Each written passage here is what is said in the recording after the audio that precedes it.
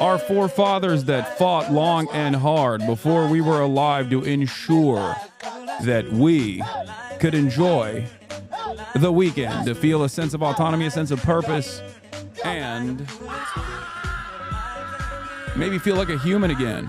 Have a sense of dignity in our lives. Ladies and gentlemen, boys, girls, and MBs, you might not have a Valentine on this beautiful Valentine's Day, but guess what? Our labor militancy forefathers will ensure that you can at least spend the weekend free of having to think about the daily toll of earning $1 for another person. This is Single Awareness Day as well. Anyway, well, hold on. My brother and my mom are both here right now. What's up? What's up, big dog? I posted you on my Instagram story, by the way. I'm just letting you know you're on it.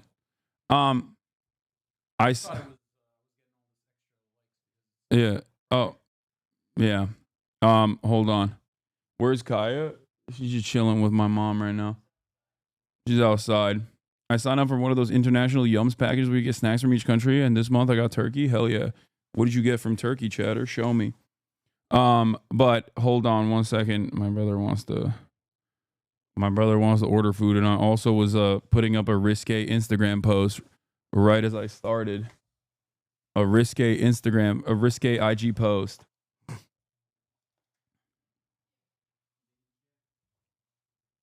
I thought the USA checks dried up. How you buying them eggs, bro? Dude, George Soros. Yeah, Murad is about to order sushi from 90 miles away from a different district, different zip code, different nation. Yeah, he's ordering sushi from Japan. Wait, hold on one second.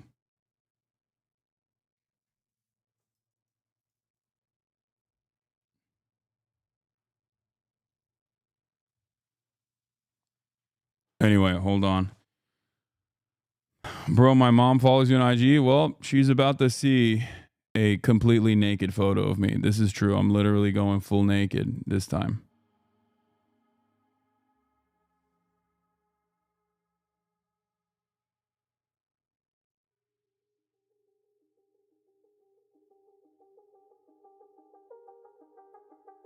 You can see my hairy legs on it. It's about to be crazy.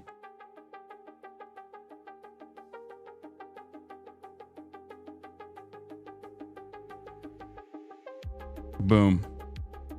Posted. Did you see this Jon Stewart versus Jen Psaki? He almost sounds like a leftist. No, I haven't. I don't really listen to a lot of the Jon Stewart stuff. I don't know. It just like frustrates me. Fuck the 14th. The 15th is where you find your true love. Is your butt hairy? Yes.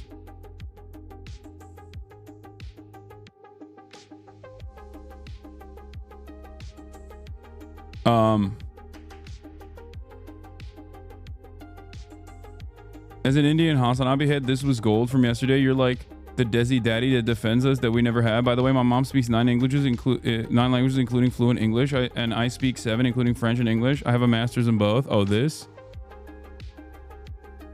Indian person from India in India speaking good English? What are you talking about? Yeah, but most of them are illiterate at it, just like everyone else's second language. I love when a fucking dumbass Westoid. I love when a dumbass Westoid who barely is legible, barely literate, is talking shit, okay? Is talking shit about Indian dudes in fucking India knowing like 4 languages off the rip, okay? Just fully just letting their freak flag fly up in this bitch. Respect, dude. Jesus Christ.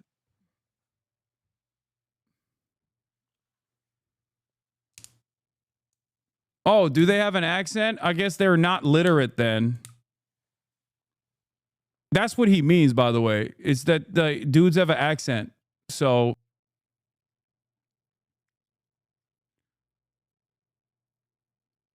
your camera lighting looked better yesterday. Okay, don't hit me on this, dude. I don't know how to Did you see the anti-Swifties hoodie CJ Gardner, the Eagles safety, is wearing the Super Bowl victory parade today? I did not. Did you see Ian Miles wrong got friend zoned on Valentine's Day online? Oh, I love that. Oh, that's so funny. Anyway, new Dr. Mike Vitt dunking on RFK Fitness times 2 terrible political opinions. Oh, I love that. We'll watch that as well. Blast off option 2. Okay. Hold on.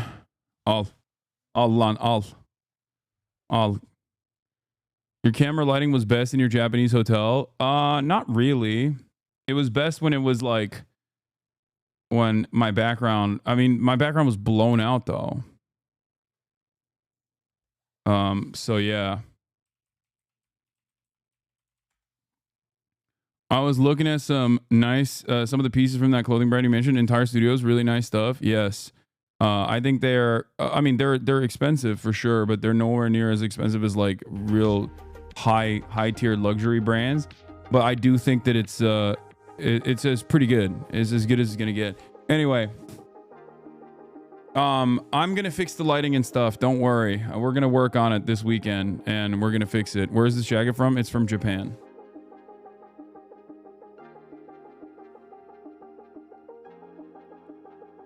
The brands that I really like right now are Our Legacy and Entire Studios. I like. Those are 2 brands that I like that are somewhat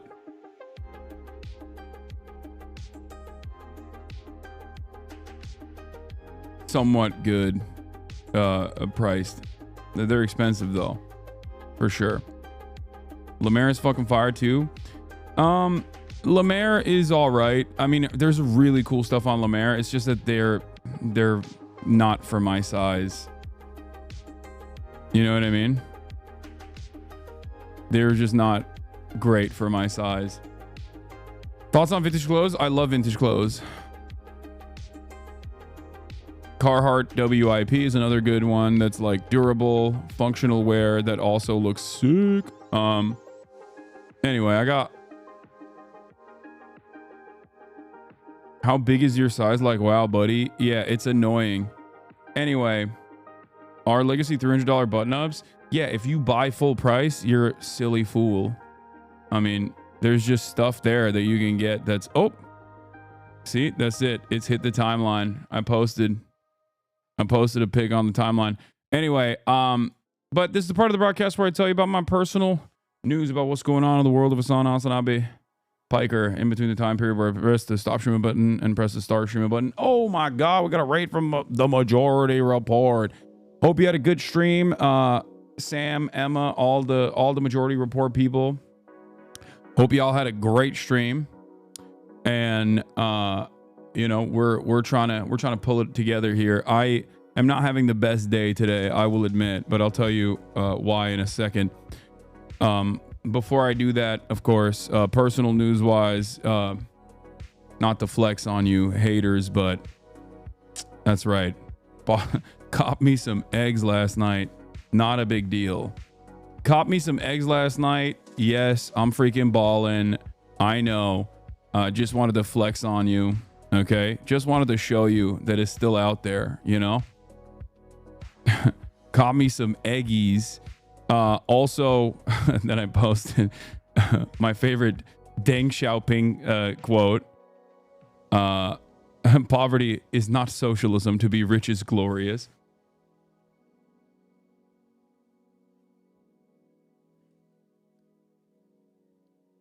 But did you get the AJ1 breads? Air Jordan 1 breads? No. Yeah. Fake socialist. Fake socialist out here flexing on my haters. Okay.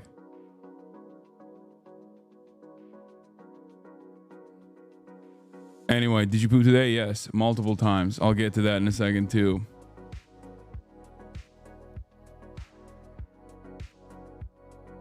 How did you feel about doing this stunt? Oh, the liar, pants on fire. It was incredible. I loved it. It was amazing. I had such a good time. It was very cool.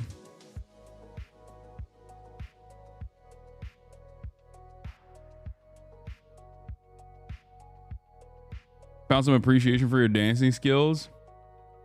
Yeah. Anyway, where was I? Oh yeah. I am really invested in Orb. Really invested in Orb. I love it. It's incredible. It's spectacular. It's fantastic. And I think it's, you know, I really recommend it. I can't recommend it enough. I would, dare I say, it's peak. Orb, the anime. It's so good. Yeah, the Saudi Orb. No, Orb is a anime about. Orb is an anime about, you know, uncovering the truth about heliocentrism at a time when the church and inquisitions were occurring, and it's actually really fucking good. It's such a goddamn good show. Like, the characters are amazing. It's peak. Like, I don't usually use peak like that. I don't usually use peak like that. But I'll tell you right now, it's peak. Like, this is peak.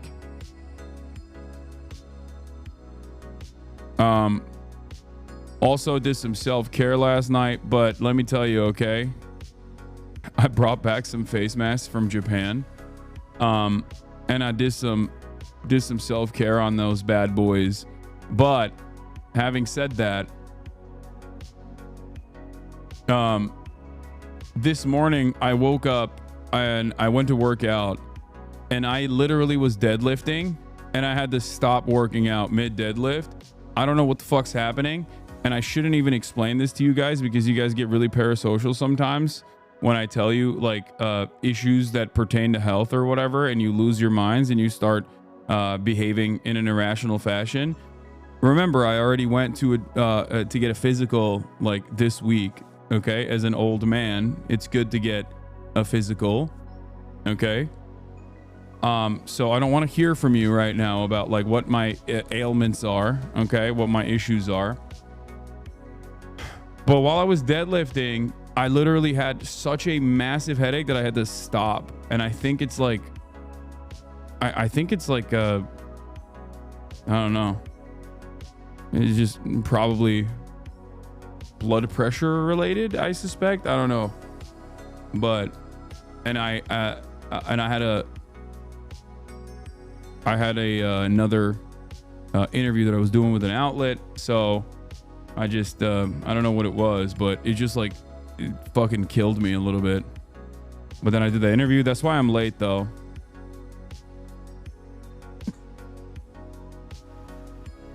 I don't care your issues or mental health like some of fan do. Thank you. It's never happened to me before though. It was crazy. It's good that you have 16,000 doctors to get advice from. Yeah, always. It's the best. I love all my doctors in the chat. Not because you downloaded Avowed. Yeah, I did. I did download Avowed. I got the pre-entry into Avowed. So I might test it out later. I think it's woke, right? It's from Obsidian. Bro, you could have a pituitary tumor with the night sweats. Okay, calm down. Anyway, I already went to the doctor. Okay, before everybody goes, you have a brain cancer and ass cancer. Okay, calm down. I went to the doctor already before this happened. So, are you gonna try the Elden Ring Night Rain test tomorrow? I could try it tonight. It's just at 7 p.m.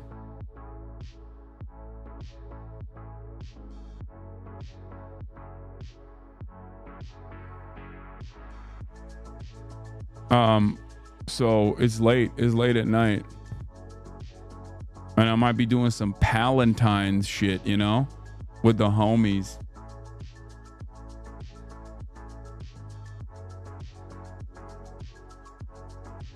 But in any case, I've been jugging water, just chugging it and jugging it. What is this? They got your ass in the QRTs. Ray watches Christian's impersonation of Hasan dancing. What is this? Why am I being slandered right now? If you're like me and Hasan, if he knew how to move. What the hell? Oh my God. Why am I being slandered? That is crazy. That is crazy. Why am I being compared to a person who is literally talented, gifted, younger, better looking, and also simultaneously like has a degree in this? Okay, that's crazy. That's crazy. That's crazy. That's crazy. That's crazy. Efendim ne var? Niye orada duruyorsun? Okay, peki. That's good. Got to keep the body flushed out and keep it hydrated. Monitor blood pressure while you got a Zyn and 200 milligrams of caffeine in the system. This is my Hasan cosplay for all of you that are just coming in.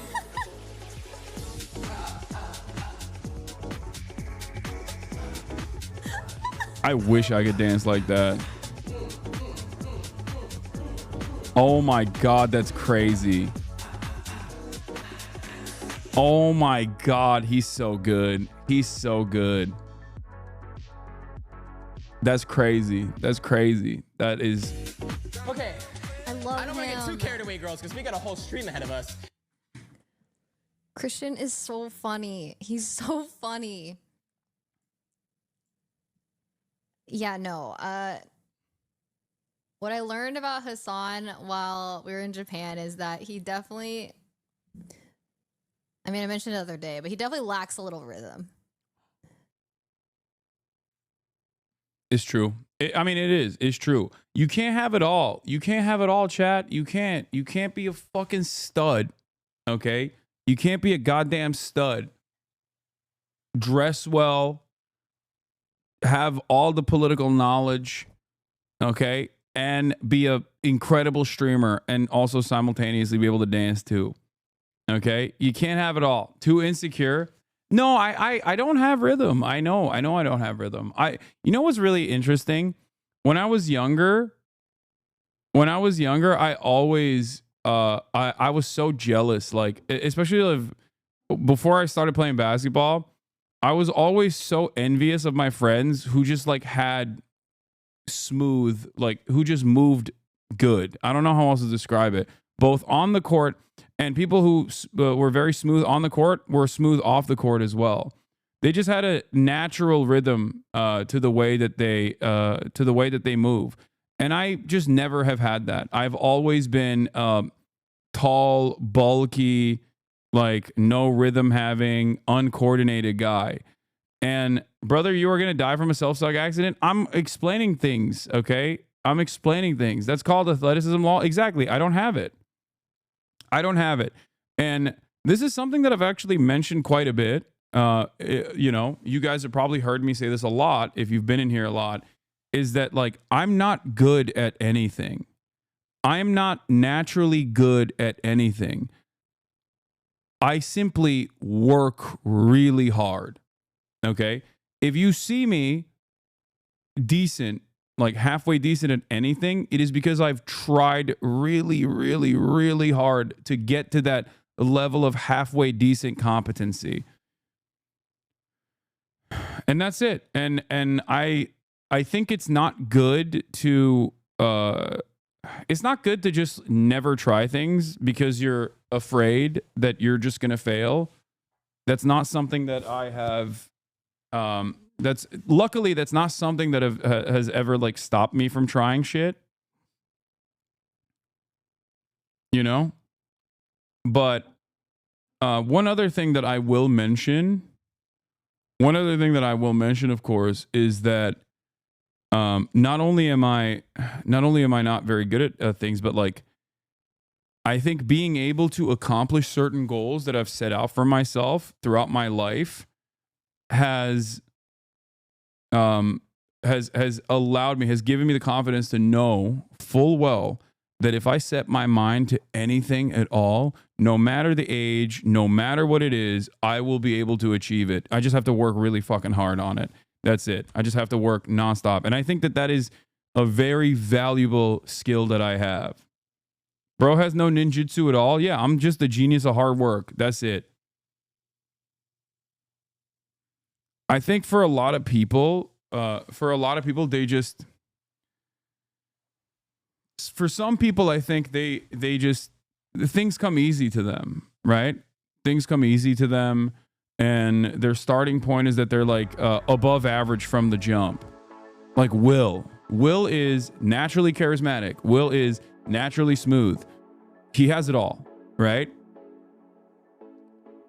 And I don't. We're in the diametrical opposite on those things. Like he'll just pick something and he'll be good at it.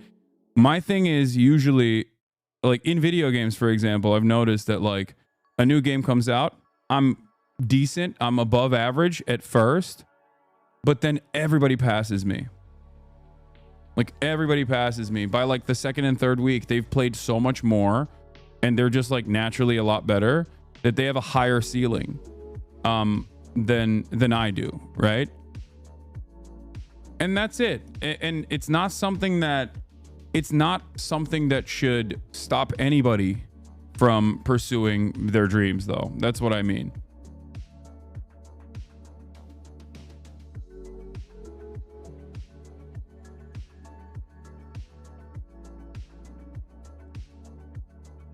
It's literally just because you stop playing and get mad. If you played more, you would get better.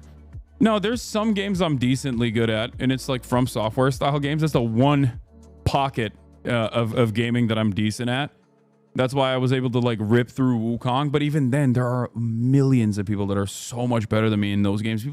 People play those games with like saxophones and shit. You know what I mean? It's still a relatively hard task for me. I'm just above average on that. That's it.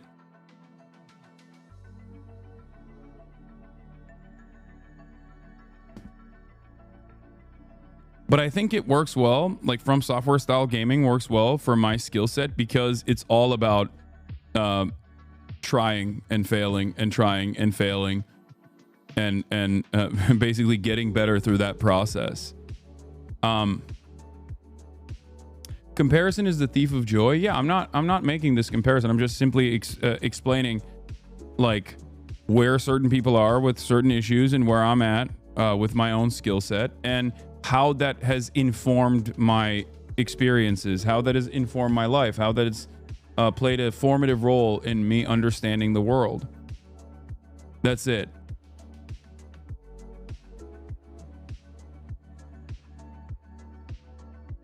Almost like you're always doing politics. I would say you're a master tier commentator. I'd like to see more gaming and fun reactions to politics. I remember you would do 4 hours of politics, 4 hours of fun. Then I started watching. I really missed that. Yeah. I don't let comparison hold me back. I'm just simply telling you how it is. A monkey like you who can't even use curse techniques.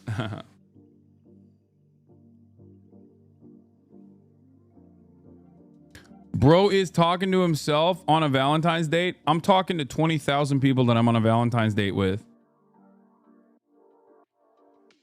Bro is his own Valentine. Yeah. How about you be your own, okay?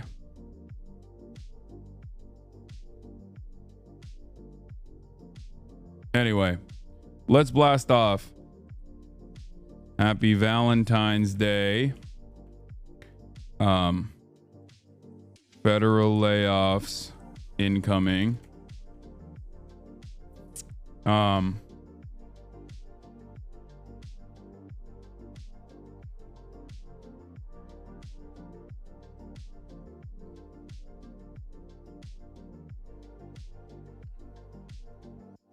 JD Vance, pro-Russia arc, and more.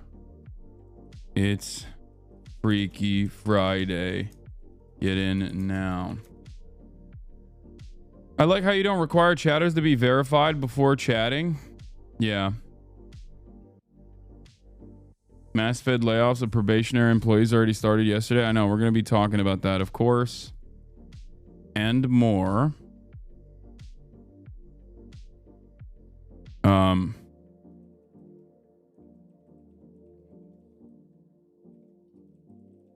I live in Alaska and half of my friends were fired by the Trump admin today. Yeah, Alaska as a state is uninhabitable. It's entirely propped up by federal grants and also high degrees of socialization, including oil, creating including oil revenues that literally feed back into a pay structure for people to live there. It's ridiculous. These guys are, I mean, it's one of the many different ways in which the federal government keeps people alive, and nobody really recognizes it until, you know, all of a sudden those dividends get taken away, or all of a sudden those grants get taken away. It's the same reason why I'm always actively yelling about the U.S. Postal Service, telling people, like, don't fuck around with that. You know what I mean? Because if it goes away, you're cooked. Like, people don't understand it. They have no capacity to comprehend that they are completely cooked without the U.S. Postal Service. Oh, it's not profitable. It's like, it's not supposed to be, dumbass. I don't think people understand how much the federal government plays an active role in their lives, in, you know, making sure that, again, they purchase meat without fear that they might be poisoned by it, right? Things like that, all the way to direct grants that they get that normalize their energy prices. It's very frustrating. The libertarian paradise that people wanted is closer than ever before. Okay, what is this? I'll buy your bathwater. Okay, guys, I need to start doing shit like this. What the heck?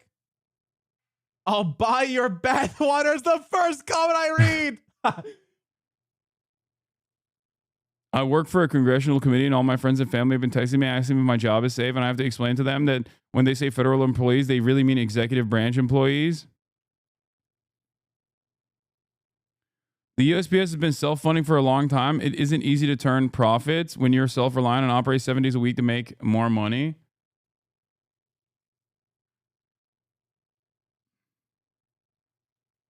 Yeah. All right, let's see this. Let's see this Connor interview with Anthony Padilla, where I got to mention, I guess. So you're interviewing based on an image mood board? Kind of. So then, like, on like my right monitor, I'll have like this mood board or whatever. That's that, like, so if I smart. run out of questions or like, I would have never thought to do that. Yeah, That's it'll so smart. connect. I have it somewhere. I can pull it up. I just have text bullet points, and my brain is just like doesn't work. Yeah, that like way. I'll show you the George Santos one where I had like all these. Was there just a picture of an AR? Oh, yeah, that one. There's like Joe Rogan. Dude, yeah. That's so smart. That's so smart. Here, I'll pull it up. Yeah, I got to see it now. So this was on the right monitor during the George Santos stream. You just literally have pictures. Yep. 9/11, me, Marjorie Taylor Greene is so awesome. Aiden Ross. Twin Towers. You have Hasan. You have Joe Rogan. You got Tomater. Yeah, at one point. Connor's content is next level. Yeah, I mean, he is. He's very good. He's brilliant. I love his shit. Fantastic. Your hair in that pic is my fave. Nick got a massage gun as his V-Day gift, but turns out he already got one from you. Oh, yeah. I bought one. When I was at his house. What? You have one? I think Hasan bought this and left it here. Yeah. Really? Yeah. Oh, but you don't have the tools. They're all in there. Yeah. Happy Valentine's Day. Thank you. I think this one might be a little bit better. Why? Feel how heavy it is. Yeah. That's Hasan bought that. But there's no like settings. Mine has numbers.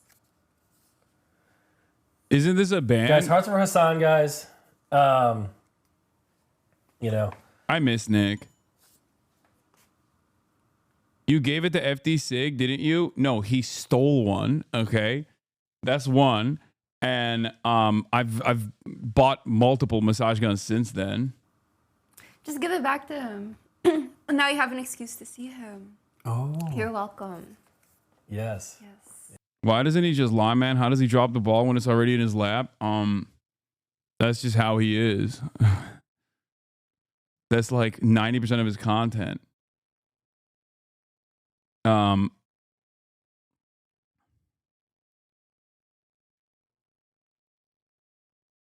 It's Black History Month. You can't say he stole it.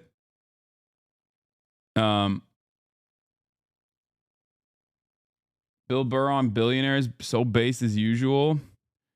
I've heard he said Bill Burr is awesome. He's on the exact opposite tip of whatever the fuck these like wealthy out of touch asshole comedians are on. He is fully leaning into his George Carlin arc, I would say. I like he is becoming the only the only comedian that I can think of from my generation of like all-time greats, all-time goats that didn't turn into like a weird cancel culture warrior that is incredibly annoying. Trump is talking nonsense about Europe Live. My goat. Let's see what kind of brilliant things he has to say. I'm sure he has plenty of incredible things in the tank today. The Macy's, did you have a playlist or no? If you don't, it's fine. We got a bunch of stuff to watch, but Norm Macdonald was great as well, but Norm Macdonald's style is a little bit different, I think.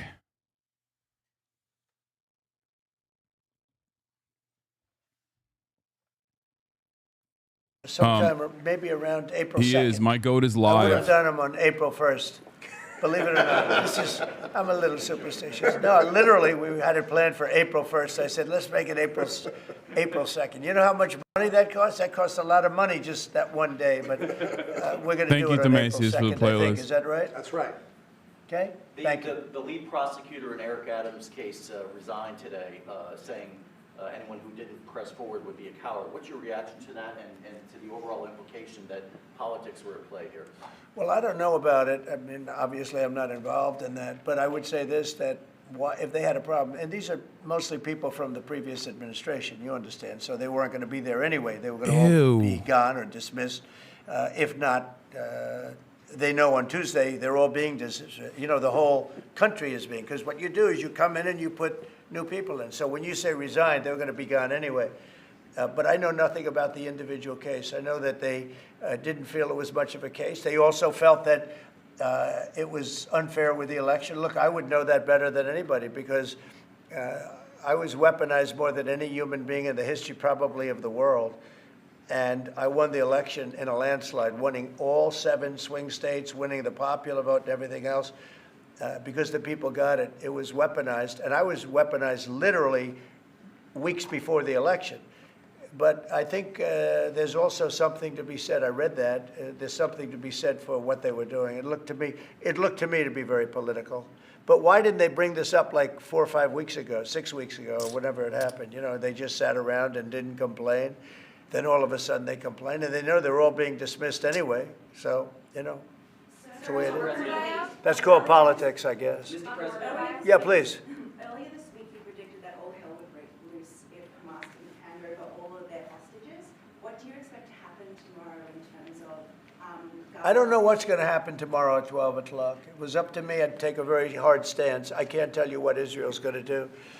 But I watched the last people come out, and I looked at a before and an after picture. One guy was a big, strong, healthy guy. You could say he was a little bit overweight. He's not overweight anymore. He looks like he just came out of the Holocaust. It looks like a Holocaust picture. I've looked at him for a long time. And they've been treated very badly. Young lady one of the craziest parts about the American president saying this is the other side is never reported on. Like, you literally saw for months, okay, Palestinian prisoners being released that looked incredibly in dire conditions, in horrifying conditions, because they were directly tortured. Okay. And now that like Israel decided to do counter propaganda on that front, it's over. There's not a mention of that at all. And virtually every single person is just like talking about the last 3 people that were released. They were in horrible conditions because of Israel. Like, what are we talking about? They said, no, we've decided we're going to release the hostages. So, but I actually think they should release all of the hostages. Remember, they're probably as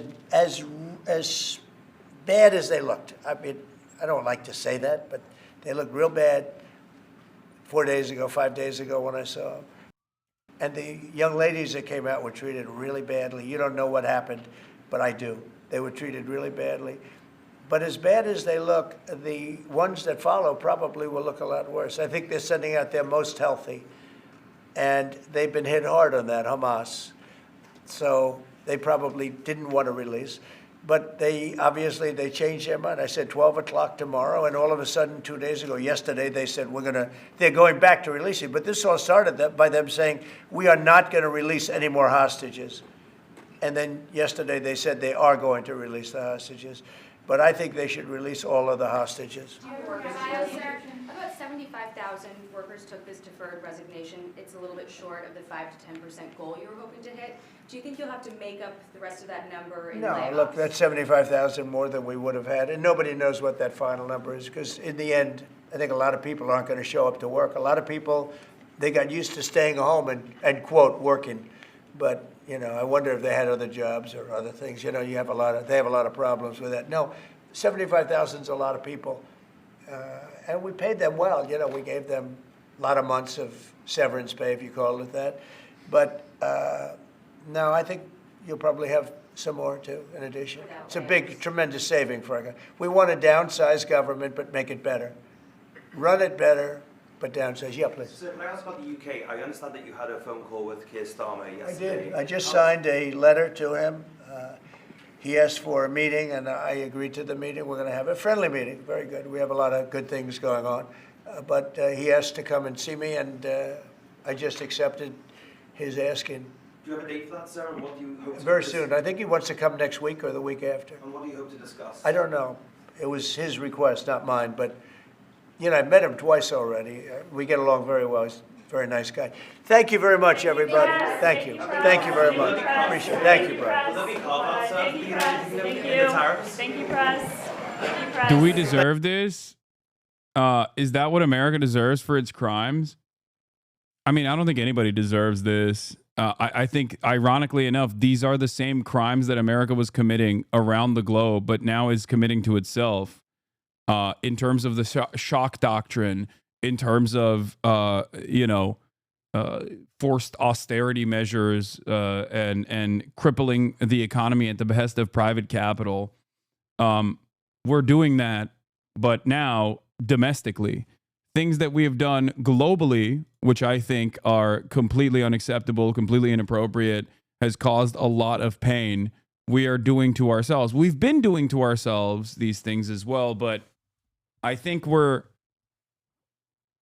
doing this to ourselves even harder now than ever before, and in a more aggressive rate than ever before.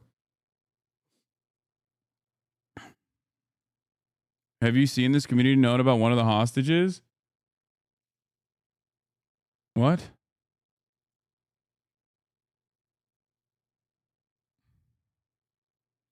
Okay, I don't want to look at that. That seems insane. Okay. That seems like a crazy community note. All right.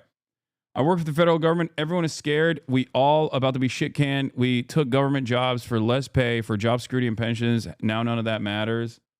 Yeah. This was the executive order that Trump signed before the. Oh yeah, this is the new incredible executive order from Donald Trump. You know, saving the American population. President Trump signs an executive order halting federal funding for schools that mandate the COVID vaccine.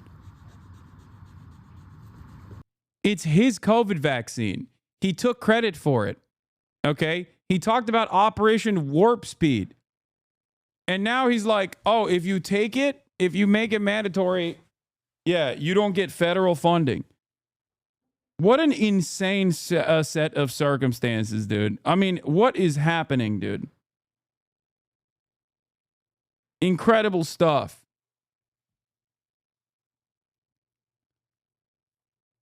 Constantly in this weird dynamic where on the one hand he's like, remember when I did the COVID vaccine and it was awesome and it was so sick and I saved so many lives?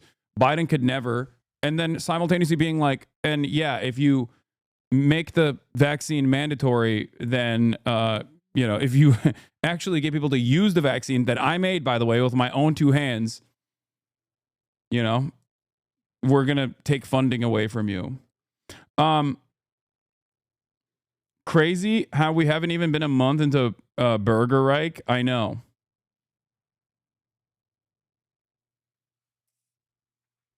They're intentionally tanking the economy. I think they are just following through on the libertarian dreams that many wealthy people have fantasized about, purposely dismantling the federal regulatory state piece by piece, at the behest of tech giants and CEOs and the executive class, so that they can make more profits off of all of these previously government-controlled sectors, and also simultaneously destroy the regulatory state. Liz Franzak thinks they want to do a new Bretton Woods, but in Florida. Yeah, I think that could be the case. It's very difficult. I do interviews all the time lately, and one of the questions always is like, well, what do we do here? Like, what do you think is going to happen? And I don't know. I don't know where to go from here right now. All I know is that we need better leadership. And it's very difficult to figure out like exactly what's going to happen, exactly how competent they are. Here, by the way, speaking of which, the prosecutor who blew the whistle on the Adams deal resigned from the DOJ. She was a Federalist Society member and a Scalia clerk. Okay, so there's this side of the process too. Okay, which is crazy. Like, you got Reagan judges on the federal courts stopping Trump's like insanely unconstitutional agenda. You got Federalist Society judges being like, this is so corrupt that I can't deal with this. Like, you're ruining an active investigation into obvious corruption of the highest order by doing more corruption, by doing more quid pro quo. I wish instead of completely wiping out federal agencies, they just move the headquarters to a different regions of the country. Can just one person go to jail? No. I mean, no, not at all. You can't. You can't do that. You can't send anybody to jail. God forbid you send even a Democrat to jail. That means a powerful person in a position of that means a person in a position of power can ever get legal scrutiny, and that's a dangerous precedent to set. Okay? We can't do that. God forbid we do that. We cannot do that. I mean, that's it's just really, it's a dire situation, dude.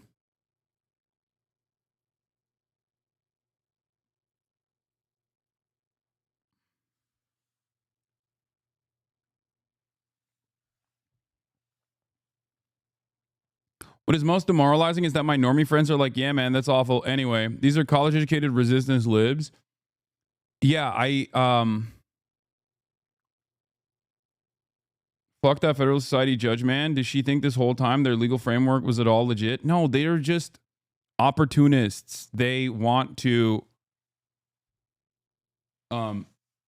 advance their careers. Some of them are naturally conservative. Some of them basically lean into that kind of politics. But it doesn't really matter. Like, what's the difference between Asmongold and Matt Walsh? Asmongold doesn't fully believe the things that he's saying, but he knows that it's like getting him a lot of views, so he's saying them, right? Matt Walsh does believe the shit that he's saying. Bro, where in the fuck in LA can you buy wintergreen Zins? Nowhere. I'm still holding on to every time I'm like running out of flavored Zins, someone just sends me a care package. How long till riots? I doubt that riots will happen in this country. We are very sedated. We are a servile people. We fancy ourselves to be revolutionary people, but we are very docile people, I think. The revolutionary stint of America was purposely gutted, partially as a direct consequence of our neoliberal dominance, post-Cold War, post-World War II, so much prosperity, so much dominance, and Americans have designed a system that shelters them from all of the violence that keeps it together. I mean, literally look at Afghanistan. Look at America's war on terror. Americans still maintain the position that they're anti-war, not recognizing that war is a constant part of American existence. It's just that we've basically outsourced it.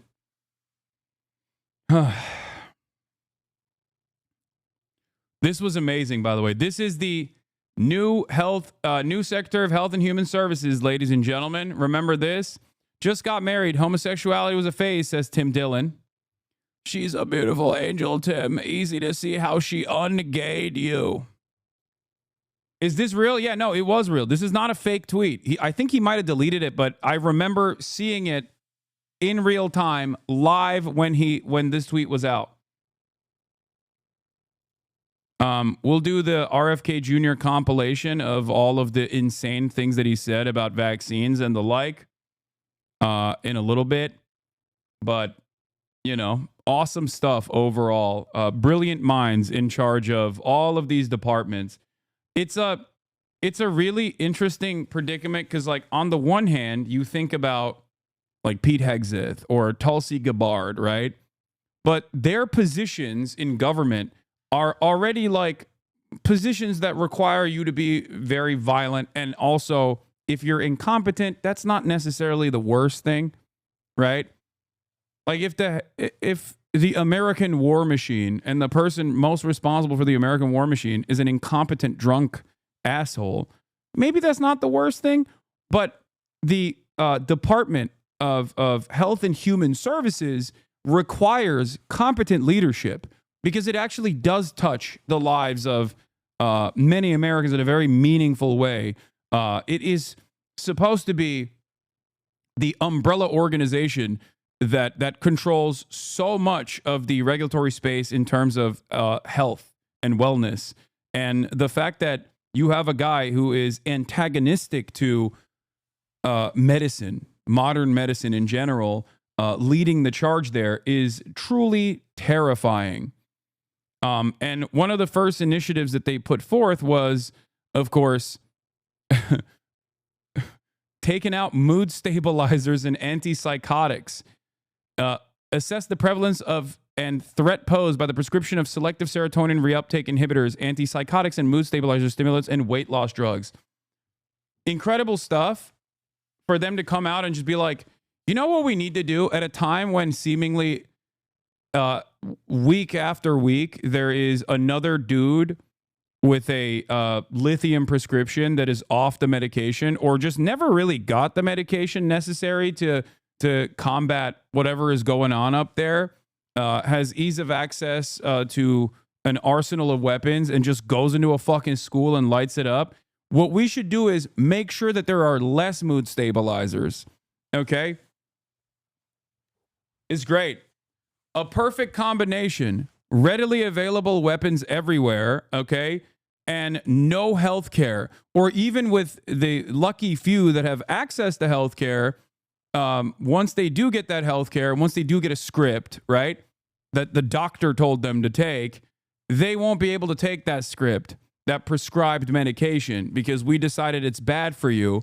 Cool stuff. I wonder what that will do to the suicide rate in this fucking country that's already incredibly high to the combination of the factors that I mentioned, which is healthcare is inaccessible and paywalled. And also on top of that, weapons are very easy to acquire. Great stuff. You know, I look at this nation, I look at this wonderful nation, and I think to myself, you know what this nation needs? More insanity, okay?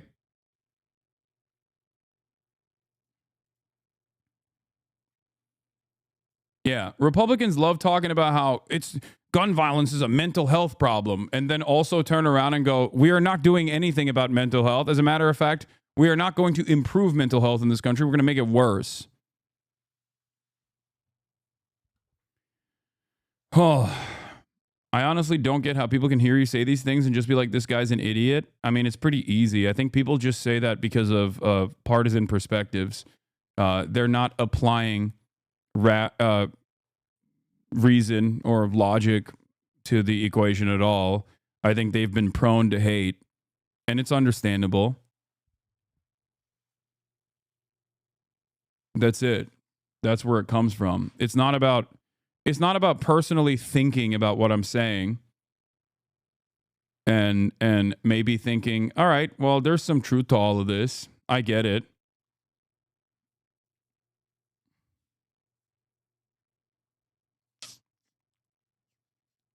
Yeah.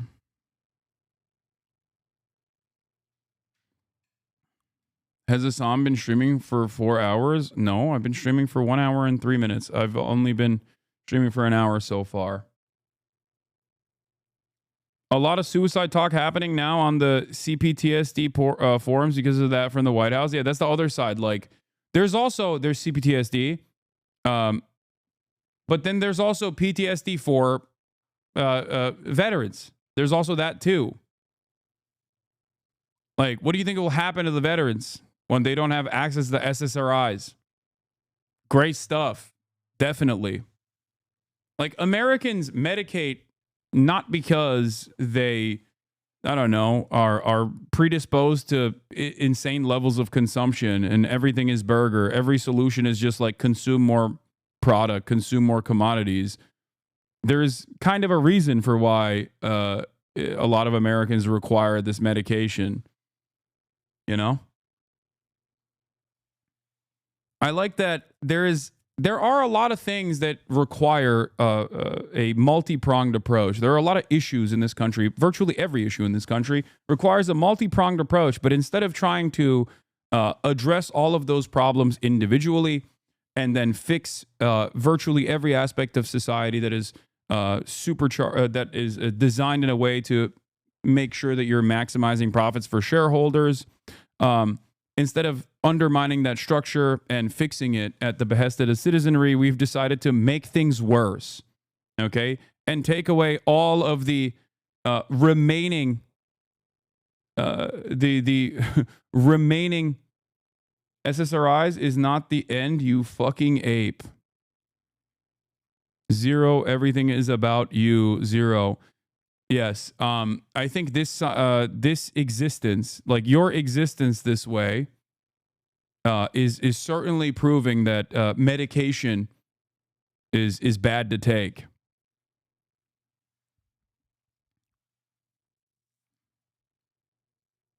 Yeah. No, go ahead. Prove the point that I was making already.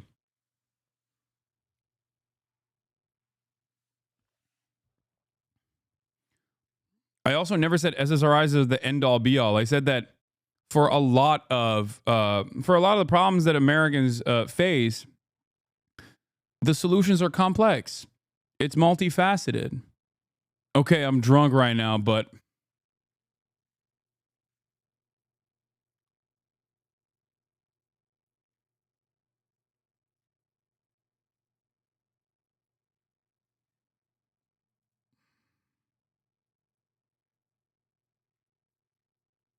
okay, chatter.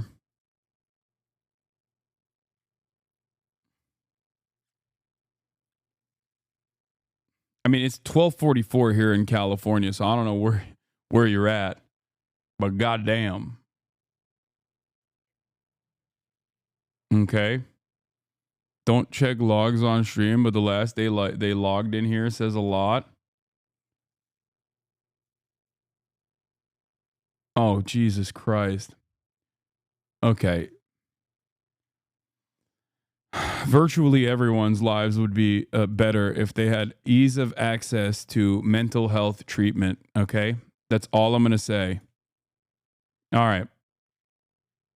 I love you, chatter. You are loved. regardless of your disagreement with me right now in your drunken state. Okay. Anyway, let's continue. Mass layoffs are beginning on federal workers. Here we are. Now to Washington, and the Trump administration's beginning mass layoffs of federal workers impacting multiple agencies. Tens of thousands of employees are expected to lose their jobs. Our senior political correspondent, Rachel Scott, is tracking the latest from the White House. Good morning, Rachel. Rebecca, good morning to you. And federal workers who did not resign as part of that buyout offer were warned that they could possibly be laid off or fired. And this morning, we are learning that mass layoffs have started across multiple federal agencies. This morning, the Trump administration taking its sweeping efforts to shrink the size of the federal workforce one step further, ordering agencies to lay off nearly all probationary employees, meaning those hired within the last 1 or 2 years. A move that could impact as many as 220,000 federal workers. At the Department of Veteran Affairs alone, more than 1,000 new workers were dismissed. Overnight, the Consumer Financial Protection Bureau also firing term employees, with expectations that the rest may be fired today, leaving a skeleton staff of around 5%. The CFPB and VA are just two of several agencies that have started to cut federal workers so far. The administration also targeting the Department of Education and the Environmental Protection Agency. The largest federal employee union slamming the layoffs, calling it a blatant violation of the principles of fairness and merit that are supposed to govern federal employment, and saying the firings are about power. At some agencies, workers learned by email they had been laid off. But at the Office of Personnel Management, others found out on a call. You will receive your termination notice via email shortly. As a result, your employment with the Office of Personnel Management will end today. Elon Musk, who has billions of dollars in federal contracts and is spearheading the efforts to slash government spending, also calling for the elimination of whole agencies. Musk sitting down with Indian Prime Minister Modi Thursday before he met with President Trump. The president unsure the capacity of Musk's meeting and whether Musk was acting as a private citizen wanting to do business in India or a member of the administration. I would imagine he met possibly because, he's running a company. Trump pushed on how a foreign leader may know the difference. Well, he's meeting with me in a little while, so I'm going to ask him that question. He's like, I'm the head of state and I'm here to do business too.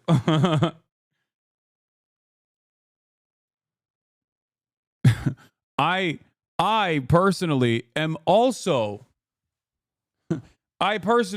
basically like the reverse of Elon Musk, Someone who was elected as the head of state who also wants to do business deals. He's someone who is a businessman who's doing head of state stuff to basically do business deals. We're two sides of the same coin, It's cool.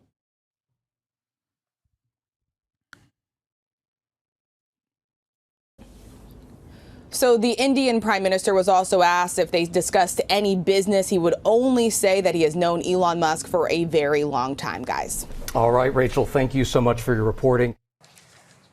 The Department of Education canceled more than $350 million.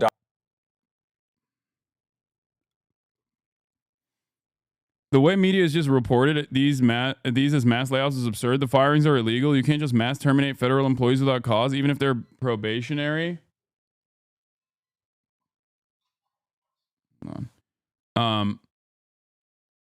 Even if they're probationary, people are losing their health care and lives are being torn apart. It's so fucking upsetting. Yeah, remember the 23% underemployment statistic that we looked at yesterday? 23% of the current existing workforce is either doing part-time jobs or basically makes less than $25,000, which is a poverty wage.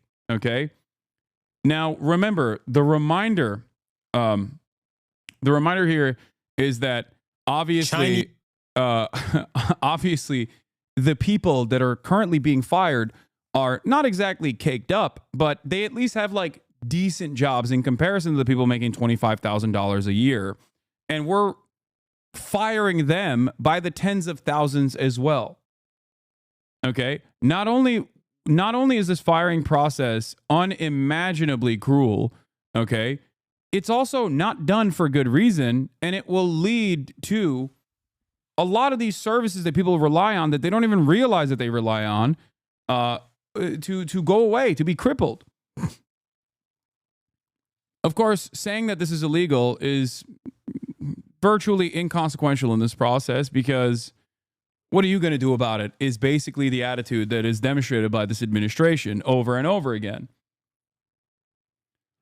A lot of people also don't understand that the federal government in and of itself does have a bunch of jobs that are just simply good to have, right? Not every single person is dealing with issues in the most efficient way possible, but it doesn't matter. It's not supposed to be that way. Jobs are given to people in many instances, whether it's the federal government or even in private enterprise, not because you have to have this many people working on this job, but sometimes jobs are given to people because it's good to have jobs. Okay? It's good to keep people busy. It's good to keep people it's good to make sure that they have a way of purchasing more commodities, to have disposable income. It's an important facet of the federal government, okay? And in many circumstances, considering, especially on the private sector, how much these guys engage in layoffs, most of the jobs that were previously done by 5 people, 6 people are now being done by 1 person or 2 people as a consequence of technological improvements that make the workforce more productive. But that also means that there are less people making an honest living in that process. And that's a bad thing for the economy. Okay? Saying that helps the conservatives' points that these people don't do shit and should be fired. Yes, because conservatives are stupid. Conservatives are stupid and live in a fantasy world where they think every single person on the job site is maximizing their efficiency at every point, not recognizing that they themselves in their own immediate workplaces are probably playing that very same role. Okay, whether it's a blue collar job or a white collar job, whether you're on the assembly line of some sort, you are not maxing out your efficiency at every given point. And it's understandable that you're not doing that. You're not supposed to do that. It's ridiculous to do that, especially if you're working for somebody else. Okay? The question I have for people is, and I guess like if you want to have this conversation with conservatives, you can have it on the basis of AI, because they were genuinely fearful of artificial intelligence and self-driving cars taking away key parts of the trucking sector, right? They were truly worried about that. And the question remains, okay, if AI and self-driving cars are going to eradicate the trucking sector, is that the best possible thing to do when we're moving forward? Should there not still be someone that sits on top of that truck, even if there's a FSD structure that exists? Okay. We criticize, or not criticize, but like we make fun of Japan, for example, where there's like so many people working in these like ridiculous positions. There's always like an old person that covers like 4 sides of any sort of construction, where they're just sitting there with a light stick in their hands going like this all day, every day. Why does that guy do that? Now, obviously, he's too old to be doing that to begin with, and it's crazy that he's still working. But why is that guy doing that job? Does he have to do that job? Could that job be relegated to I don't know, a automated light stick? Probably. Definitely, as a matter of fact. It's not necessarily just because of safety, chatters. A big part of why these jobs exist is so that there is money to be given to these people so they can make a fucking honest living. People don't understand that. I agree that maximizing efficiency is bad for working conditions, but framing these jobs the only way to give people money isn't the right rhetoric when talking to conservatives about this. No, I'm not simply talking about this from the perspective of these are jobs that need to exist so that people get paid. I'm simply tackling the concept of why jobs exist to begin with in certain sectors. Okay? In order for a society to be healthy and to function, you got to get people jobs. Okay? You got to make sure that they're fulfilling a role, a duty. Okay? We need that. We need that more than anything else. Okay? But on top of that, a lot of these fucking jobs that are being eliminated right now are profoundly important anyway. And the consequences of eliminating these jobs and these mass layoffs is only going to be seen further down the line. Okay? Dollars in spending yesterday for what it called woke initiatives, and much deeper cuts could be ahead. President Trump wants his pick to lead the department, Linda McMahon, to dismantle it entirely. But many people are confused over what the... I'm a probationary employee that took the fork offer and still got fired late last night by email. If you're like me, you can still file an appeal with the MSPB for wrongful termination, even if you're probationary. department does and how school districts could be affected. Caitlin Huey-Burns is on Capitol Hill. Caitlin, good morning. Hey, good morning, Nate. Well, you may know billionaire CEO Linda McMahon is the CEO of... I don't disagree, but those people can't be doing nothing. Making things more efficient and cutting worthless jobs isn't inherently bad. It's about how the surplus produced is allocated. Yeah, except it is inherently bad. Okay?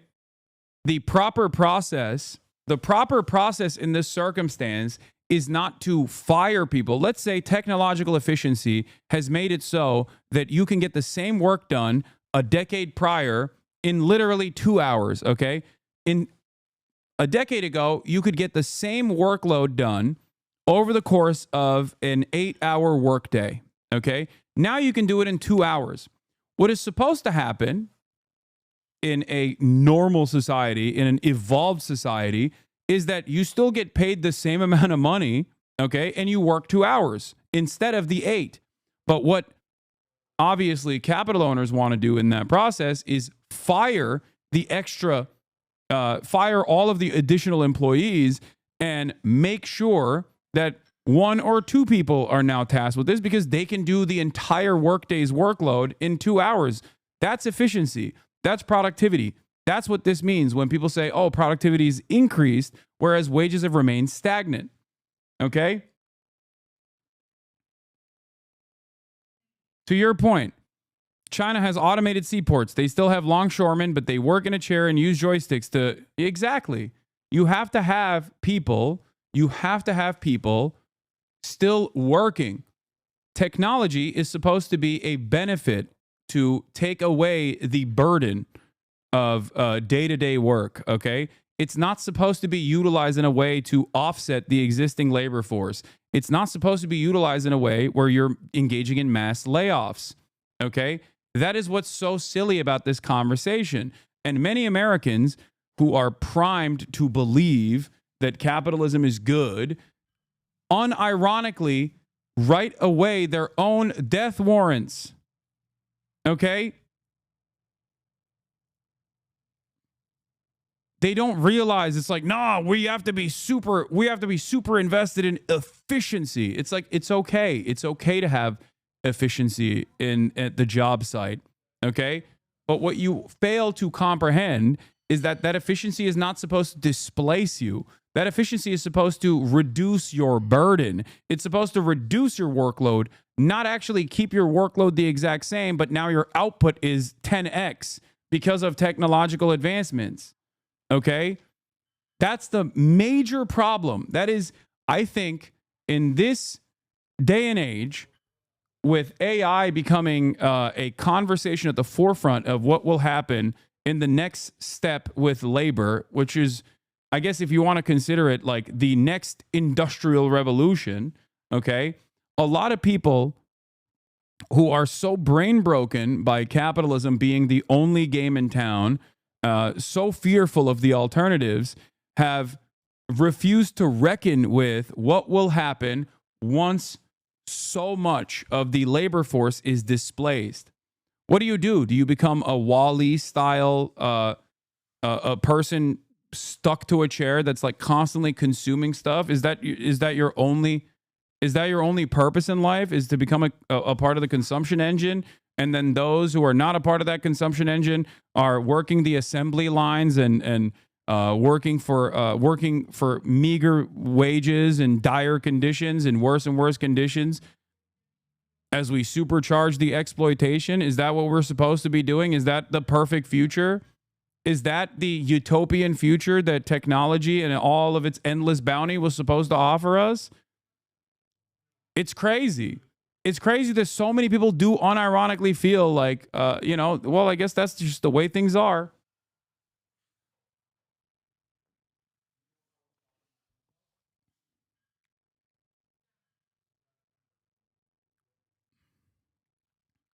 Even from a capitalist point of view, you're supposed to slow hiring, then trickle layoffs and buyouts to not collapse the local economy. People think food stamps is about being altruistic and not about keeping the stores open and the crime rate down. Exactly. That's the other side of this process that people don't understand. Wealthy libertarians used to call welfare the riot tax because they understood that without any social safety nets, there would be too much chaos and too much instability. But these guys forgot that aspect, okay? Or at the very least, they're stress testing how much they can destroy the working poor without ever having to deal with the violent consequences that are inevitable, okay? I thought food stamps were subsidizing farmers. It subsidizes everything. Food stamps are there to subsidize Walmart paying very little to its workforce.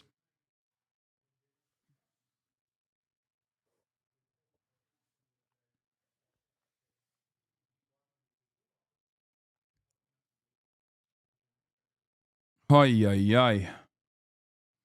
I manage a team in corporate America. I've been put on notice that if I do not train the new skills into my team and their work can be done with AI or automation, then I have to lay them off. It's insane.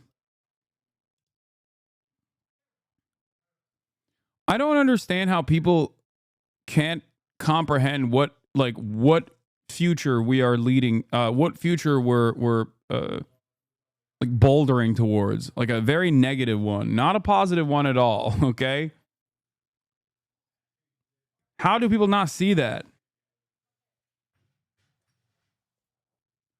Meanwhile, as I'm talking about the dire situation, what terrorists are we platforming today? I'd love to see some Al-Qaeda old-timers getting some W's in the chat and telling how pog it was to do 9/11. Yeah, dude. Big fan of 9/11 is me. I'm a big fan of 9/11. Dog, you've been in this community since well, you unfollowed and refollowed, but you've been in this community since 2021, okay? Like, I said America deserved 9/11 in 2019. What happened? Did you rewrite your fucking brain in the process? Like, what happened? For years and years, you were in here, okay, as a fan. Subscribe for 2 months in the past. Like, how did you forget your previous assumptions that you had made about me only with, I don't know. Like, how do you go from have a wonderful Saturday, buddy, to, oh, you love terrorism? Like, you were in here, okay? You were literally in here under the assumption that maybe I don't love terrorism. That person had fun here. That's what I mean. It's crazy. Like, how do you lose? How? This RP shit is the tits. I mean, fuck politics. Give me more of this, Lamau. How do you lose sight of like who you were and what your previous positions were? That's truly shocking to me. Read his comment about America. Yeah, America will be taken over by Nazis within 5 years. You heard it here first. My man literally called out the current state of affairs in 2021. Okay? Like, he was right. You were right in 2021. When you were a fan, you were right. Now this is the type of insane shit that you're saying. How did this happen? How did you get here? Okay? What steps did you take in your life that caused you to go from, in 2021, correctly predicting the current business, okay, the current order of affairs, into becoming a part of that movement?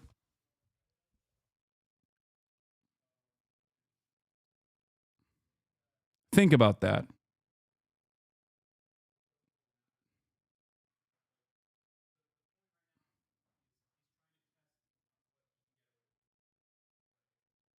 What is this? It's called 5 Asmin videos a day. Your editors are pumping one every 2 days. I mean, there's nothing you can do on that front. You watched Asmin for 3 years? No, I don't think this is an Asmongold fan. I think this is anyway. Try to go back to where your brain was in 2021. because you clearly had better opinions back then, chatter, okay? My logs are so embarrassing. I asked you to watch Mr. Beast multiple times before Trump got shot at. That's funny.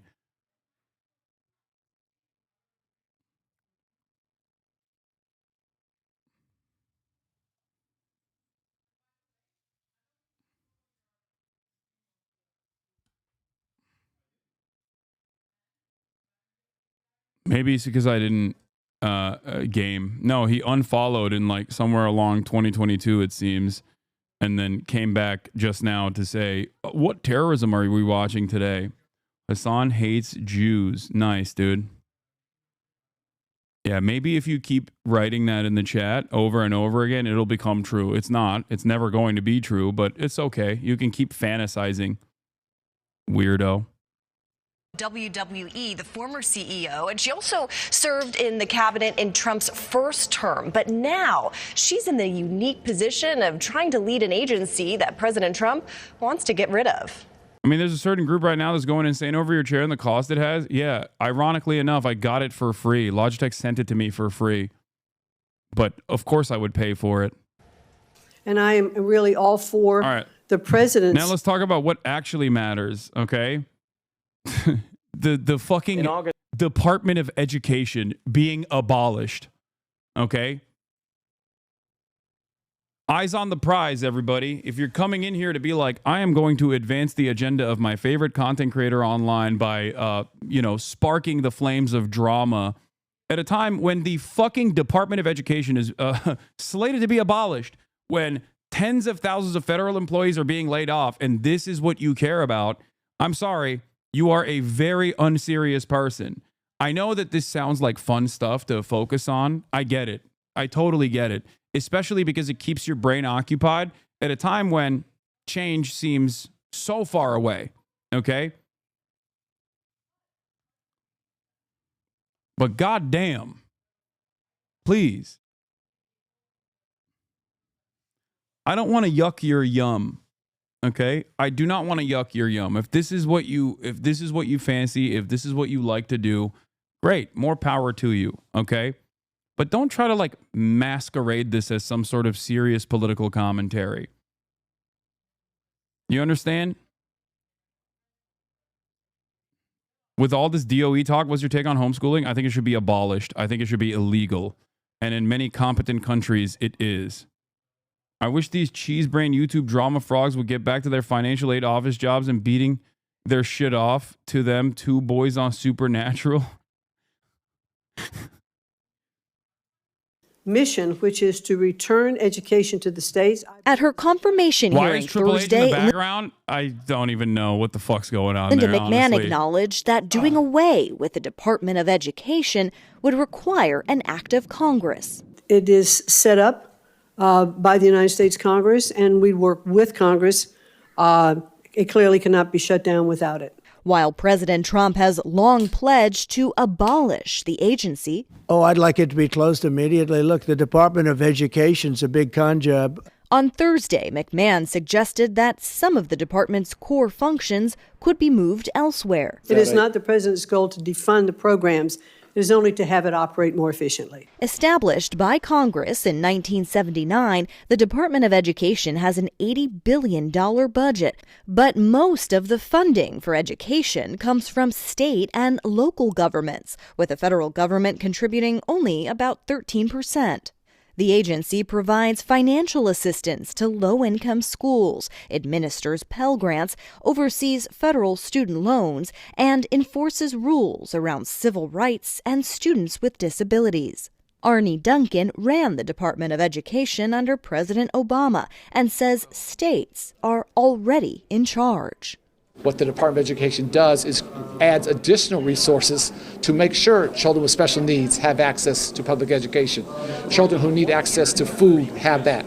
Children who need access to pre-K has that. So to somehow act like the U.S. Department of Education is in charge of education in America is beyond dishonest. Now, the Trump administration is considering executive action that would direct the Department of Education secretary to put forward a plan. Remember, guys, Biden could never possibly Biden could never possibly wait, what the fuck? Hold on one second. Why does this what is happening with my alerts? God damn it, dude. My alerts have been busted for some time now. I don't know why. I got to fix them at some point. But okay, that's neither here nor there. All right, so my layout is like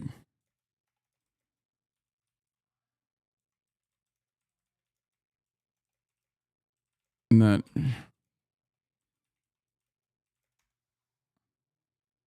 Yeah, Biden could not abolish student loan debt, which was in his legal purview. Okay, which it, like, regardless of whatever the Supreme Court says, like, he absolutely had the right to do that. Okay. Meanwhile, Donald Trump is literally abolishing the Department of Education in its entirety. Oh my God. What a ridiculous situation we're in, dude. What a crock of shit this is. How did you predict this? What is this? Oh, shut up. That's... What? What? Yeah, Mankind. No. Undertaker throws Mankind off top of a Hell in a Cell. Oh my God, you got me. You got me. I watched the clip. I watched your clip. Bergamania strikes again. I'm pretty sure he just got Trump to nominate our North Dakota State Superintendent as the new Assistant Director of the Department of Education. In her statement, I'm excited to support over 49 million students in America.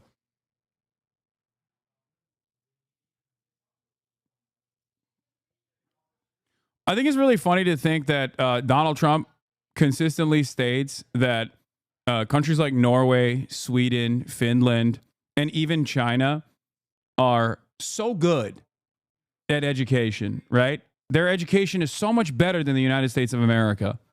Okay? And it's really interesting because on the one hand, he recognizes that. On the other hand, he doesn't recognize how they got there or why they're there and why America is not there. Okay? If Donald Trump was truly interested in fixing America's awful education standing in the world, he would probably look a little bit deeper. He would maybe scratch the surface, okay? I tweeted about this yesterday. Donald Trump, or 2 days ago, Trump talking about shutting down the Department of Education while hyping up Norwegian and Chinese education is insane. These countries have well-funded public education systems.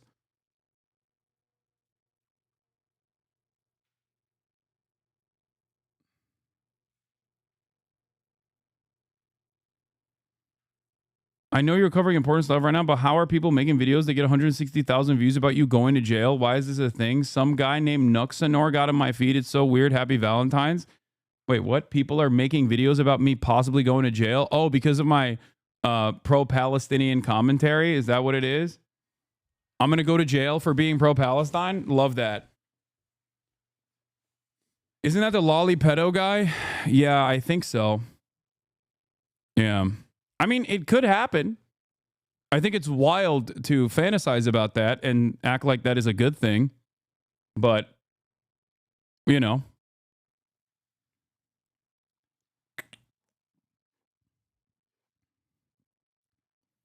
Like, do you want that to happen? That's the question you should be asking, I guess.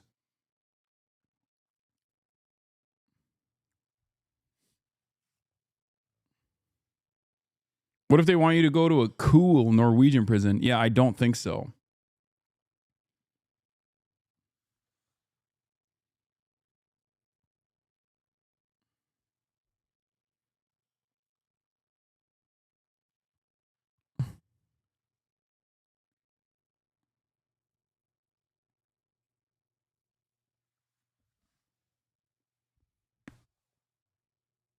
Anyway. Some anime YouTuber is mad at you. It's not just an anime YouTuber, because I have a lot of friends in the anime YouTube community. It's a lolicon pedo enjoyer who has a VTuber avatar.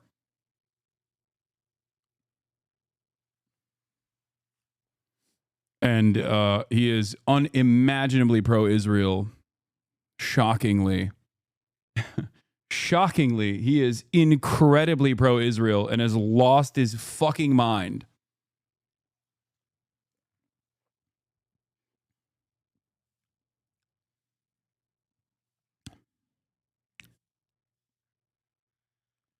You make the wildest enemies. It's just so consistent, though. It's so incredibly consistent. What the fuck? Why is my goddamn alerts broken? That's so annoying. Anyway. Are you the anti-pedo spray? Yes. I am the anti-genocide and anti-pedophile, preeminent anti-genocide, anti-pedophilia content creator. One of the other or both. It depends. If you fit in the category of someone who is maybe agnostic to genocide or agnostic to sex crimes and pedophilia, okay, sometimes both, oftentimes both, as a matter of fact, you probably are not going to have a good time here, okay? You are going to hate me, it seems.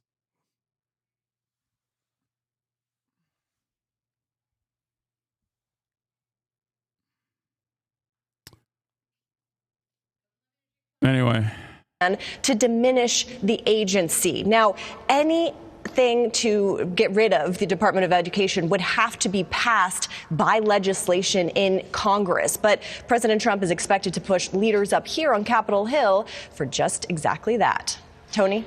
Reagan tried it, couldn't do it. Maybe Trump will accomplish it. Caitlin, thank you very much. Appreciate it. We'll keep following it. Other developments in Washington, mass firings of federal workers are underway this morning, part of the Trump administration's effort to dramatically cut back on the government overall. The firings could only number in the hundreds of thousands. And in another dramatic change, the president is promising more tariffs, this time on any country that has a tariff on us. He says basically, if they charge us, we're going to charge them right back. Nancy Cordes is at the White House with more on what all this means. Nancy, good morning.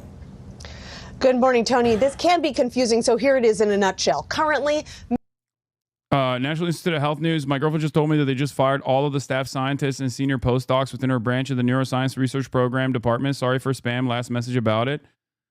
I mean, who needs neuroscientists, dude? At the National Institute of Health. That's not necessary research, dude.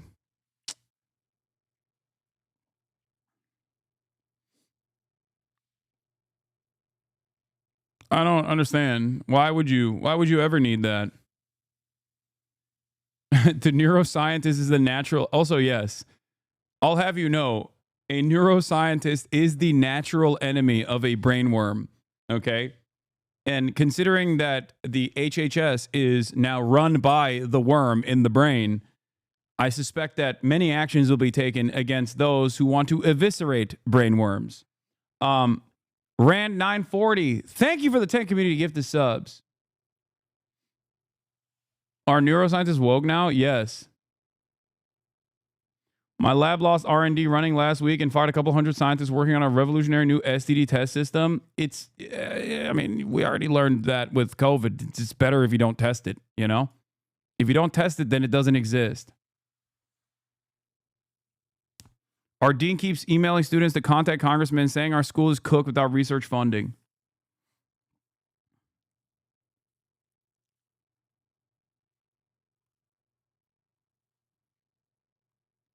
Wonder Gal 96, thank you for the fire gifted. many countries place higher tariffs or taxes on U.S. goods than the U.S. imposes on theirs. President Trump is directing his advisors to now even think. Guys, neuroscientists are bad because, one, they're anti-brainworm, okay, and that's an untenable position. And two, okay, and perhaps more importantly, they say stuff like, you know, blue chemical dye is probably not healthy to consume. Or gay and woke things like, we don't have enough research on whether or not blue chemical dye could actually help with any of your medical complications. When you hear stuff like that from a gay and woke neuroscientist, obviously, immediately, if you're a blue chemical dye kind of guy, you're going to go, okay, well, you're fired. Okay?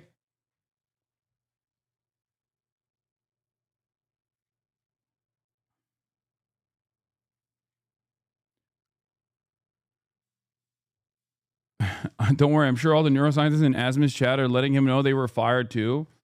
Yes. in between their guild trades that they're conducting in trade chat, they're talking about how they're losing their neuroscience research jobs. Things up. He says it will mean more revenue for the U.S. government, but economists warn it could also lead to a global trade war and drive prices up here at home. Whatever they charge us, we're charging them. Announcing his new plan in the Oval Office, President Trump said no country will be exempt from his reciprocal tariffs. This applies to everybody across the board. The term reciprocal tariffs may sound dry, but they could affect the price of almost everything. For example, the European Union currently imposes a 10% tariff on imported cars. But the U.S. only levies a 2.5% tariff on their cars. That would change under Trump's plan. Though he says world leaders like India's Narendra Modi, who met with Trump yesterday, would be welcome to negotiate. It's very hard. There is something very funny about Trump doing reciprocal tariff policies. And like for cars, I kind of get it because it's like a part of our manufacturing capabilities right now, even though it is limited. Okay. And also part of the reason why other countries, other marketplaces simply don't buy our cars is, of course, to improve their own domestic manufacturing, to make sure that people are still buying local, but also because our fucking cars literally don't work on their roads, okay? Some of our cars are illegal to drive on European roads. Most of our cars, like the F-150, which is the most popular vehicle every single year, with the exception of last year, where Toyota RAV4 actually outflanked the Ford F-150 pickup truck for the first time in, I believe, like multiple decades, okay? The Ford F-150 cannot be driven on European roads without a commercial driving license. What are they supposed to do? What are they supposed to do? Our cars have gotten increasingly larger and larger, okay? Its engine size is too large. It's too heavy. It does not abide by European safety standards, like woke and gay safety standards, such as pedestrian safety, okay? If your car is far too high, it makes it creates additional problems for pedestrians in walkable cities. Now, if you're an American, you're probably looking at me and going, the fuck do you mean? What's a walkable city? What the hell is a walkable city? Do you mean when you walk from the double wide parking lot spot that I parked my F-350 King Rancher into to walk over to the Walmart? Is that what you mean, walkable cities?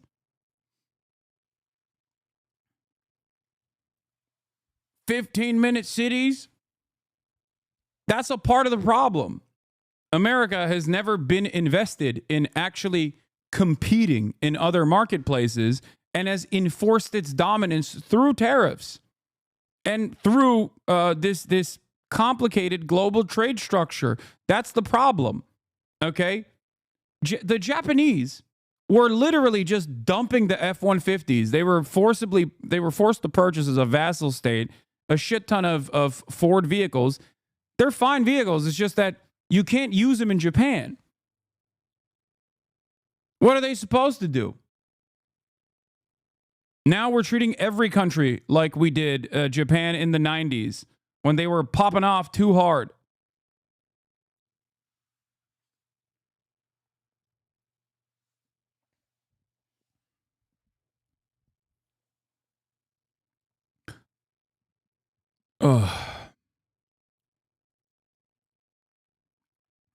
Anyway, the issue is if America was actually invested in real trade, they would try to universalize our safety standards and our regulations so that they could make a competitive product for other marketplaces. But that's not going to happen. Do you understand? So now we're just going to do what? We're just going to force these countries to purchase these cars. Otherwise, we will dominate them or some shit. Like, it doesn't make sense. And I say this as someone who obviously, one, loves the UAW. Okay. Shouts out to the UAW. Loves that there is at least some semblance of manufacturing in this country that doesn't revolve around making murder weapons and finding new and unique ways to laser brown children overseas. Okay. But the reality of the matter is those guys are just making whatever car that their bosses tell them to make. Okay? It's not like they're designing the fucking cars. And even the designers are not designing the cars because this is this is a passion project or whatever. They're designing the cars in a way to make the highest level of profit.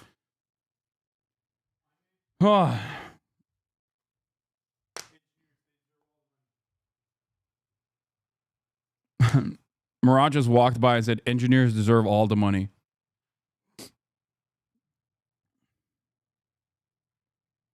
It's kind of like how over here in Europe, most American cars that were on sale 20 to 30 years ago were retired earlier than usual because they were so crap compared to local manufacturers / Japanese / Korean ones. What are they going to do now? If they come again, they'll be thrown into the scrapyard within 15 years. That Ford F-150 didn't lose to no dadgum Toyota, brother. You're lying. Yeah. One must ask. Ran 940. Thank you for the 35 community gifted subs. And Ave Satana. Thank you for the 10 gifted subs. Okay. Peace. All right, we'll do. Anyway, it just doesn't make any sense in terms of trade. It doesn't make any sense. It's so stupid. It's so ridiculous. We're just like we're being bullies. In a way, it's no different than the NATO situation. Well, I guess it's even worse than the NATO situation. Demanding that other countries put more into their own defense, like a higher percentage of their GDP into their defense, and fingers crossed, purchase more American weapons, is a way to demand more in your extraction, is a way to extract more resources from your protection racket. Okay. Is reciprocal tariffs also include regulation a country has that restricts American companies? For example, banking regulations in Canada. Oh, fantastic. I think in order for countries to maintain some semblance of sovereignty and some semblance of autonomy, they are going to have to probably restrict trading with this wonderful nation and maybe find themselves in the hands of the global monster of manufacturing, China. Now, I don't know. I don't know if they'll do that. They probably won't. But it's crazy. If the World Bank and the IMF and their incredibly restrictive austerity implementations for the loans, the incredibly restrictive conditions they had on their loans, their lending structure, was awful for a lot of developing nations, and they found themselves in the hands of the One Belt, One Road initiative coming out of China because they were just offering a better alternative out there. There's a better way. There's a better pathway for European partners in trade as well. To sell into India because they have trade barriers, very strong tariffs. We are right now a reciprocal nation. Deutsche Bank warned this week that reciprocal tariffs pose additional upside risks to the inflation outlook. Trump claims the pain would be temporary. Well, I think what's going to go up is jobs are going to go up, and prices could go up somewhat short term, but prices will also go down. Billionaire Elon Musk and his children also met with Modi yesterday.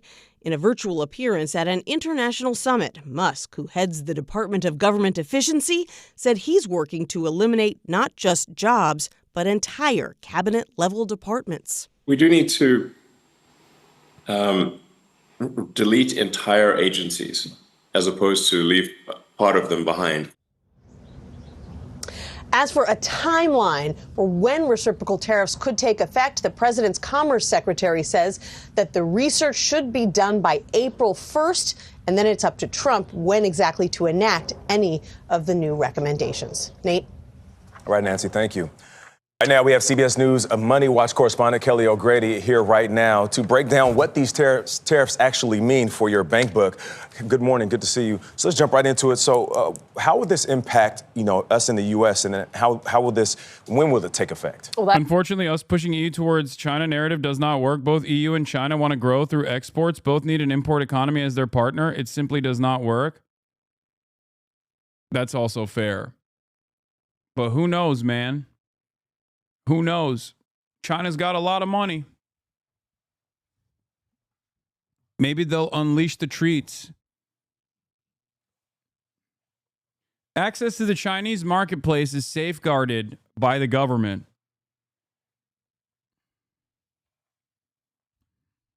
I doubt that they would change that structure, but yeah, the American treatlerites are an endless resource for every other country, including China. Okay? This is part of the reason why the One Belt, One Road initiative is so important for the future of China. They want to develop secondary markets so that they can make up for the loss that the loss of access to the American treatlerite consumer base.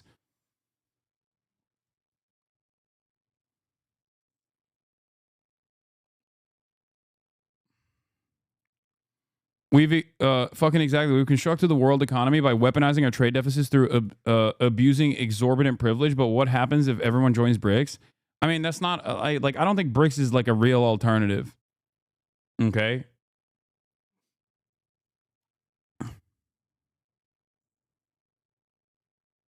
Can we just sell California to the Dutch yet?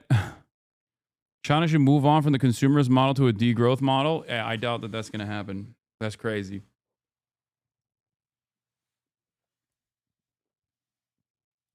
Chinese people don't spend like someone from the EU or NA, so opening up foreign goods more, that's also not true. They do. But this second part of what you're explaining is correct.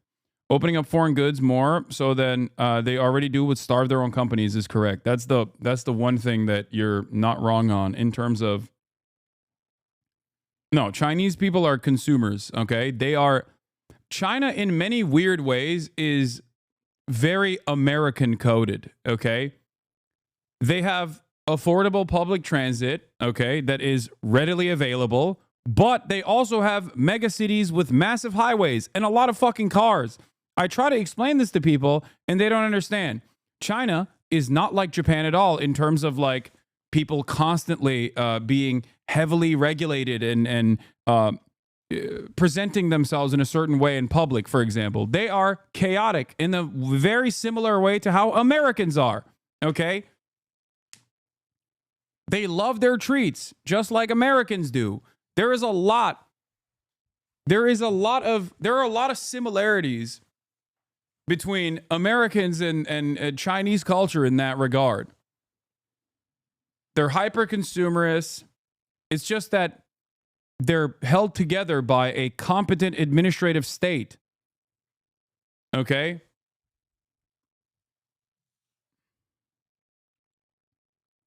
Your chat has never met a Chinese person or visited China, I swear. Yeah, I mean, yes, they probably never visited China. I've never visited China either, but, you know. Aren't they also way less individualistic? I mean, yes, I think like there's obviously a lot of cultural remnants that play a role here, but I think what's more important is the actual government, is the way that the government operates.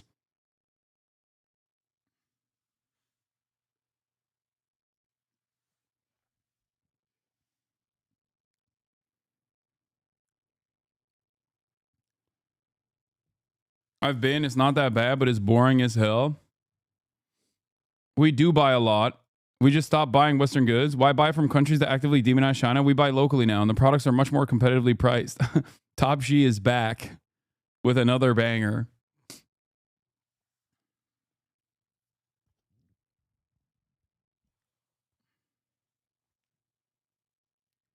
Do you think the Chinese will need to start thinking about financializing their economy? I hope not. I mean, it's already led to a bunch of issues, a bunch of bubbles that they had to deal with recently. I think financialization of the economy is suicide. Look at the United States of America. You know what financializing your economy does? First of all, it's the exact opposite. Even if there is any degree of financialization, it is done with a broader vision from the government. Okay. But as far as financialization in the United States of America goes, virtually every single company that was tasked with manufacturing, even those within the defense sector, even, incredibly important companies like Boeing, have turned into banks. Okay. That's what happens when you financialize every sector. Every single company turns into a fucking bank. They don't make moves. They don't actually manufacture new goods. They don't actually invest enough in R&D in terms of like actual new competitive products or things that actually improve people's lives. Okay. Faster planes or whatever. They use all of their resources, all of the existing additional resources that they have to make financial manipulation, to engage in financial manipulation so that they can keep increasing their stock prices. That's it. That's what happens when you turn into a bank. And obviously, in that process, there are a lot of cost-cutting initiatives that come in. There's a lot of harm done to the labor sector in the process because you're engaging in layoffs. Okay. And then a decade later, the outsourcing of manufacturing and the gutting of the regulatory state play a role in planes fucking falling out of the sky sometimes. And then we just go, how did this happen?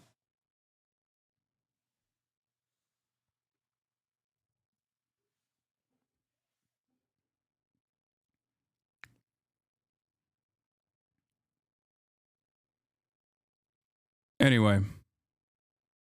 That's the clarity that we all want, right? So let's think about some of the countries that could be impacted. India, Brazil, EU. What products do we get from them? So India, agriculture, textiles, medical devices. Brazil, petroleum, beef, coffee. And then the EU, wine, a key ingredient in weight loss drugs, cars like Audi and Mercedes. If the U.S. puts a tariff on these countries that already tax us, you will see prices potentially go up on those items. Go ahead. Well, I was going to say, people will finish your thought, and then I have a follow-up. So in terms of when this could take effect, as Nancy said, right, potentially April 2nd, these could go into place.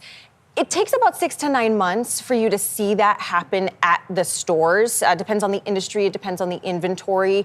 But we have a very delicate inflationary environment. This could escalate into a trade war. Could also be a negotiation tactic. Yeah, I was jumping the gun on the counterpoint here because people care about rising prices, but they don't feel them as much if their wages are going up. So I think a question is, how does this affect businesses, and could it lead to more jobs somehow? Potentially. So the idea is that we buy more goods from these countries than they buy from us. The president is hoping that these tariffs could encourage these countries to buy more from American companies. That means more demand. That means more need for American jobs. So I like that there is no way to be actually competitive in the global marketplace with China, for example. So on the one hand, both the EU and the United States of America are desperately trying to push out Chinese goods from their marketplaces. And then the United States also simultaneously is turning around and saying, you got to buy our shit instead. It is the same principle in every facet of the foreign policy that we push for, okay? No more natural gas from Russia. You got to get it from us. Oh, do you need to build new plants? to take on American LNG, sucks to suck. You got to fucking do it, bitch. Okay? You can't buy cheap affordable Chinese electric vehicles. It's going to destroy your own domestic manufacturing, okay? Which is true. It will, right? But then also simultaneously, you need to buy our shit instead. Oh, does it not work on your roads? Will it destroy your roads that were built in like the 14th century? Sucks to suck. Oh, does an F-150 not fit on your narrow Italian streets? Sucks to suck. You have to buy it. I don't care where you put it. You can dump it in the ocean for all I give a shit. You have to buy it. By force.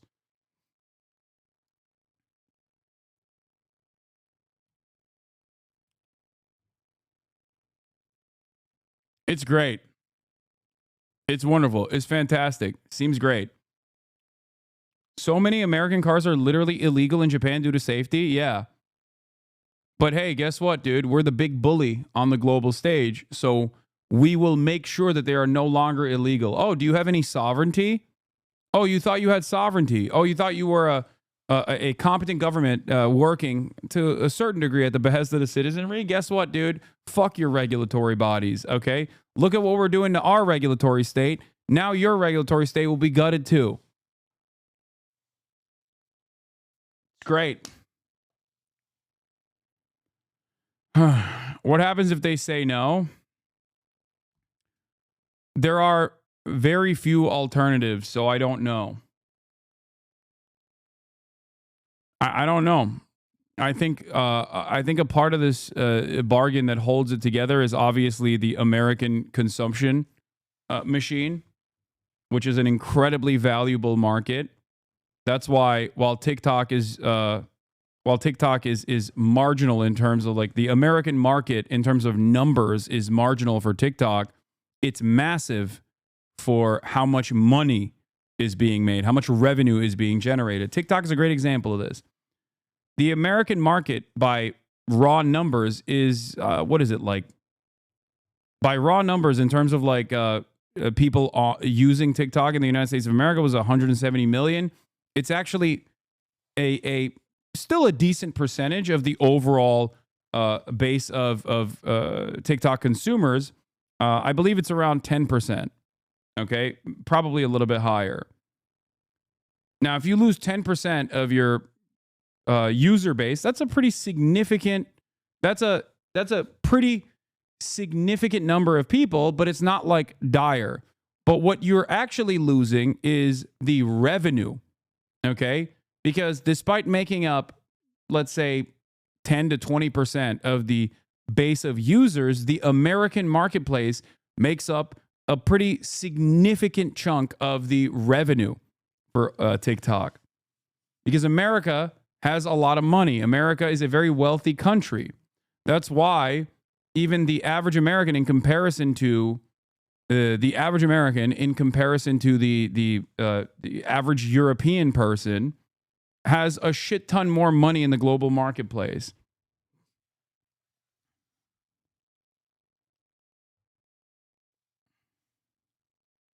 You could see something like that happen. Unfortunately, these companies, they don't know when this is going to happen. It takes investment. It takes clarity to make that investment. And I will note, the last time we did see industries lose some jobs because of these higher prices. All right, interesting. All right, Kelly, thank you very much. Really appreciate it.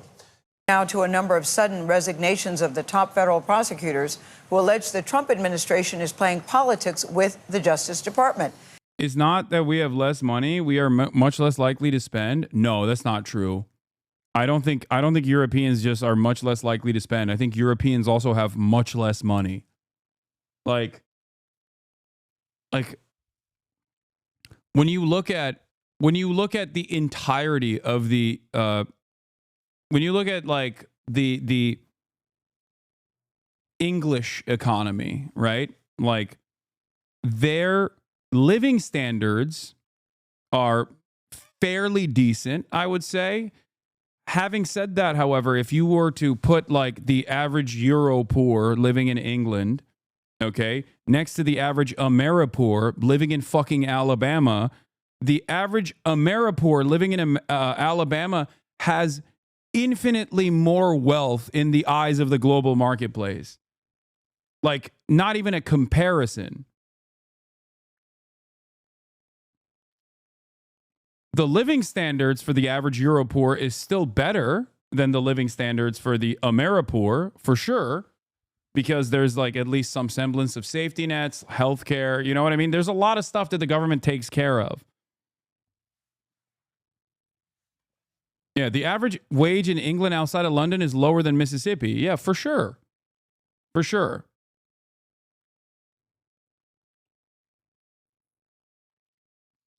But in terms of the wages in the UK in comparison to the US is significantly lower when it comes to most jobs. Exactly.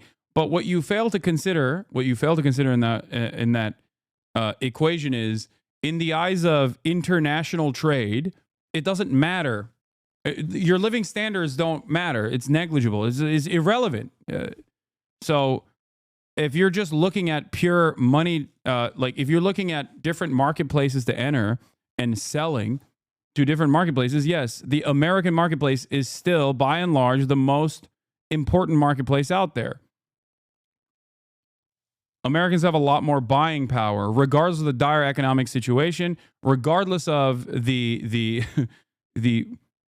insane levels of wealth and income inequality in this country.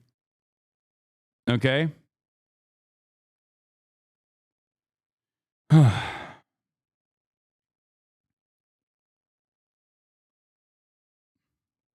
It all happened after the interim U.S. attorney in Manhattan was ordered to drop the corruption case against New York Mayor Eric Adams. That prosecutor, Danielle Sassoon, chose to resign instead. She alleges that Adams agreed to help the president carry out his immigration agenda in exchange for the case to be dropped. Adams' attorney denies that. Scott McFarland has more on this story. Scott, good morning to you. So this is raising a lot of big questions about Donald Trump and the DOJ. EU frog seething. Okay, before we get to this unlimited corruption, let's watch the Caspian report. How the UK is becoming a third world country. One of the wealthiest urban areas in the world. Its economy is worth roughly £508 billion, which equals $652 billion. If it were an independent state, London would rank as the 22nd largest economy in the world, precisely above Argentina and Sweden.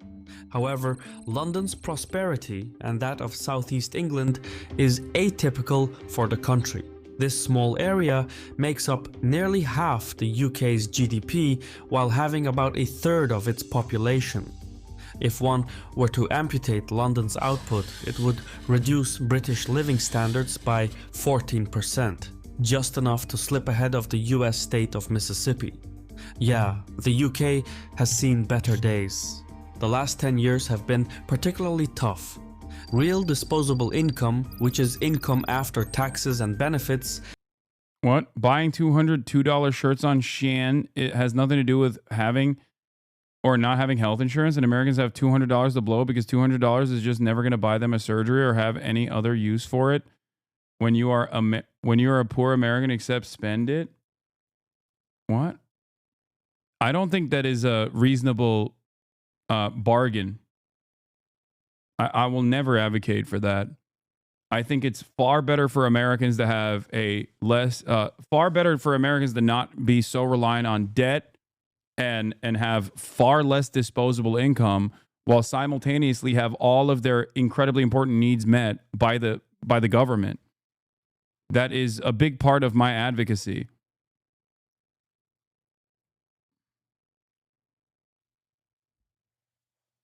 Yeah.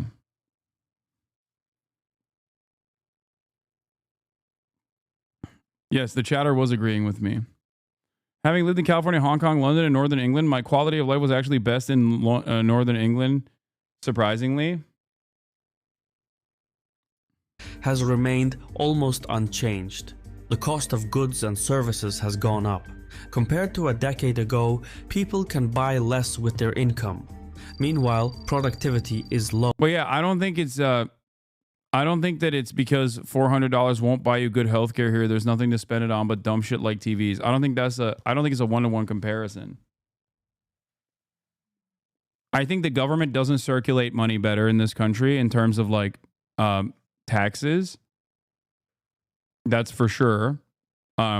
Taxes that would then fund very important social safety nets, because if you fund social safety nets and the government controls them, at most, it is going to be a depressive force on the profits that the private sector can make, and at best, it would eradicate the private sector in its entirety. That means a big part of that GDP is going away, okay? Health insurance is the greatest example of this. I talked about it extensively with the Luigi Mangione saga, if you recall. Healthcare, for-profit healthcare insurance in this country is a ginormous part of the American the American output, okay? American wealth. There are hundreds of thousands, if not millions of people hired by this industry. And also on top of that, there are trillions of dollars of wealth being generated. Now, how is that money being generated is the important question to ask, okay? It plays a fairly significant role in our GDP. Why? It should not exist. How does it make this money? It makes this money by playing the role of a shitty mediator that actually increases cost across the board. Cost on a cost that is carried over to the consumer, and it's lack of interest in like actually meaningfully tackling the cost on the pharmaceutical side, because it has no interest in actually lowering prices on the purchasing side. As a matter of fact, sometimes it directly owns the pharmaceutical providers, or at least has like an additional revenue opportunity on the pharmaceutical side with the pharmacy benefit managers, as we've talked about as well. So it is not in the interest of the private healthcare industry to have the federal government regulate this in any way, or even create a competitive product in any significant fashion, because that would ruin their reason of existence. That would ruin the way that they make money. Okay, GDP don't go up fixing a pothole. It does go up if you blow a tire. What's that meme of the two economists that talk to one another? One economist, what is it? One economist takes a shit in a bag, okay, and then sells it to the other economist. And the other economist, it's like a classic meme. Hold on, let me see if I can find it.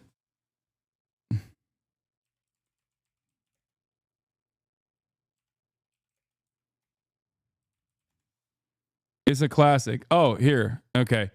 Here it is. Two economists are walking in a forest when they come across a pile of shit. The first economist says to the other, "I'll pay you $100 to eat that pile of shit." The second economist takes the $100 and eats the pile of shit. They continue walking until they come across a second pile of shit. The second economist turns to the first and says, "I'll pay you $100 to eat that pile of shit." The first economist takes the $100 and eats the pile of shit. Walking a little more, the first economist looks at the second and says, "You know, I gave you $100 to eat shit. Then you gave me back that same $100 to eat that shit. I can't help but feel like we just both ate shit for nothing." "That's not true," responds the second economist. "We increased the GDP by $200.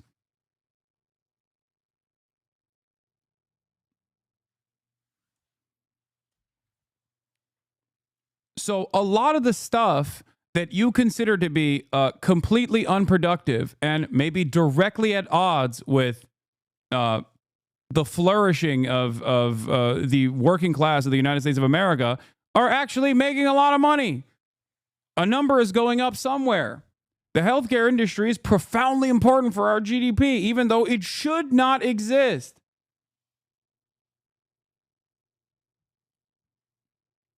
Think about that.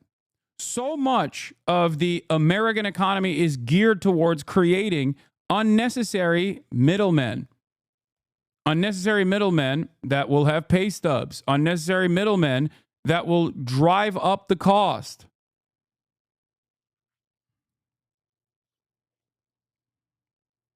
This hypothetical excludes the existence of coprophile economists. This is erasure? Okay.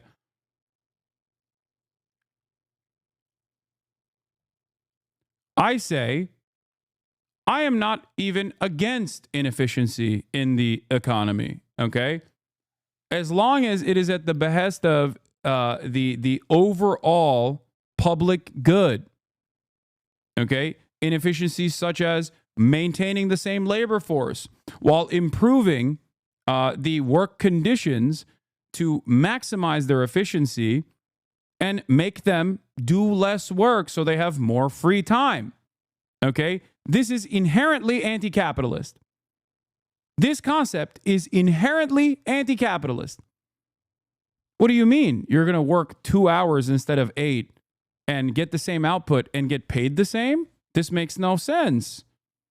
If someone can do 2 hours, if someone used to do the same work for 10 hours and now is doing the same exact work for 2 hours, that means you can eliminate 5 jobs. You can eliminate 4 other people's jobs and then make that one guy do the job of 5. Inefficiency is universally bad and automation is essential to human development. What? Correct and based economist. I agree. That's why we must embrace automation. Inefficiency is universally bad and automation is essential for human development. I do not have a problem. Okay, bro, you are on the consumption leaderboard. You definitely chase it. Okay, once again, people I don't think understand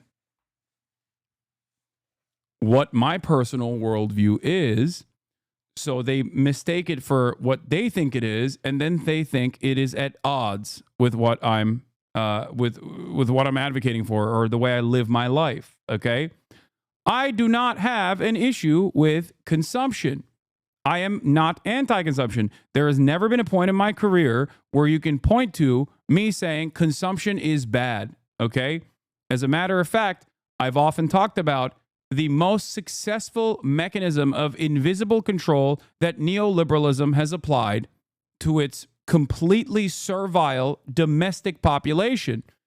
It is consumption that keeps people occupied. It is consumption that makes people feel like their lives are better.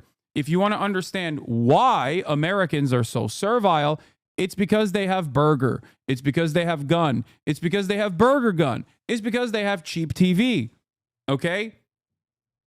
And if you understand that any government has to, at a base level, after giving their citizens basic material needs for them to thrive, that they also have to keep them preoccupied and to a certain degree sedated, then you understand that consumption is a very successful way of doing that. If you don't actually offer these goods for people to purchase and to keep them preoccupied, you end up having riots over not being able to get fucking coffee beans, okay? It's not because I'm a selfish hedonist that I advocate for this, okay?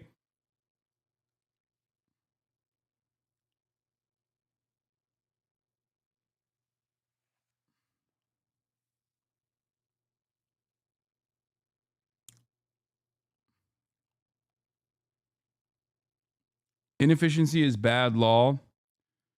Inefficiency is bad. Inefficiency, the chatter isn't wrong. Inefficiency isn't bad, but it has to be defined. Output input means nothing without context. Output shouldn't be profit. It should be good. That's the difference between the capitalists and the leftists.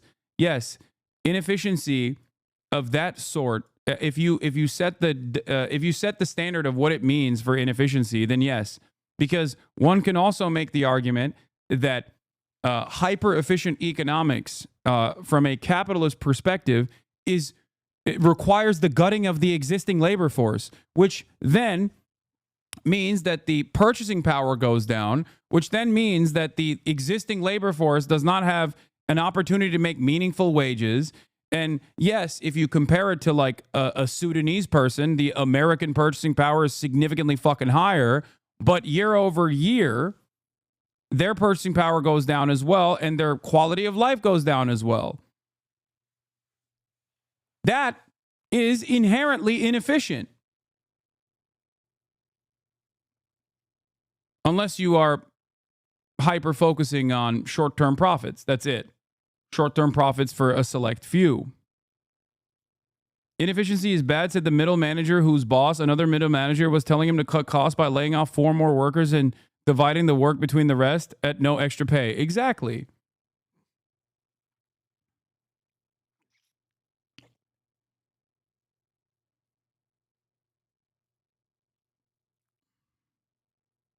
I don't know why, but the first thing that comes into mind when seeing that title is the racist quote I see online: import the third world, become the third world. Is it true?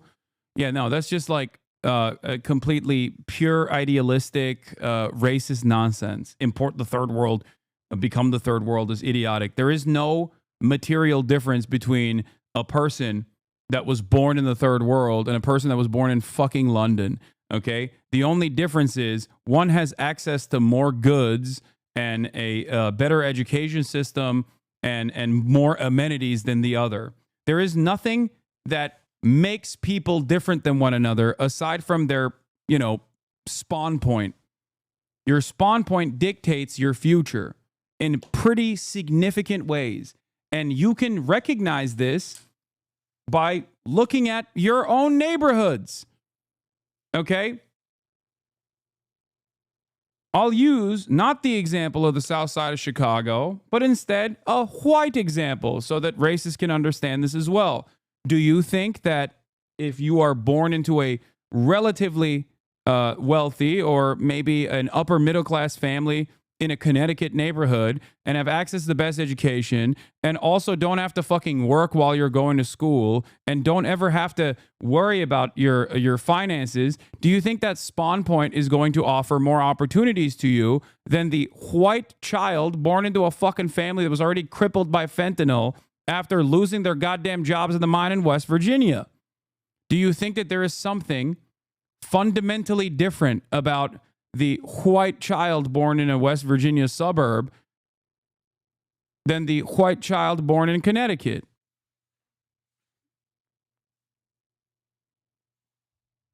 Well, J.D. Vance thinks so. He thinks that the Appalachian mind is simply primitive, but I don't. Okay? I don't. I understand that there is unlimited potential all around the world, and it is up to us to unlock it. If you want to think about it with this like technocratic approach, because many of you European social democrats especially love that shit, you can think about it from that perspective. Okay?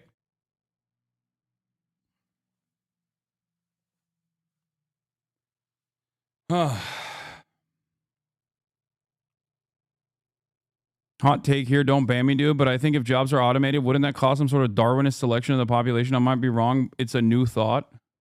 What? I mean, Darwinist theories don't work under capitalism. You're not actually creating a structure where the fittest survive. You're actually creating a structure where the poor die at a higher clip than the rich. That's it.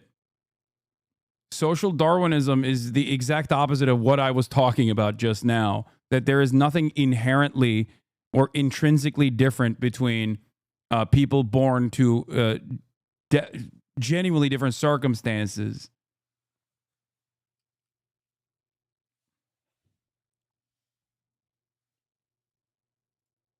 One of the lowest of any major economy, and housing has become nearly unaffordable, with the UK holding the record for the highest number of homeless people in the developed world. Yeah, I wonder why that... Perhaps the London economy has something to do with that. Okay? And that is true. Okay? The reason why London experiences incredibly high rates of homelessness and also pretty decently high rates of poverty and crime is because the housing market is dog shit. And when the housing market is dog shit, the London economy, in theory, thrives. Okay? The cost of the average house goes up. Higher number. Better looking on the graph. But people suffer as a direct consequence of that because they get priced out of the housing market. The cause for these issues is rooted in past political decisions. Britain has slumbered and stumbled its way through a number of setbacks. Now, the crisis has become endemic with no quick fix in sight. When you think about it, it's because to get a good career in the UK, you were pretty much funneled into London. I mean, this is a identical issue to what Japan is facing as well in terms of its own economy. Okay. Relative wages are highest in big city centers, and that causes people to internally migrate. That is the same everywhere. It's the same in America too. It's the same in Canada. It's the same virtually everywhere. Well, with the exception of countries that don't treat housing as a speculative asset, but instead thinks about housing as a necessity for survival. It's ironic. The UK was the first country to industrialize. Now, it happens in every developed country except for one. Don't make me say it. Don't make me say it. There's another country that is in the heart of Europe that also has been able to overcome these issues. That country is, of course, Austria, at least Vienna. But that's because 65% of their housing is public. There's a couple other countries that also have been able to overcome these issues despite developing, but their understanding of like a land lease agreement is diametrically the opposite of Western capitalist nations.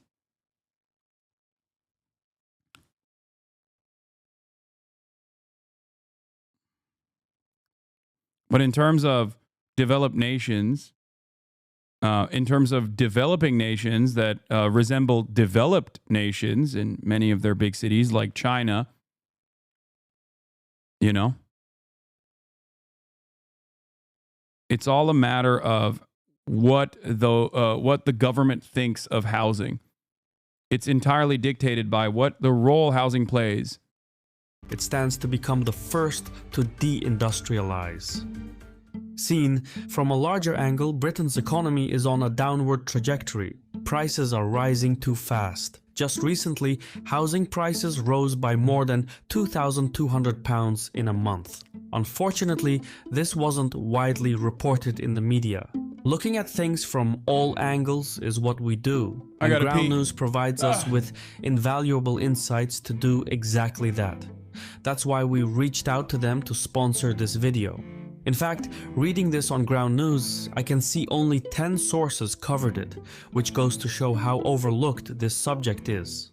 What's more, less than 10% of the outlets were from government sources. One might suppose governments don't want to talk about complications at home.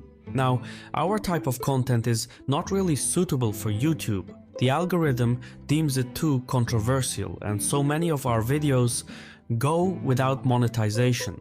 That's why we rely on sponsors to keep producing these videos. We've personally used and worked with Ground News for years, and they've stepped up every time we needed support. In fact, we have our own feed on Ground News. Here, you get breaking news on geopolitics and even blind spot stories that the media isn't covering. Our missions align, so I encourage you to check it out at ground.news/Caspian. I recommend subscribing to the Vantage plan. Our link gets you 40% off. Keep in mind that by subscribing, you are directly supporting our channel.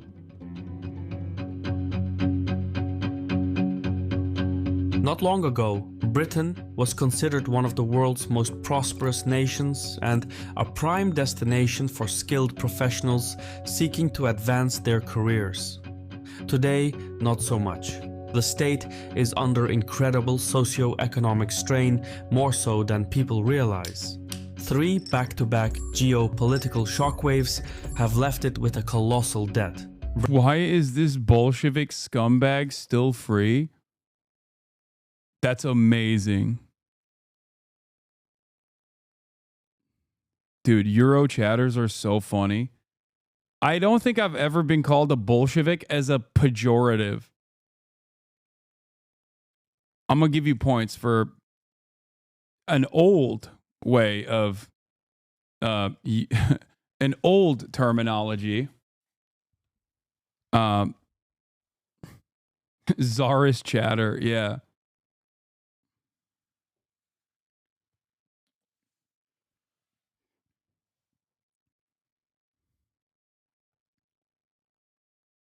Gary's Economics, a former trader from London, describes the problem perfectly. Can I post a link to his video? Do you know Gary's Economics? No.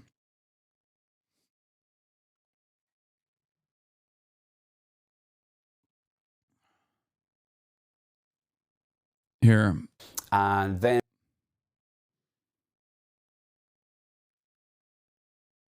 He's also made Gary's mod. Wait, really? He's about to call you a pinko? That is a... Using Bolshevik as a pejorative is so old school that saying you're a pinko commie would be infinitely more modernized as an insult in comparison, even though that is also a very old school term to use. Okay? One is like half a century old. The other is like a century old. More than a century old.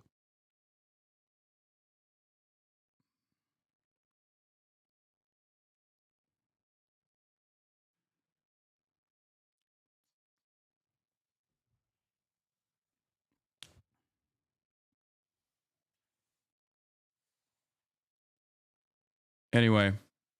What about the hukou system in China? Doesn't that exacerbate generational poverty and class division, or is it good because everyone is in a home? Curious on your take here. I've talked about the hukou system in China before. I think they're looking to modernize and reform it at this point as well. But I'm not, you know.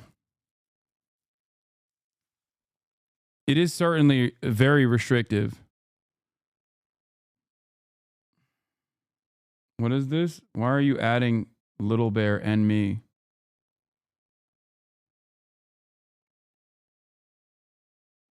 If not as pejorative, then it would be accurate-ish.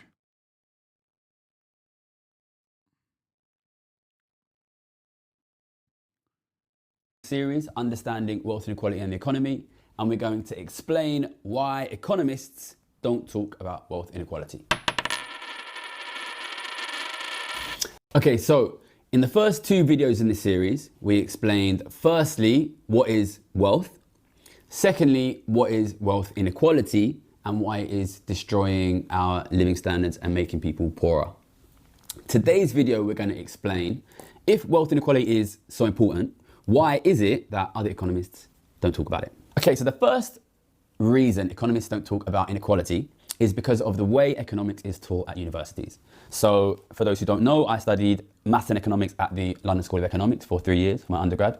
And then I did a 2-year master's in economics at Oxford. So I've spent 5 years at elite economics departments learning economics. And I think it's important to understand the way that economics is taught at universities nowadays. So the first thing to say is, and I think this will surprise a lot of people, in economics departments, we don't talk about the housing crisis. We don't talk about why housing is unaffordable. We don't talk about falling living standards. We don't talk about why wages are falling, why it's hard to get a good job, why big cities are expensive, why... Yeah, that's woke pussy shit. That's why. You got to think of lines and graphs, okay? You have to make sure that in the field, the entire study of economics, you can never actually think of human beings as human beings. You have to think of them as widget makers at the widget factory. Okay?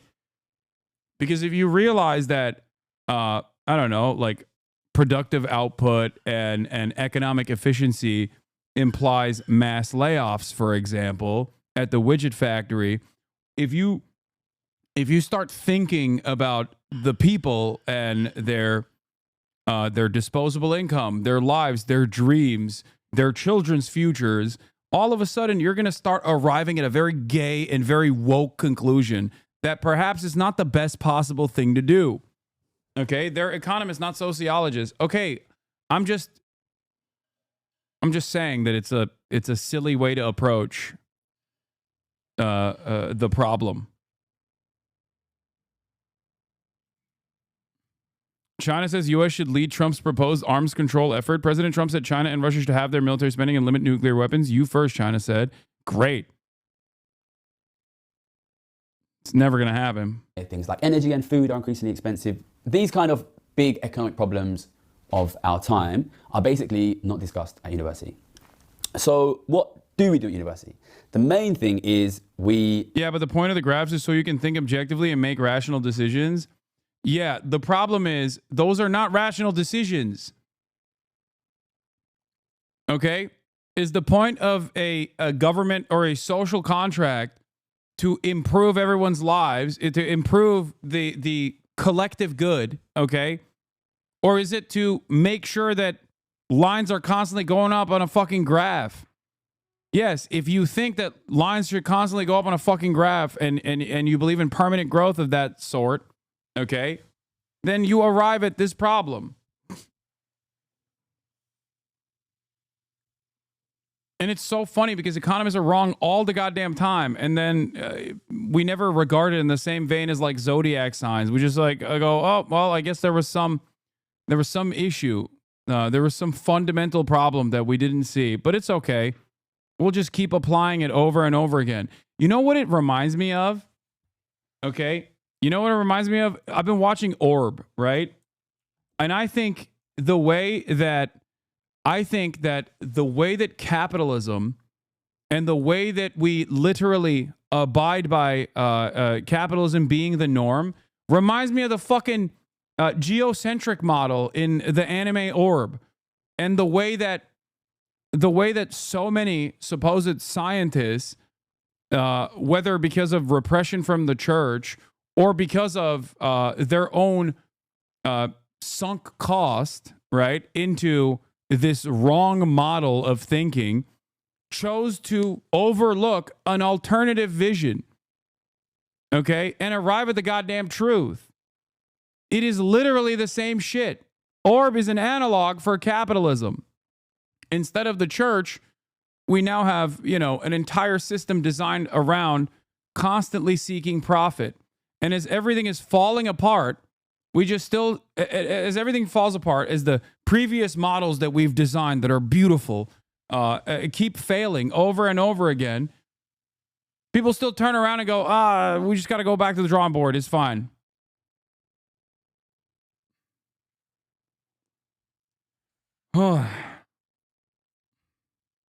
Let's not evolve our thinking at all. Let's not look outside of the pre-existing confines. It's just too scary. No alternative visions here, okay? Do maths. So economics nowadays is a very, very heavily mathematized subject. If you don't have a very good maths A-level, you basically can't even get into university to do it. And then when you get into the university, it's just very, very, very heavily mathematical. And once you go into postgrad especially, it's extremely, phenomenally mathematical. And it's not easy maths. You're doing kind of a lot of algebra. Marx made the observation, which is true in modern economic theory, that vulgar economists ignore the social relations that underlying the capital-labor relation. It is the organization for profit and property rights that vulgar economists ignore when discussing inequality or productivity.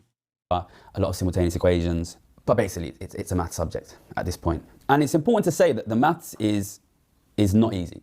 So I had a maths and economics undergrad, and I was very good at maths as a kid. But then when I went to do my postgrad at Oxford, even though I was very good at maths, I found the maths quite difficult. And if you want to succeed, if you want to get good grades, you really, really have to spend a lot of time memorizing the maths, basically. And the context for this maths is they basically build a model, like a model economy, and everything affects everything else. So if we cut the interest rate a bit, what does that do to GDP, for example? Or if people suddenly start spending less money, trying to save more, what does that do to inflation? This kind of thing. If the government suddenly raises taxes, how does that affect the economy? And you build this kind of mathematical model. It's like a toy model, like a kind of game in a way. We raise this a little bit, that falls, this thing rises. And that's the kind of model that is basically used in modern economics. But of course, when you build a model, you can't include absolutely everything that exists in the economy. You have to make some simplifications. Some things will be included, some things will not be included. And the models which we study at universities nowadays, one of the big simplifications is that there is no inequality in the model. In fact, it's more than just that there is no inequality in the model. There is only one person in the model. So these models are what they call representative agent models. So rather than looking at 6 or 7 billion people in the world, or like 66 million people in the UK, or 300 million people in the US, they say, to make the model simpler, we are just gonna look at one representative person, so the average person in the whole economy. So all you care about is averages, right? You're just looking at one average person. And of course, if we change the distribution, if I take some wealth from you and give it to Bill Gates, or if I take some wealth from Rishi Sunak and give it to you, that changes the distribution, but it doesn't change the average. So basically, once you build this model, which only looks at the representative agent, which is the average, which is the aggregate, it's not only that there is no inequality in the model, there is not even any possibility for inequality in the model. These are models of averages, these are models of aggregates, which is why when modern economists who've been to these elite universities think about the economy, they tend to think about them in terms of averages or aggregates, so that they're obsessed with the big aggregate measurements of the economy. For example, GDP is of course the classic one, unemployment, inflation, central bank interest rates, level of government spending, level of government taxation. These are things which you can measure on an aggregate economy, but they're nothing to do with how is one person effective versus another person. As soon as you take a model and you make it representative agent, a model of the average person, this model can't say anything about distribution. It can't say anything about this group of people is winning, this group of people is losing. We can't say anything like that in these models. So I think this is really interesting, right? Because if you want to be like an influential economist in the world of policy or academia, you are going to have a PhD, right? So you're going to have 3 years undergrad, 1 year, I did 2 years master. You're going to be doing a PhD for like 3, 4, 5 years. In the US, a PhD is like 7 years. You're going to have to do like some postdoc work, and then you're going to, if you're... You are indoctrinated into the structure, and you have an almost religious zealotry associated with defending capitalism in this process. You are indoctrinated into a pre-existing model, the one that dominates the planet, as the only way to continue. Okay? That's it. That's what it is. And I'm not like abolish college, it's bad for you, don't learn, don't read type of person. But yes, there is not a lot of diversity in terms of the readily available economic models out there beyond capitalism. The most, like, I guess, quote unquote, progressive or woke version of this that you can get at the entry level is Keynesian economics. That's it. And that is still firmly within the confines of capitalism. It's crazy. No alternative vision unless you go beyond, unless you go beyond the introductory courses and specifically focus on that.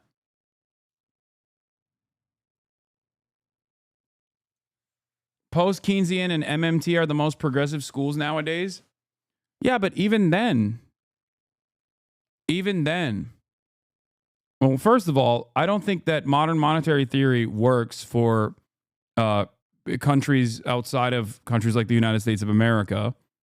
And secondly, it still doesn't matter because it doesn't address the root cause of the inconsistency or the contradiction baked into the current system.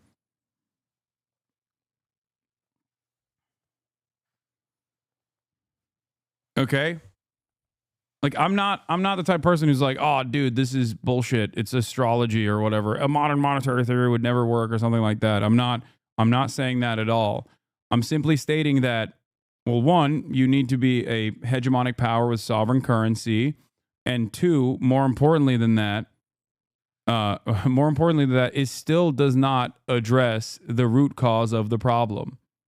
Lucky become a junior professor. So like, by the time you reach a point that you are like influential in economic policy terms, you've been studying these models for like 15 years, like something like that.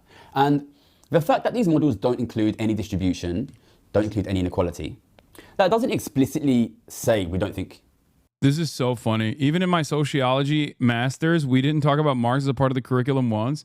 Yeah, because he was the curriculum. Only a political economy class I took included his text, and that was mostly to dismiss him to move on to Austrian economist bullshit. I think a sociology major saying in our sociology master's education we didn't talk about Marx is really funny because it's all Marx. Even if they don't say that it's Marx, it's still all Marx. Inequality is important. But what does it do to a person who has devoted most of their life to the study of economics? That study has consisted of 10, 15 years of very difficult mathematical analysis, mathematical manipulation, of very difficult, very complicated mathematical models with no inequality in them. Like, I think this is a very effective way to subconsciously convince, almost subconsciously brainwash a person into believing that inequality doesn't matter. See, you never come out and explicitly say, like... Okay, he took 7 minutes to explain that you get indoctrinated to a way of thinking if you get a PhD in economics that basically undermines the people that you're talking about in these economic models. That is crazy. I mean, this seems like a great channel. You guys all love him, but holy moly. Hasan, hate watching? No, I'm not hate watching at all. It's just like... I rarely ever encounter people that are bigger yappers than me. And this man he's done it. He's done the damn thing. I've officially found a bigger yapper than myself. The more important point was the data is not broken up by income. Inequality doesn't matter. But you say, like, here's a really, really complicated game. Here's a really, really complicated mathematical model that you're going to have to spend 15, 20 years of your life understanding in absolute fine detail. And you never even explicitly mention it, but the model doesn't have inequality in it. Doesn't have any distribution, doesn't have any space for that. So imagine you're that kid, you went in 18 years old, and then you spent 15 years of your life paying, you know, locked in libraries, doing really difficult maths with no inequality, no inequality, no inequality. And then, first of all, whenever you think about what's wrong with the economy, you're going to go back to the stuff you studied, right? And you're going to be like, maybe the problem is the interest rate is too high, or government spending is too low, or government taxation is too high. You know, you're going to focus on these things that were in the model. You know, you spent 20 years studying that model. Of course, you're going to want to provide answers that are from the model that you told, the model that you've been spending 20 years of your life studying. But if somebody comes to you and says, hey, maybe the problem is inequality, maybe the problem is distribution, how's that going to affect you emotionally? What's your emotional response to that going to be? I think you're going to get like a gut instinct, which is like, no, of course it's not. It's not that. Because if it was that, why the fuck have I spent 20 years studying something that's not even in the model? And also, you kind of have a bit of professional skin in this game, right? Because if this person is right with what they're saying, that the reason the economy gets worse and worse is because of growing inequality, then you have spent 20 years of your life studying something that has nothing to say about the biggest... It's also not that you learn that inequality is irrelevant. You learn that it's good. I don't think that econ majors learn that inequality is completely irrelevant to their models. I think they learn that inequality is a necessary good. It's a necessary, not even evil. It's a necessary good. Because someone has to be coerced to take on these low-paying jobs. Someone has to be coerced, and the only possible method of coercion is that inequality. I think that it's a natural part of the paradigm, and that it's a good thing that it exists. And capitalism actually does a much better job than alternative models, because alternative models are never regarded as models that are incentivized through less alienation or higher degrees of autonomy over the means of production, but instead alternative models are advertised as force. Okay, poor people either have to go into work and work these shit jobs because they have no other way of earning their keep and, you know, putting a roof over their heads. Okay, or if that's not the case, in other structures, the only way you can get them to work is by gunpoint. Okay.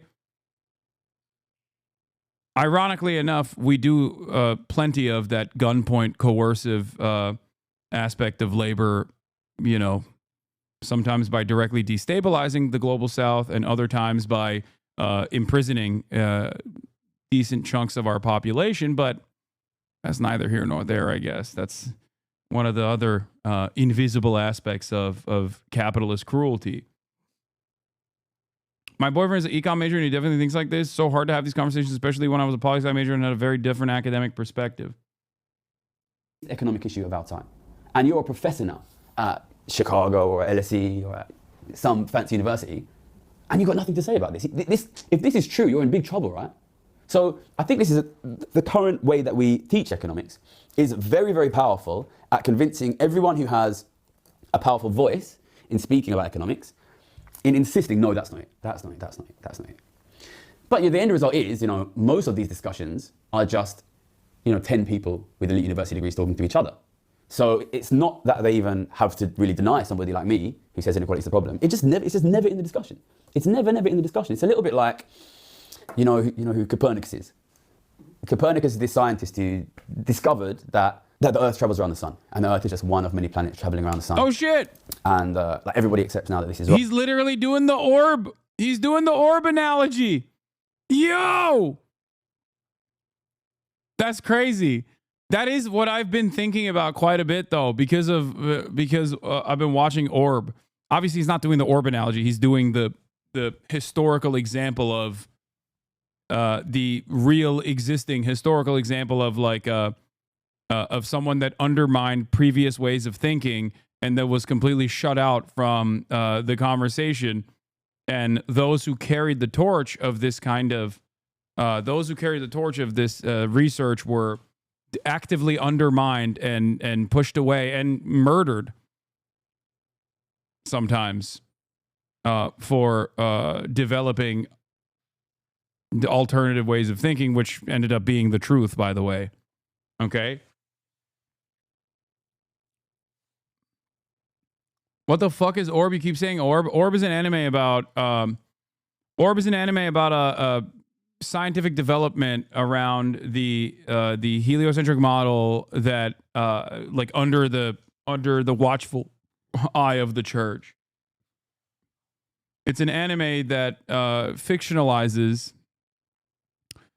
It's an anime that fictionalizes basically the process. The manga is set in 15th century P Kingdom. People who suggest ideas in opposition to the teachings of the C religion, which is Christianity, by the way, and it's the Inquisition, such as that the earth revolves around the sun, are considered heretics and are tortured or burned at the stake. Rafal, a child prodigy with an interest in astronomy, is forced by Hubert, a scholar and heretic, to assist him in his research for the movement of the earth theory. Okay? When Nowak, an inquisitor, finds a diagram drawn by Rafal showing a heliocentric model, Hubert claims responsibility and is executed. It's one of the things that Hubert says that I really love is that there are no wrong answers, right? Like a wrong answer can still lead you to the truth. And I think that's a wonderful way to approach both the rest of this anime, and I'm not going to spoil the rest of it. This is like first and second episode shit, so shut the fuck up, chatters. But yeah, it's about how difficult it is to shatter dogmatic approaches.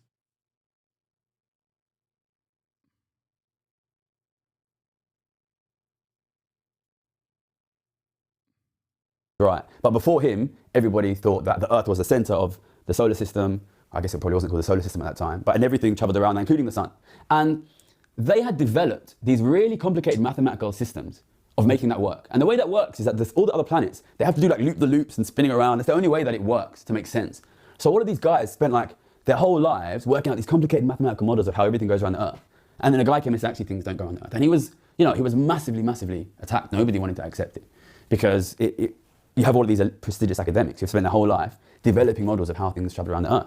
I think that's kind of basically where we are now. And if I was right in saying that these guys are just missing the big thing, what would you expect? You would expect, basically, that their models wouldn't work in the sense that they would constantly generate. And it's funny because, like, it's obvious that the models don't work. If the models fucking worked, then we would not have a boom-bust cycle. We would not have, like, great great periods of economic downturn. Like, that's the other part of this, which is that, like, when economic predictions fail, and they do quite frequently, it's not exactly invisible either. you immediately feel the long-lasting, tangible impact. But because we are so dogmatic in our approach to capitalism, and it's such a wrong answers lead you to the truth. Is that how you cope with getting absolutely cooked by the debate master Jordan Lee Peterson? Jesse Lee Peterson, yes.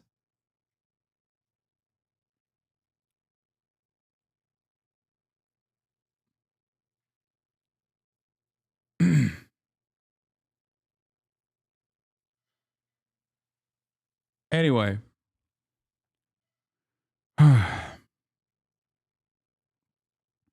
I fear that in times of instability, a lot of people operate in cultish ways and approach the subject by reaffirming their loyalty to the previous dogmatic ways of thinking. Dude, I love Richard Wolff. He's great, but I'm not going to listen to him talk about the dialectic of work for an hour, dude. What are we talking about? Calm down, okay? This is already long enough. Many chatters already left because they said they were fucking bored.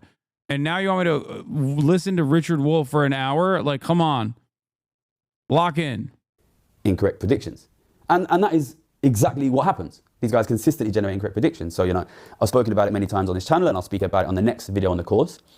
My job was to predict interest rates.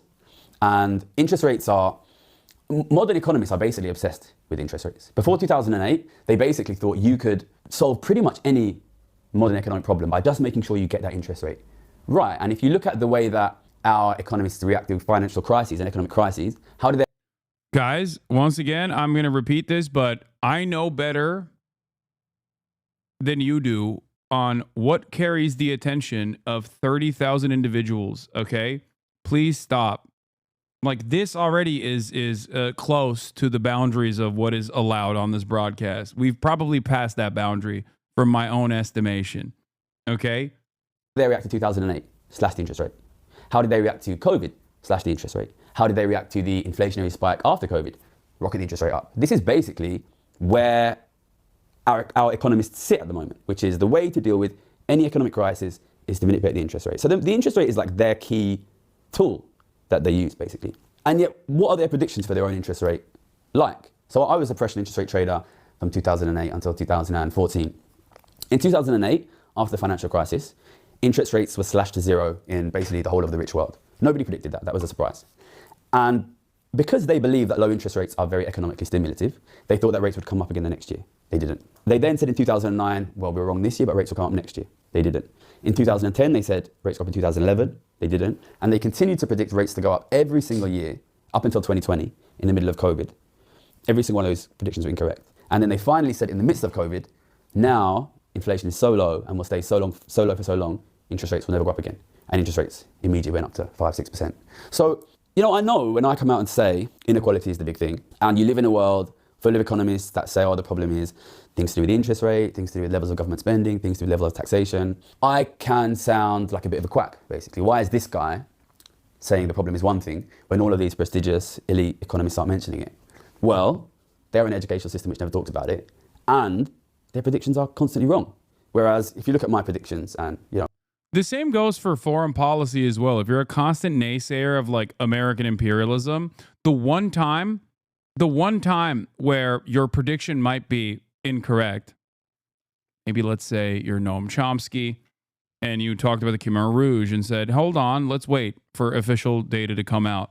They'll constantly bring that up 60 years later, okay? Or let's say you're a dumbass Twitch streamer who said, Russia would never invade Ukraine. They'll constantly bring that up. You can be wrong all the time, on the other hand, as long as you are wrong alongside a pro-American imperialist position. The one time where you're wrong, on the other hand, against the American imperialist position, everyone will constantly look to that and constantly point to that to try and fucking undermine your very accurate assessment of the situation time and time again. Look no further than every single pro-Israel content creator.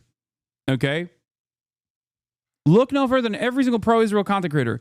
Every step of the way, pro-Israeli accounts that are in legacy publishers or that are in independent media have been wrong on every account. Their assessment was incorrect. Their analysis was totally wrong. And every single thing that they said about the potential, about the future of this conflict was incredibly wrong. I, on the other hand, was right every step of the way. And it's not because I have some crazy fucking future sight or whatever. It's because I was looking at previous actions. But it does not matter that they were wrong every step of the way, because they were wrong in the correct way. Okay? That's it. They were wrong in a way where it corresponded to the overall biases that a lot of other people are being socially conditioned into believing. Okay?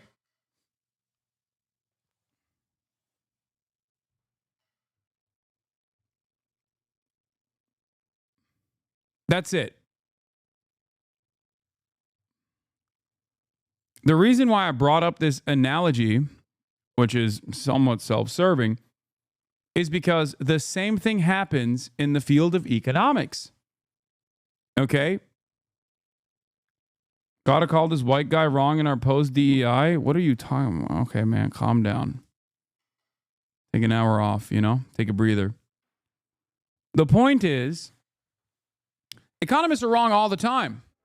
They're wrong so consistently, but they're wrong within the confines of permissible, the permissible concepts.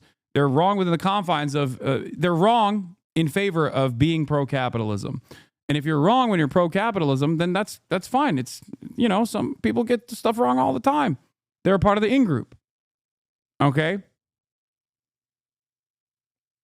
That's it. You know, I correctly predicted interest rates after the 2008 crisis, but I've also correctly predicted things on this channel. If you go back and look at the first video on this channel, which we'll link in the description, I predicted in the beginning of COVID there would be an inflationary crisis, cost of living crisis, a huge spike in the stock price, the gold price, house prices, a huge decrease in inequality. I'll give you one example, okay?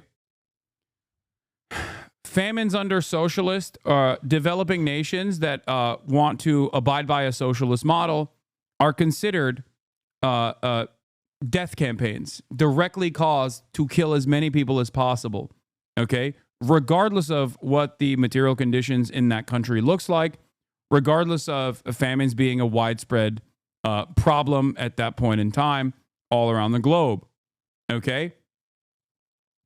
It's never simply mismanagement. Although we have an abundance of food now with technological improvements, okay, there are still 14 million people that die due to famine-related issues every single year under a global capitalist structure. But why do those people die? It's not because of the system. It's not because of mismanagement when we have abundance. It's actually the individual's fault. Okay? Even when famine is man-made, deliberately created to kill people with the intent to kill people, if it is done by a capitalist superpower, then it's still not the same degree of immorality of that is mismanagement under a socialist form of governance. Okay?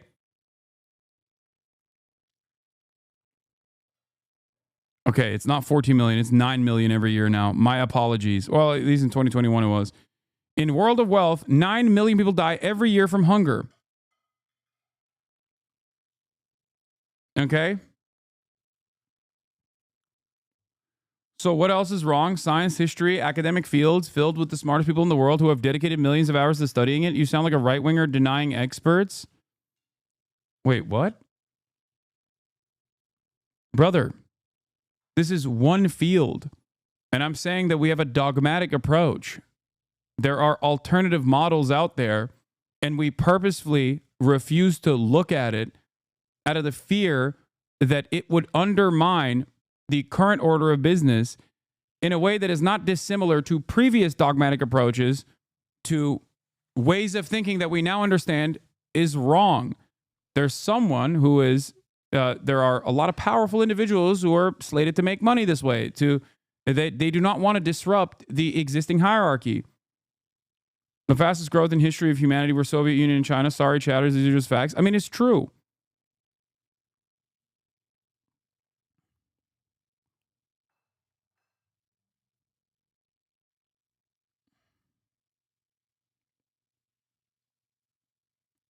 I'm also using analogies that pertain to your modern day existence that you can look at, because inequality exists everywhere. Okay? That's why I use the example of the neighborhood in West Virginia versus neighborhood in Connecticut. I'm using analogies that you can also comprehend. You can extrapolate from the existing inequality that you can see with your own two eyes, or inequality that you have experienced, okay, that you have lived through, and then look at a global paradigm, because it works in a similar capacity.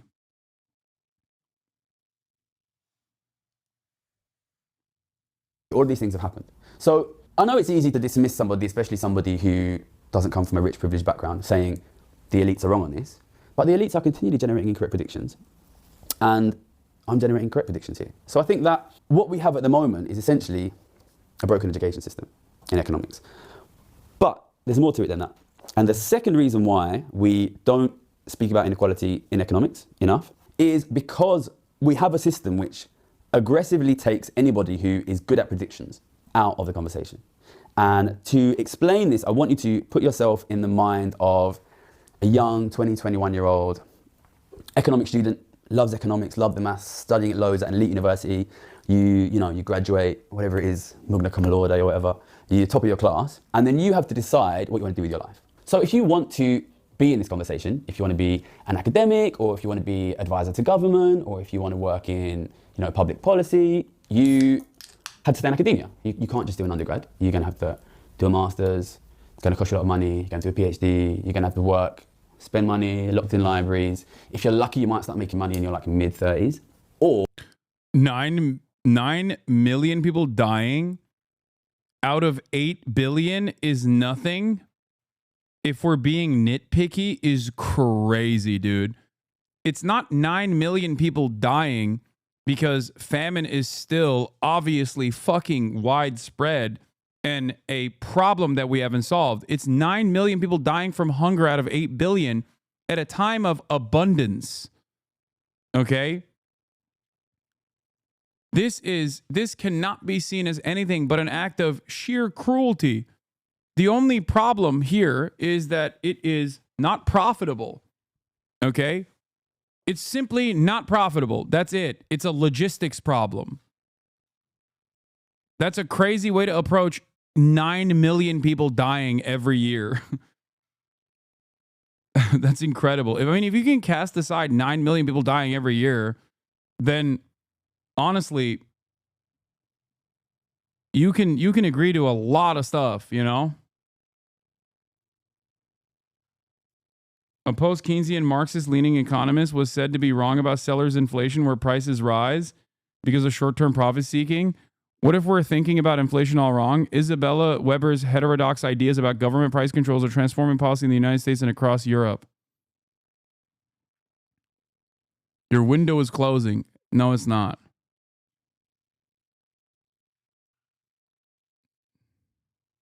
You've read your last free article, you freeloader.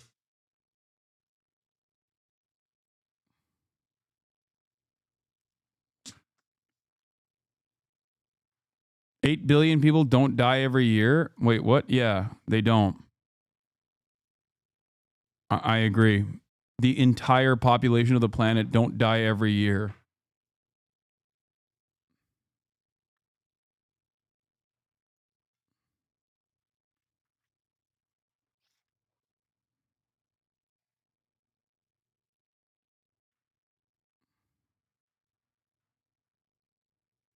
You've read your last free article, bucko. Or you can go into the city. not only does it pay you way, way, way more, but it gives you the opportunity to prove, look, I'm good because I can make predictions. And academia doesn't really care if you can make good predictions. So one thing which was really clear to me in my time in the city and my time in academia is if you're really, really good, you want to be in the city.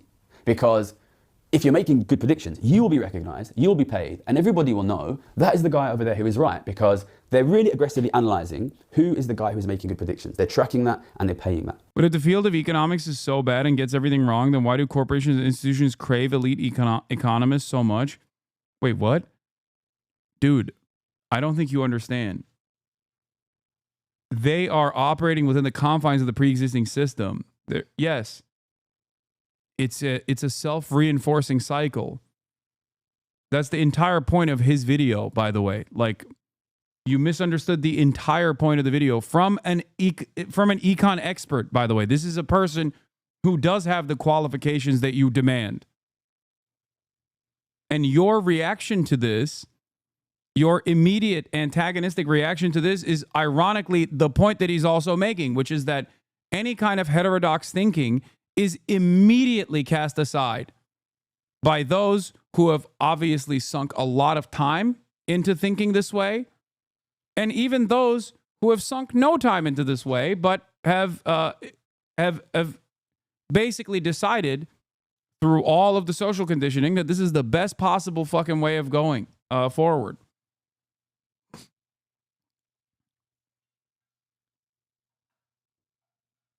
That's it. Also, I think you're mistaken like economists for, you know, quants or like actual math majors who I think even have a more soulless approach to the process somehow. Whereas when I went back to academia in 2017, I had, you know, my first lecture at Oxford, and it was about interest rates. And I thought, you know, this is really interesting, right? You know, this is the thing which we've predicted really badly for 10, 15 years. This is the specific area I worked in. This is the area I'm an expert on. Like, it's really interesting, right? Like, if you are at elite university and you're studying something really important, and we've been wrong about it for 10, at that time it was 10 years, now it's more like 15 years. This is interesting, right? This is like a kind of like an unsolved problem. Like, there's a thing that we're really bad at, you know, we can work out why we're bad at it. So I went to the professor, I said, why do you think we've been wrong about interest rates for 10 years? And he said, no, we always knew interest rates would stay zero, which is, you know, categorically wrong. And I went back and I showed him the data and I said, look, you've actually been wrong for 10 years. And he said, oh, that's interesting. You know, it never went anywhere. So what this shows is if you're good at predicting, which means you're good at working out why other people are wrong, the city will pay you.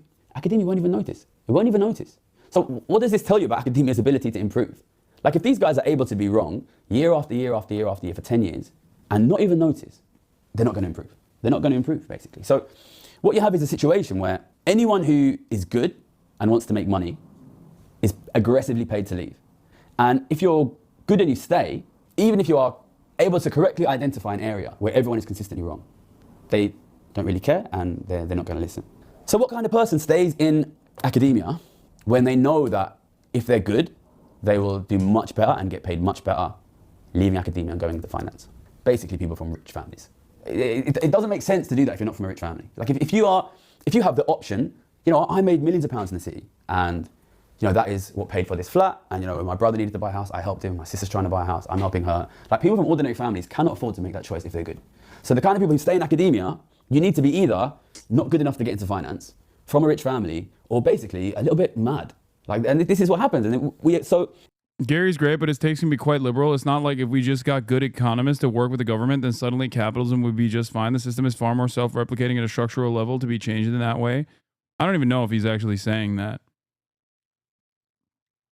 Yeah, I think given that there is like some level of math involved in economics, I think one of the most damaging aspects of that has been this false reality that they also mistake economics with like hard science when it's very clearly not.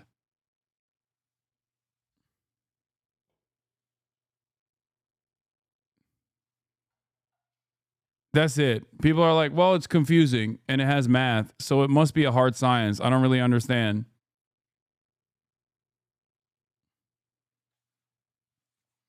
Based on what he's saying about not needing / wanting to improve, it sounds like the idea that people not wanting to return to shopping carts, there's no reward for returning one, but what? It's neoliberalism that started pushing its view of the economy as some objective truth. Before that, it was way more diverse and everyone understood that it's mostly social science.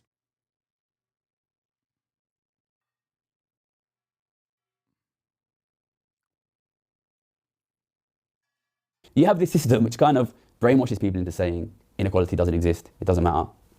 Doesn't listen to people who are right and have ways who are demonstrably better in their predictions, and aggressively takes everybody who's half good out of the conversation. I mean, I think one of the classic things that Noam Chomsky has talked about in terms of like the field of economics being designed around a lie is the notion of the rational actor principle, when there is a multi-billion-dollar industry dedicated to making irrational choices, making consumers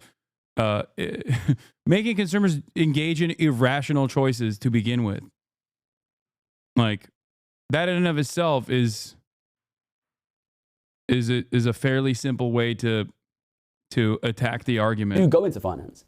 Obviously, then once you're in finance, you can make a lot of money making good predictions, but you're not allowed to speak publicly. So when I was a trader, I was making a lot of money betting that inequality would devastate living standards and keep interest rates low and push house prices up and push stock prices up and push inequality up further. But I wasn't allowed to say anything about these things. I had another point which I need to make on this. So the third reason economists don't talk about inequality is that pretty much all powerful, influential economists are quite rich. They're quite rich. They're generally from rich families. If they weren't from rich families, they probably wouldn't have stayed in academia. Economics has the worst social representation of like different social classes of any subject in the big American universities. So you have rich people who've gone in to study this subject. They probably don't need money, otherwise they would have gone into finance. And then they get paid to work for a think tank or work for a newspaper, and they themselves are quite rich and comfortable. The people who pay them are probably quite rich. They're heavily incentivized not to talk about inequality, right? It's in a quite obvious way, which is when somebody is rich and comfortable, they want to keep things the way they are. You know, when you talk about a crisis of inequality, it hurts most people quite badly because wealth tends to concentrate at the very top. But there's a sort of, the top 1%, especially top 0.1%, does really, really well. But there's like 5 or 6% of the top that benefit from that. And these guys include basically any economist with a voice. So economists are wealthy. They don't want to talk about inequality. They've got a massive amount of skin in the game saying that inequality doesn't matter. 20 years, 30 years of education studying something which has nothing to say about inequality. They need this to not be a problem. Okay, so to conclude, why do economists not talk about inequality? Primarily, it comes from an education system which completely neglects to discuss it, which means that anyone who is involved in this discussion has studied for 20 years without ever talking about this. So it basically indoctrinates them into believing this is not a problem. And also they have a massive incentive in pushing that, because otherwise their education is a waste of time. It's rich people, it works for them and their class interests. Anyone who is really good at this is paid out of the game and paid to keep their mouth shut. So basically, they're not going to fix this. So what does that mean? I'm filming this video at the back end of 2024. We had an election this year in the UK where the centre-left Labour Party beat the centre-right Conservative Party. And I think people often think that the reason that politicians do nothing about inequality is because they're representing their own interests. It's important to recognise there's kind of this whole class of slightly self-serving, slightly idiotic, very posh, very rich economists that are holding this up. And they're going to do nothing about inequality. Inequality will get worse and worse. Living standards for ordinary people will fall. And these people are not going to stop it. So the responsibility has to fall upon ordinary people themselves to stop it. When I first started talking about these things publicly in 2020, I was writing articles for newspapers. I wrote an article for The Guardian. And those articles are mainly being read by quite posh, quite privileged, quite rich people. And I was convinced that we were not going to get positive change by talking to the group of people who benefit from the growth in inequality. So I made consciously the switch to YouTube to try to convince ordinary people they need to do something. And that's why we're doing this channel. So I would encourage people to support, keep watching these videos. I think the next video we would do on this will be a little bit talking about my personal experience and how I came to become convinced that inequality was the problem. And then we'll keep doing...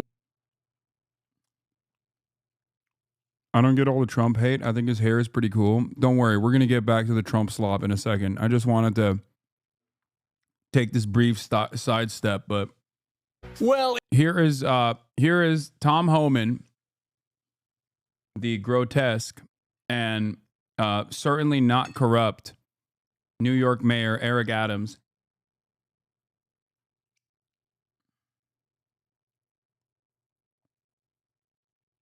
What's very funny is my first stream was a debate with a former mod of yours on the $15 minimum wage. He argued that it was economically illiterate. I responded by citing an economic study that won the Nobel Prize in economics 2 years later, showing increased minimum wages do not cause job loss as normal economics believed. Yeah. Yeah, inevitably those models also find a way. It's just that it's too late and most people just avoid looking at that even when it's too late. All right. Let's get to Tom Homan. As you guys know, Eric Adams, Erik Turanoğlu, okay? Erik Adamoğlu, a Turkish national, was popped by the Southern District of New York for doing a quid pro quo, pay-for-play scheme and offering benefits to the Turkish government by envoys for getting cheap or subsidized first-class tickets from Turkish Airlines and also hotels in Istanbul. The New York of America, Istanbul. Okay? Now, Eric Adams, being the corrupt cop that he is, was experiencing a little bit of scrutiny from the federal, or at least state law enforcement apparatus. But thank God for him, Donald Trump, the great white hope, came in. And that man knows the art of the deal. And forced the Department of Justice to drop the case on Eric Adams for his loyal cooperation with the administration's anti-immigrant agenda. Now, they kept saying it's not because Eric Adams is going to play ball with ICE in the sanctuary city of New York and allow ICE to basically cooperate with local law enforcement in direct violation of pre-existing laws in New York State. That's certainly not the reason, except here is Eric Adams, the mayor of New York, doing a morning show on Fox on how they're cooperating with the Trump administration. It has been a very busy week. The government is Turkifying at an alarming rate. For New York City Mayor Eric Adams, the Department of Justice earlier this week dropped corruption charges against him. And yesterday, he met with border czar Tom Homan about the next steps in fighting New York City's migrant crisis. How'd it go? Well, Mayor Adams and Tom Homan join us right now. Guys, great to see you. Great Morning to see you. together. Thank you so much. Make some news. Mr. Mayor, from your perspective, how did this meeting go? Why was it necessary? Good. I think that, and Tom could speak for himself, I think he had a real level of frustration, and he was trying to figure out, hey, what's going on, Eric? What is happening? And we were able to get in the room and really articulate what are my powers, what are my authorities, and what are some of the things that we need to legislatively address that is preventing us from doing what we want to do, and that is getting dangerous people off our streets. Right. And Tom Homan, as you know, Mayor, a couple days ago said he was angry at you in New York City because sounds like last time you guys got together over at Gracie Mansion, you probably said some stuff. Maybe we'd like to do this and that. And I think Mr. Homan, and Tom, you could start with this. You were frustrated that he wasn't doing enough. He wasn't keeping up his end of the deal. Well, look, you know, I've been on the network for 4 years, and I've called the mayor out many times for not stepping up when it comes to public safety threats. But I tell you, when I sat down with him, I saw the cop in him. And he really does want to do the right thing because he is a cop. He's a lifelong cop. And so he wants to help take public safety threats. Like, this is automatically bad for me. But in the bizarro world of Fox,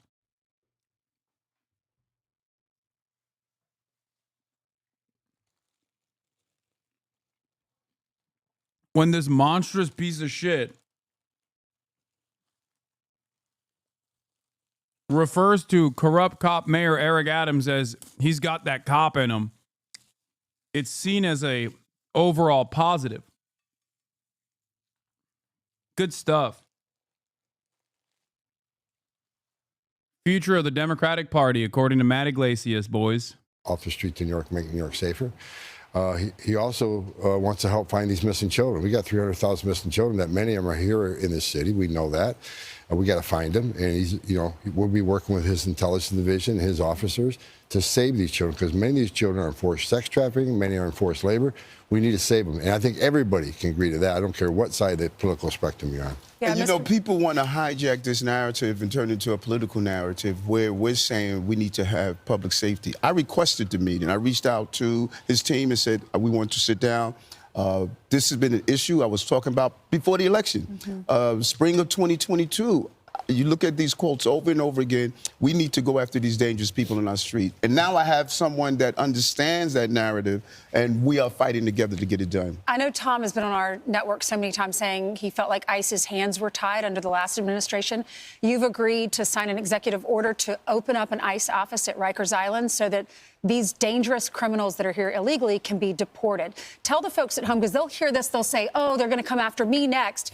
You said these are the worst of the worst. So who is at Rikers Island that will be deported? What have they done? And you bring in 2 points where the far left has hijacked this narrative. ICE is running in our schools, ICE is running in our churches, and they are creating. Tom's looking at him like, no, we are running in the schools.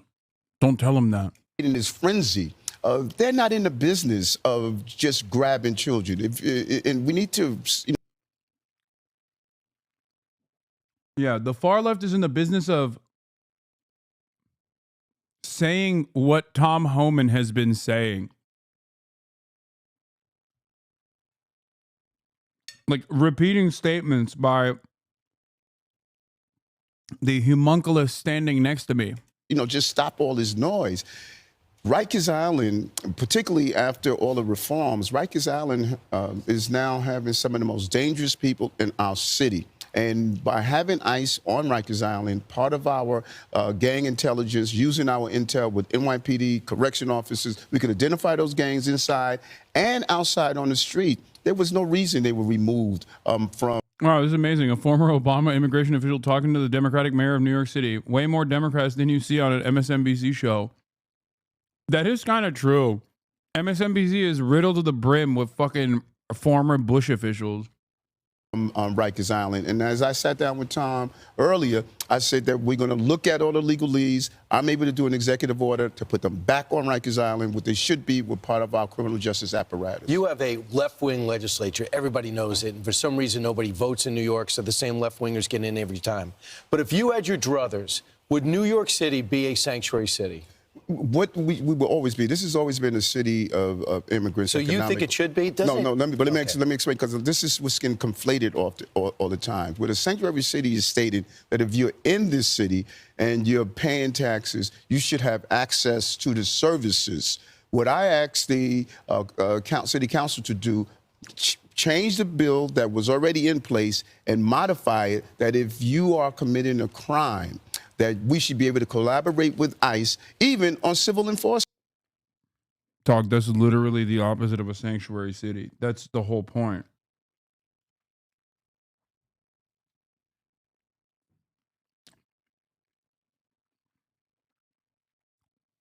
The point of a sanctuary city is that you don't fucking instill fear in the heart of undocumented migrants by saying if they talk to the cops, there is a existing long-standing agreement that they will talk to the ICE officers and therefore they will collaborate with law enforcement. People forget that the sanctuary city process was not designed by the woke radlibs or whatever. It was cops that wanted sanctuary cities.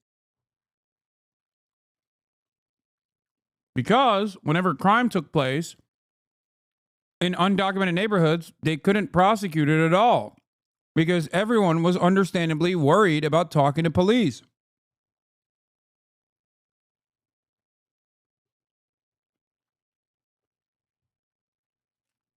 adjustment if you have committed a crime. That part of the bill is wrong. But everyday people who are here until they're moving to be documented, if they are going to school, working, paying taxes, then they should be able to provide police services, hospital services. Children should go to school. That is what we're saying. You don't agree with that, Tom? I don't agree. I think sanctuaries are sanctuary criminals. But we walked out of the meeting yesterday, and getting back in Rikers Island is a game changer. We can get, not only we... He's just so horny. He's like, yeah, I don't care. I'll take anything I can get. Get the bad guys before they hit the street. The intelligence of how the TDA operates, where they're operating, all this intelligence they gather at Rikers Island, we'll have access to. But no, I'm strictly against sanctuary city status just because I think sanctuaries are for criminals. Right. And they're a magnet. But the beauty here is that we're allowed to disagree. Right. But we do agree on the fundamental that no matter who you are, it should be safe. So that's what people are missing. My life is sitting down with people I don't agree with 100% of the time. I don't agree with myself 100% of the time. I don't agree with myself 100% of the time. He's so awesome. God, I wish he wasn't such a piece of shit.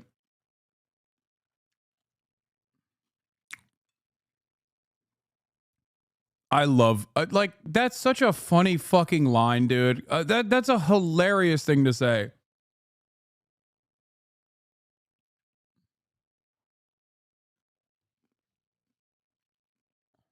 But when Tom and I are in a room, we're both saying one thing. No matter who you are, if you're hurting innocent people in this city and in this country, you don't have a right to be in our country. Well, here's the thing.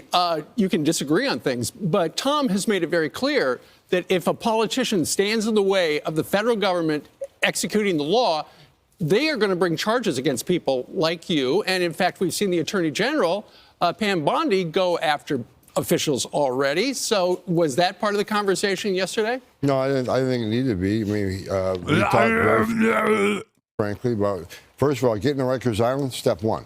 That's the first step. We're working on some other things that we don't really want to talk about in open air just because the city council will be putting roadblocks up on us. But the mayor and me have committed to several other things to make this city safer. Further collaboration. Again, city council. He's such a cock. It's so funny that they can basically sit there and undermine him. Not that he fucking cares personally about like protecting otherwise law-abiding migrants.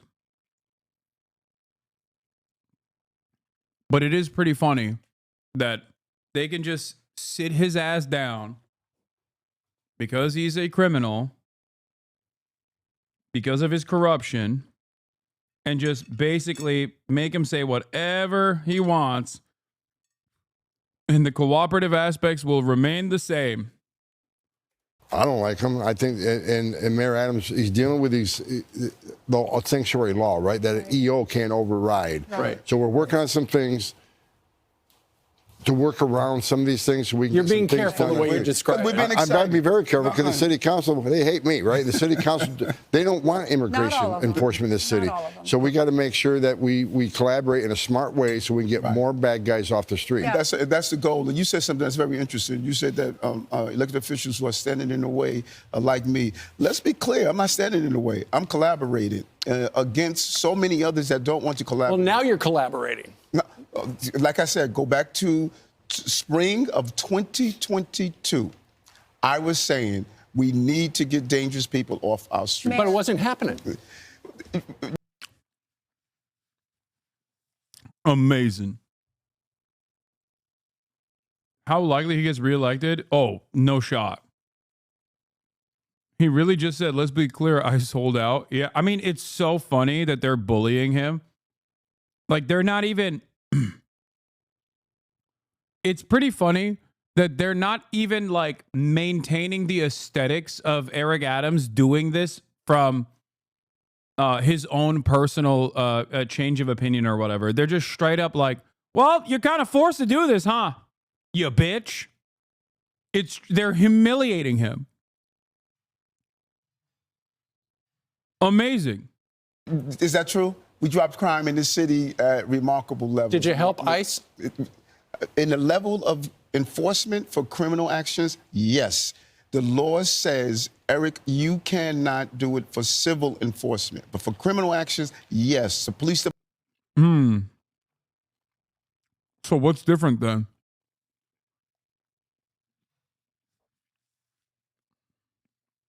In this new collaborative agenda then? You just said, you know, we're just working to get the criminals off the streets. Department, we have increased the number of officers assigned to our task force. Every morning we meet with our HIDA representatives, city, state, and federal level. Public safety, number one.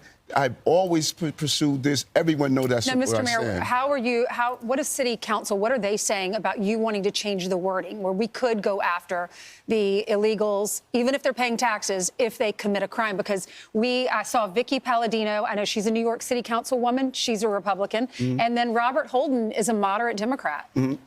Both of them, if you were to talk to them about that change, they would tell you we agree with Eric. Okay. But the overwhelming number of council members who have made it clear that they're not going to modify that law. I don't have. Why? What is their reason? Why would they? I don't know.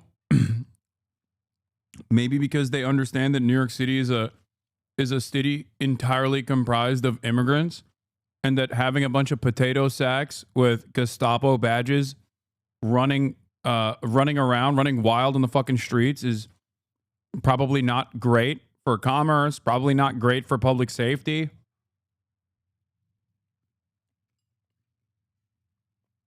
Why won't they let us hunt down these bad actors?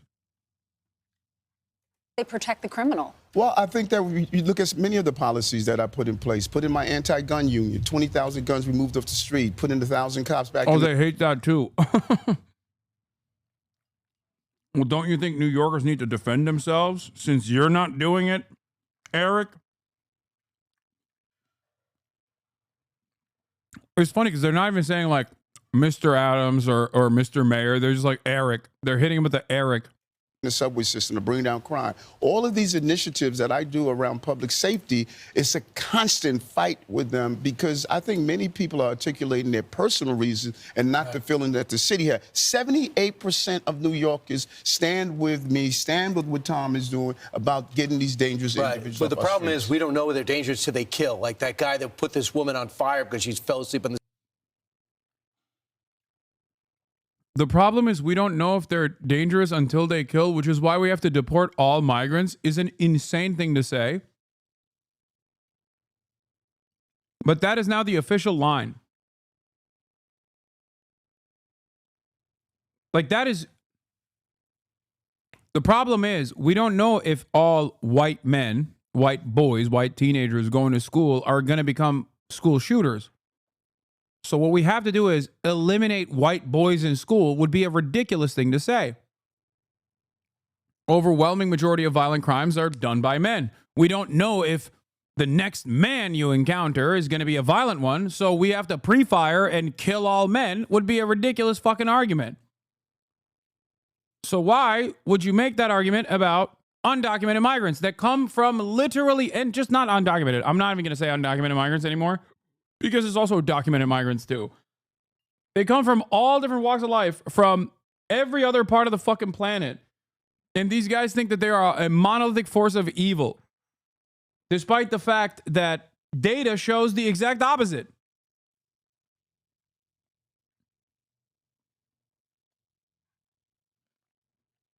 The subway. He didn't have a criminal, he didn't have a record, but after he lit up the women on fire, now he's a problem. He didn't belong here. Same thing with Laken Riley's killer. Yeah, dumbass, that's how what do you mean? That's how the law works, dude. What the fuck? Like, why can't we do enforcement before someone is guilty of a crime is an insane statement.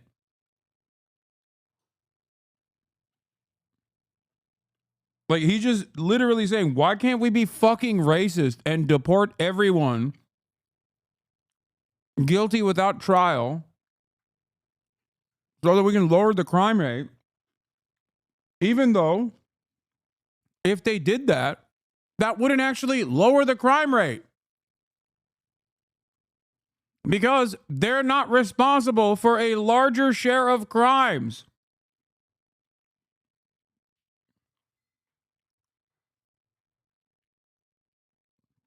These guys hyper focus on a minuscule sliver of crime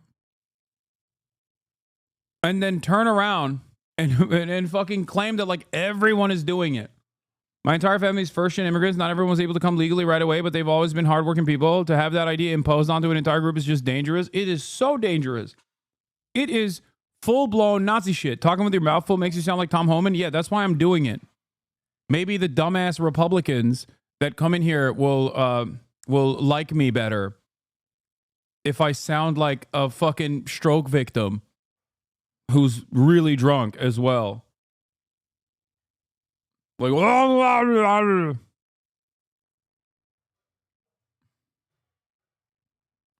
who was housed here, went to Georgia and killed. So even though you say, well, we want to be open to people, we don't know these guys are criminals until they act, and then it's too late. Then they become a problem. Well, but if they never got here, they wouldn't be a problem. And that's what's good about what we're doing right now, what Tom, the border czar, has done. I've said it over and over again. We need to control our borders and not allow people to come into the country, gang members coming into the country, people who are here to commit crime. I think what we've witnessed the border czar has done, we have seen a substantial decrease in that flow. Tom, you know the NYPD. How frustrated are they that they can't fully have your back, be able to tell them exactly where these guys are, be able to go into these raids with you? Oh, they're frustrated. I mean, the NYPD wants to protect their streets too, and they want to enforce the law, and they want to collaborate with us. I mean, I don't think I met a single uniform in the 4 years I've been coming to the studio that sit out front. I shake everyone their hands. We had dinner with officers last night, not only from NYPD. We had dinner with officers from Newark and from Philadelphia. We had a whole table full of officers that want to do the right thing. They want to collaborate with us. But they're so horny for violence. They're like, come on, we're fantasizing about it. They're fucking fire. Wow, they really want to do enforcement. They really want to do Gestapo stuff, but it's just crazy because, like, the woke police don't let them do it. I think yesterday's meeting, I came to New York City, I wasn't going to leave out nothing. Right. I did the last time, and I told them I'm not leaving until I got something. And we're back into Rikers, that's huge, but we got other things we're working on, so I'm hoping, and now I got him on the couch in front of me. He's like, yeah, I'm going to make this motherfucker also let me into the schools. That's what I'm going to do, because I want that. That's where the undocumented migrants are. It's the people he can't back away from this now, right? So I think you're going to see things move in the right direction. I really, truly believe that. And we don't want to give the false impression that there's no collaboration around criminal justice. We collaborated with ICE to take down a very dangerous gang member who was trying to put grenades in our city, caught with a gun. So there's real collaboration with HIDA, our criminal justice apparatus on the city, state, and federal level. Wait a minute. So when someone actually is doing like what amounts to an act of terror, let's say he's not lying. Okay? So it feels like there is a justifiable level of violence that allows local law enforcement to actively collaborate with the federal law enforcement agencies. So what is Tom Homan looking for, really? Yeah, no shit. If an undocumented migrant that is also a gang member is putting fucking grenades in New York City, then there is going to be an active investigation that requires federal law enforcement, the ATF, and numerous other agencies to cooperate with one another, Chad. My point is, this is how it fucking has always worked. Okay? That's not what Tom Homan wants. He wants to go into the schools. That's what he wants.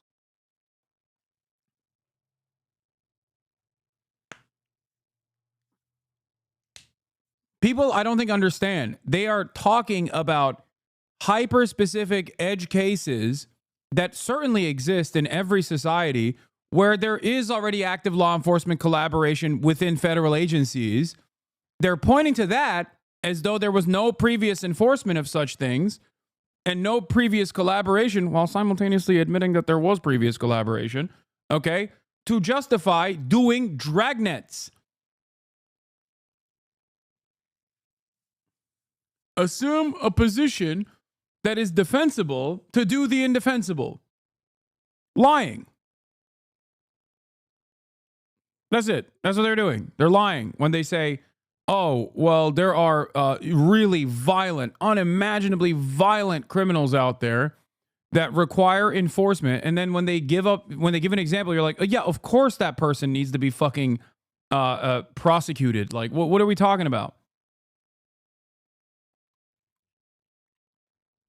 But in practice, what they're doing is greatly extending the protocols of deportation to people that aren't doing any of those things. People are just like living their daily, regular ass lives. We want ICE to come and be a part of that meeting as well. Well, Mayor, let's talk a little bit about, you've been in the news all week. Yes. The Department of Justice dropped the criminal corruption charges against you.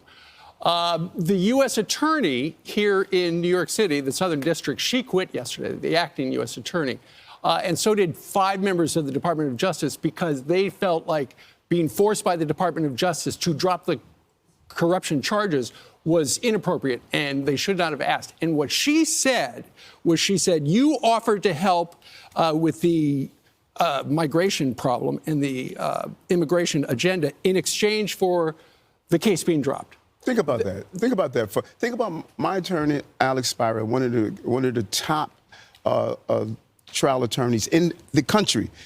Imagine him going inside saying that the only way Mayor Adams is going to assist in immigration, which I was calling for since 2022, is if you drop the charges. That's quid pro quo. That's a crime.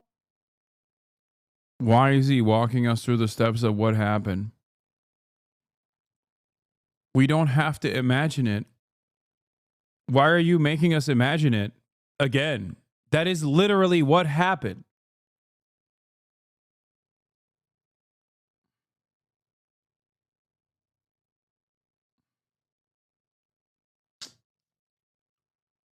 It's weird that he is demanding you close your eyes and imagine exactly what happened.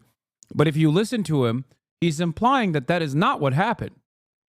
But since it is what happened, it's almost like he's saying, look, I got away with it. Just close your eyes and imagine how stupid you must be to let me get away with it.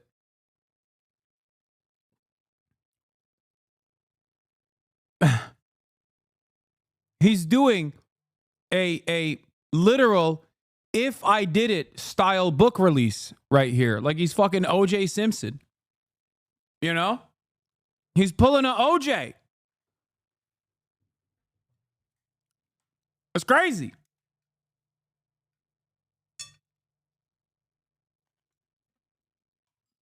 Crime. It took her 3 weeks to report in front of her a criminal action. Right. Come on, this is silly. So, he said that we're not saying. They said when they gave you when they dropped the charges, it says it's not because we think he's innocent. It says we think that it affects elections. It's going to affect his re-election, and we think that that was wrong. I'm sorry, who said that? When the Department of Justice dropped the charges, they said it's not because they think the charges were unjust or that you're innocent, but they were doing it because with the charges they feel affected an election. No, go deeper into what they wrote. They articulated exactly weaponization. When you looked at legroom turning into bribery because I asked for a governmental entity to do a building. Wait, now he's just explaining the details of how he did his quid pro quo.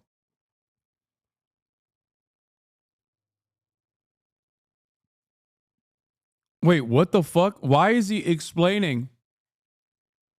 Okay, dude.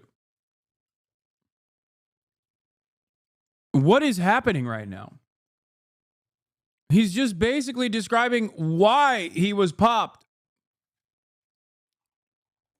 Oh, it's just leg room for, you know, allowing the Turkish embassy to not go through fire safety inspection. Like, who cares? Inspection. We need to be clear on the root of all of this. And the Turkish embassy. Exactly. The main justice. I learned so much through this whole process. They review cases to determine moving forward or not, as my attorney articulated. But so when you look at the heart of what I was being charged with as the mayor, I was the borough president at the time.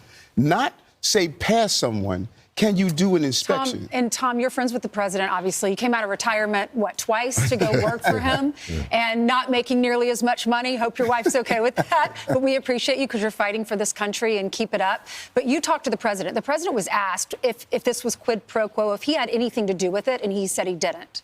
No, I believe the president. And look, the president's doing a great job. And I want to say this. Look, I worked for 6 presidents. I think President Trump's the greatest president of my lifetime. And he proves it every day. Every day he proves to me. Obama give this guy a medal.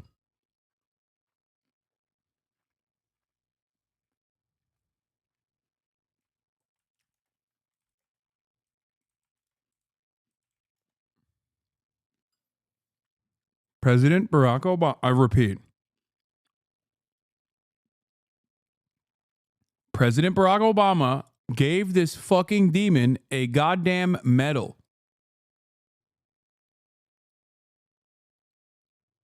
Open your mouth when you speak, you fat ogre fuck.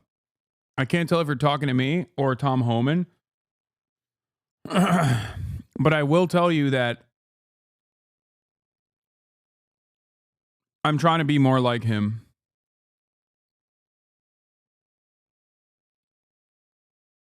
I'm trying to be more like him so that Republicans like me more. Why he is the greatest president of my lifetime. Border numbers are down over 90% in 3 weeks. Think about that. And I worked hard at it. Christy Nolan's working hard at it. The border, the chief of patrol agent working hard at it. But it was President Trump's executive orders that was a game changer, right? And we already got over almost 16,000 people we arrested in the interior. That's 3 times more than Joe Biden had a year from now. But it's not enough. We got to do more. But President Trump's leadership, when you get 90% less people coming across the border, how many women aren't being raped by the cartels? How many children aren't drowning? How many women and children aren't being sex trafficked in this country? President Trump's a game changer, and every day I'll say it 100 times. Every day he proves to me why he's the greatest president of my lifetime. What he's done. And Tom, one of the reasons, in addition to not interfering with your election coming up, one of the other things was they needed you to essentially assist Tom with the migration problem here in New York City. And what does that look like?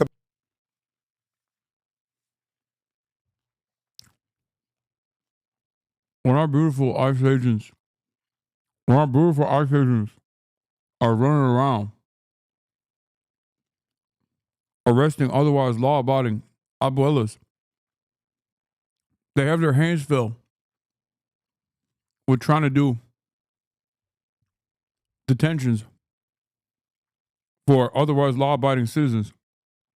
So they don't have enough time to do rapes. This is how we're lowering the instances of sexual assault. For every ICE agent that arrests and detains and does paperwork for arresting a 15-year-old Guatemalan, that ICE agent is not doing a rape in the interior. That ICE agent is too busy doing paperwork, so he can't beat his wife. This is how we're saving the nation. Because people didn't understand what that looks like. What that looks like, as I say, every morning we meet with hideouts, federal, state, and city law enforcement agencies, which we now have a seat at the table on. Exactly. Right. That was another thing we. But that's good, and that's good because, as you know, Mayor, the way this particular case is being handled right now, they can refile the charges at any time. If you don't help them, they could refile the charges. And that's not what they said. That's not what they. They can refile the charges. No. Right. First of all, I don't get into the legalese. I have an attorney to do that, and I pay a lot for that. What we need to be clear on, if the mayor of the city of New York is unable to collaborate, deal with intelligence information, sit down with my state and federal agencies and sit down to coordinate for public safety, we're still under the terrorist threat. What are you talking about? Then fucking the normal process is you're supposed to resign in disgrace.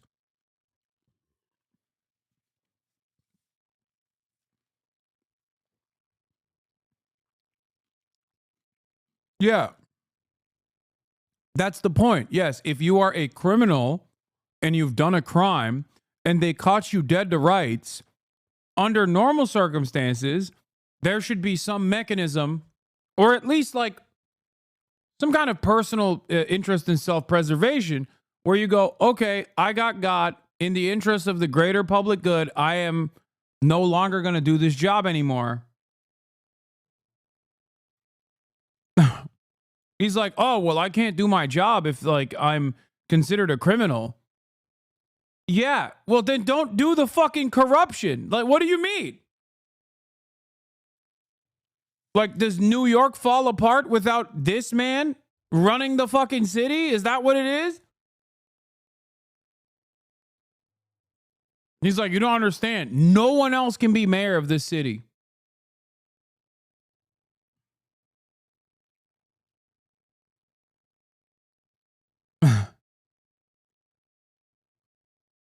Anyway, great We still stuff. having illegal gangs in our community that's bringing about destruction that ICE is attempting to weed out. If I can't coordinate that, that's a public safety issue, and we should put public safety first. Governor Hochul said last night with Rachel Maddow that she would consider removing you. How would you feel about that? She has her role, I have my role. And throughout this entire ordeal, which I think no American should have to go through, the torment of 15 months that my family and I had to endure for something I didn't do. I didn't do anything wrong. Throughout the entire ordeal, I said one thing. My attorney will handle the legal part. I'm going to handle running the city. We return jobs to our city. Our city is getting safer. We're building housing. I think that this is a great American narrative where I stood focused on what I was elected to do. I want you to address the Look, Governor Hochul is an embarrassment to the position she holds. She stands on media after someone's burned alive on a subway. She stands in front of TV camera and says, I think criminal aliens should be removed too. But she's got the green light law. The men and women of ICE and Border Patrol, when they pull a vehicle over, law enforcement, you're in law enforcement your whole career. What's the first thing you would do? You run the license plate number. Are these wanted? Is there a warrant for these people? Who are they? Are they dangerous? Is that car stolen? All these things, right? Do you know ICE and CBP can't run DMV data on New York State license plate? So they're pulling over people not even know who the hell they are. Is that the green light law? The green light law. So she, on one point, she's saying, well, I think criminals should be removed too, but then she locks us out of DMV data. Right. That'd be like us locking officers out of the NCIC, the Fed zone. Would we do that? Yeah, that's because they don't want you to. That is because they don't want you to fucking operate within New York State, you dumb fuck. That's the whole purpose. It is to ensure, to the best of their ability, that you cannot operate. Because, hey, guess what? New York has its own law enforcement agencies. Okay? It's not like New York is a lawless hellhole, no matter how hard Fox and Friends tries to claim it is. Why the fuck are you working in New York City? Why are you pulling anybody over in New York State? What is happening? Well, I guess they have Canada, the Canadian border, that also is apparently pervasive and porous with fentanyl and crime. Those goddamn Canadians.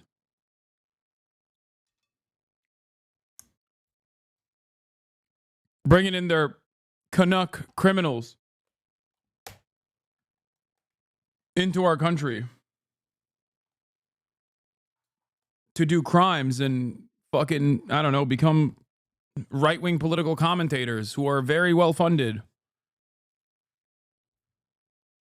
No, because officer safety is paramount. She's putting the men and women at ICE at risk every day. The job's already dangerous. So Governor Hochul, she needs to be removed. Everybody needs to be removed. It needs to be her.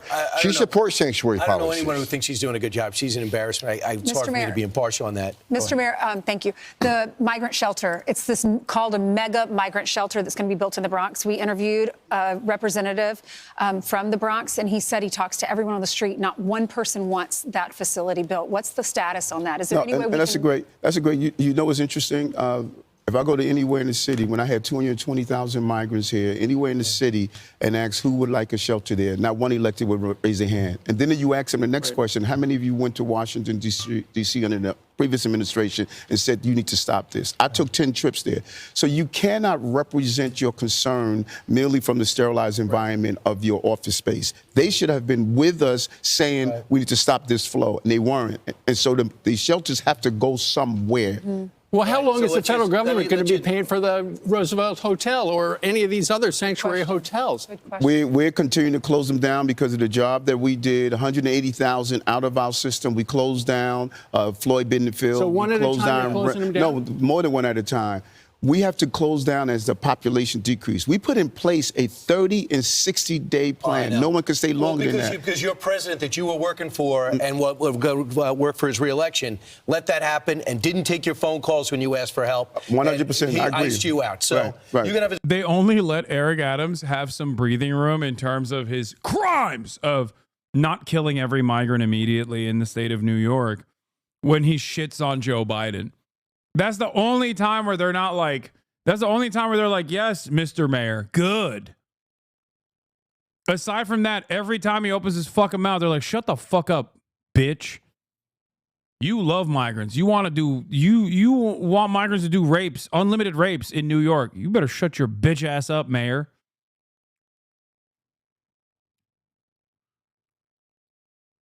The U.S. Army is going dark woke. U.S. Army is elected to protect its trans troops over Donald Trump's bigoted orders to strip them of medical care. Woke coup tonight, Queen. At this time, do not initiate any medical board or adverse personnel actions solely related to transgender status. Policy and implementation guidance related to current executive orders will be published when available. Until further guidance is issued and consistent with the protections of HIPAA and the Privacy Act, do not access or utilize medical or personnel systems or records specifically to identify transgender soldiers. Any soldier currently under medical care for gender dysphoria or transition will continue to receive medical treatment consistent with the standard of care. That's right. Hoorah! We're doing a goddamn woke transgender coup, ladies and gentlemen. Mark Milley is alive and well. I repeat, Marxist, Stalinist Mark Milley is alive and well. He is not going to stop until every military member, every goddamn soldier is transgender. Let's go. Hooah! Comrade Milley. I've tactically ascertained that you have a girl penis.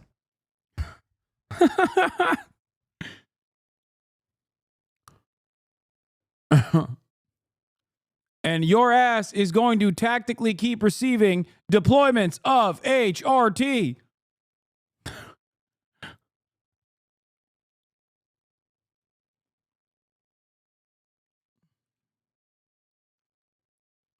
U.S. Army says it will bar transgender people from enlisting and stop giving gender-affirming care to troops. I don't know. I don't know why it says this. Oh, because the other thing that we just saw is secret.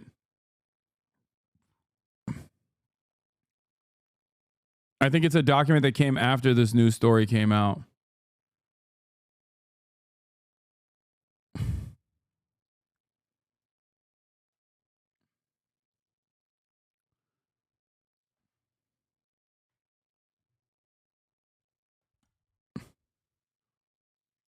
It's so funny to be like, hey, by the way, the military is experiencing a dire recruitment crisis, which is why we should just fire a chunk of the military. Like people that joined specifically to get health care, which is one of the only reasons why you joined the military to begin with, aside from, you know, getting a college degree. It's like, dude, you have a significant hiring crisis in the absence of another 9/11, okay, you're not going to fix this problem.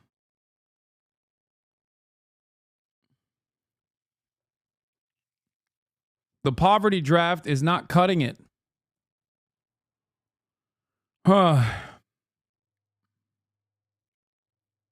They obviously see trans people as far too valuable to be on the front lines. They love and protect them.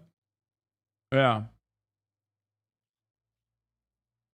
Foreign Minister Wang Yi at the MSC, the Munich Security Conference in 2025. China is committed to a multipolar world. It had only 51 member states. Today. Okay, when he says that, though, that's a threat. You understand that? Because America is committed to a unipolar world. Singular polarity. One pole. American pole. Okay?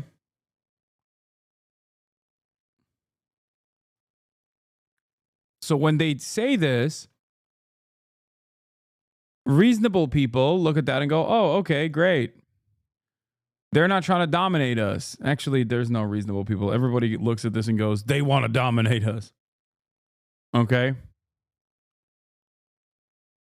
Also, wait, what is this?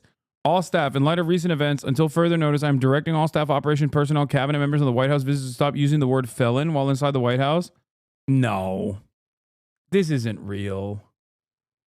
No shot, dude. This is fake. No, this is definitely fake. Get out of here. It's so stupid. Oh, here. This was another Korean Marxist professor. Children want to work.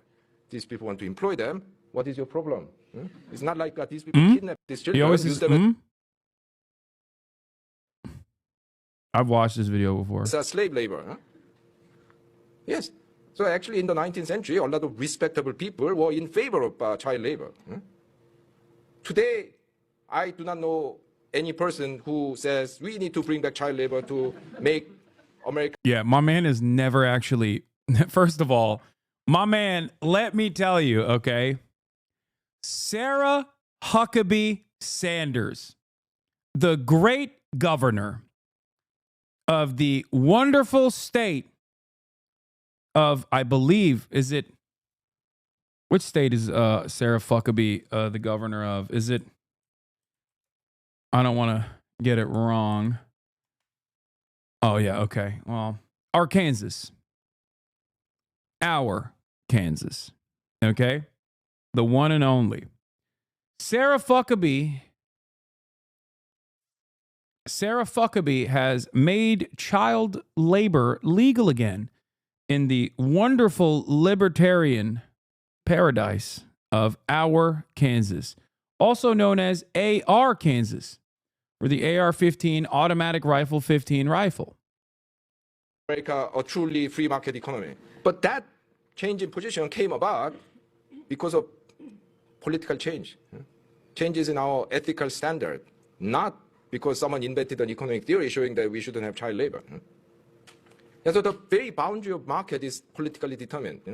200 years ago, you could buy and sell people, buy and sell children's labor services, narcotic drugs, and what have you. Today, you can't. And these changes have come about because of political and ethical changes. I think it's so cool. It's a very cool mannerism. Like putting at the end of every statement is sick. I'm not even kidding. When the very boundary of the subject is politically determined, you cannot say that we can get rid of politics.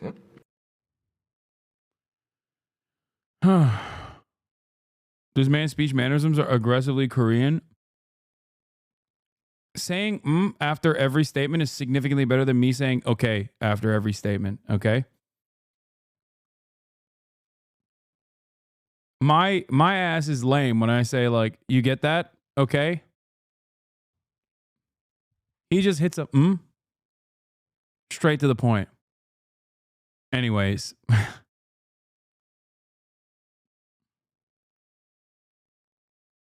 Teenagers or like little children.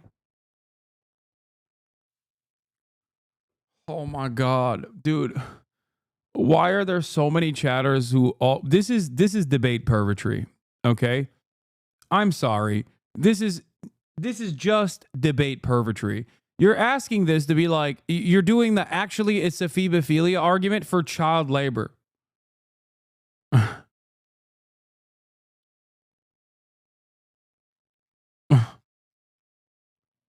No, man, I swear. It's teenagers, okay? It's teenagers. You know, the as the actually it's a phebophilia argument lovers will say, the minors that they want to fuck, okay? The minors that they consider fuckable as opposed to the other minors that they consider to not be fuckable. Okay? That's what it is. When you say, actually, it's a phebophilia, that's the argument that you're making. Okay? Actually, it's a phebophilia implies that there are some minors that you think are more fuckable than others. It's an insane argument to make.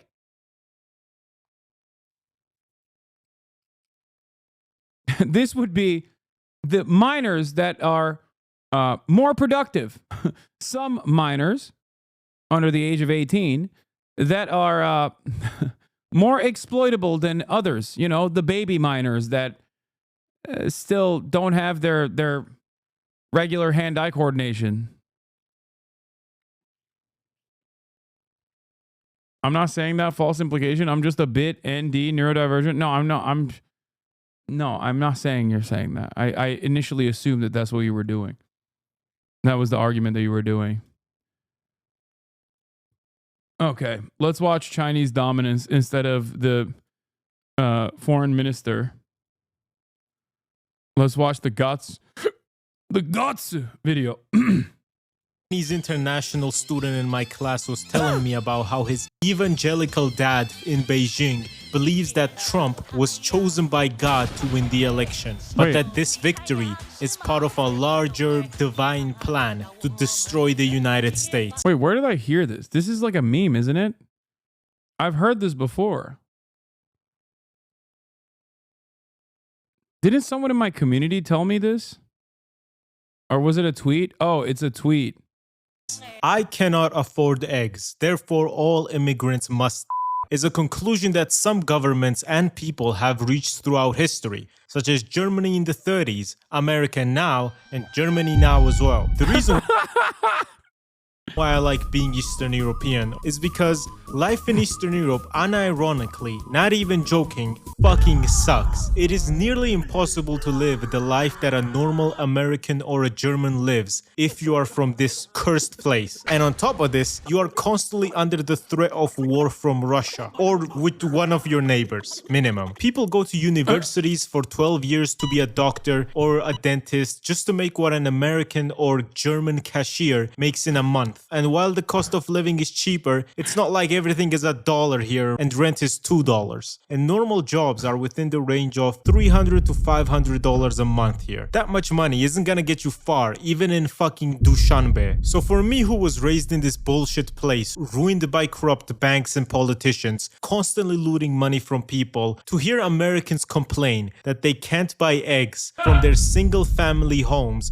with a Ford F-150 parked out front, it was genuinely boiling me. Now, you know how it is. I made it out the hood, paid off my family's predatorish bank loans, and I'm good now. But that's because I was very lucky for the opportunity to do YouTube. The rest of my country, and around 15 or so more, are completely fucked. And most of the population lives with a dream of even making half the amount of money that an American Walmart guy made. Okay, the difference is your costs are still adjusted to your shitty ass wages. Like this argument kind of falls apart when you realize that, like, again, as we looked at yesterday, like 23% of the entire existing labor force is making $25,000 a year in the United States of America, where rents are like at minimum in the shittiest circumstances, you're living in the most broken down building You saw what the Venezuelan migrants were living in, okay? In Aurora, Colorado, we saw with our own two fucking eyes the dire conditions of the slums that they lived in. How much were they paying for said slums? $1,500 a month. $1,500 a month to live in a condition that is like barely elevated from being homeless and living under the fucking bridge.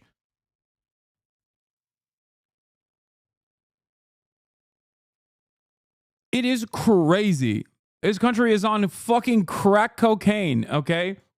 If you want to know if you can get Chinese residency now, you can look up your ancestors with today's sponsor, who is MyHeritage, the #1 family history service. MyHeritage allows you to search the 33 billion plus historical documents they have to find records of your family members. And with instant discoveries, you can add an entire branch of your heritage to your family tree with a click of a button. For example, here is my family tree, and you can find out a lot of things. For example, here I found out that all the people who were related to me that were awarded medals in the Soviet Union for their service. There were a couple guys with big gold medals, some silver, and some bronze. Either way, I know that people related to me were not just sitting on their ass all day drinking, and we actually did good in fighting World War II, which was a pretty cool discovery. You can also use MyHeritage to repair, colorize, and even animate old photos of your ancestors, such as I am here with one of mine. And all in all, it's a pretty cool service for allowing you to discover your heritage along with a bunch of historical records just by searching up your last name, and also with the Instant Discoveries tab. You can sign up. It sucks because I can't even shit on Gattsu because he's Georgian. Like, by virtually every single metric, it is the one country, well, not the one country, but one of those countries that unironically is worse than the United States of America. You compare the United States of America to like Cuba on life expectancy. Cuban life expectancy is higher than the American life expectancy despite being a much poorer nation. Georgian life expectancy is like 70 fucking years old. So you can't even be like, well, at least your life expectancy or your literacy rates are higher. You can't say that. Georgia has an incredibly low rate of everything. No, I'm not talking about Atlanta. I don't know what Georgia beats out the United States on. I'm gonna be honest, okay?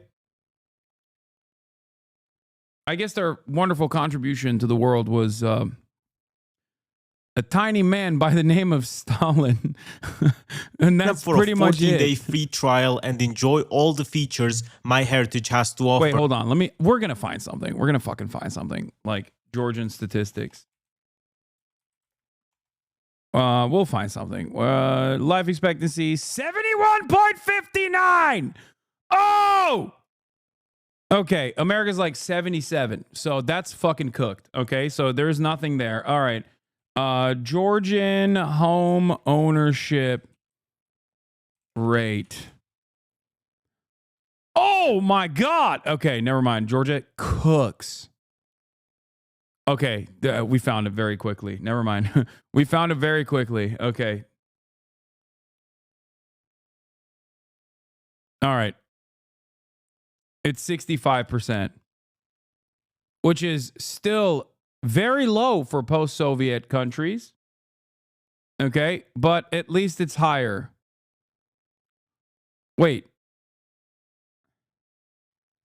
is this the Georgia state? Oh my God. Oh my God.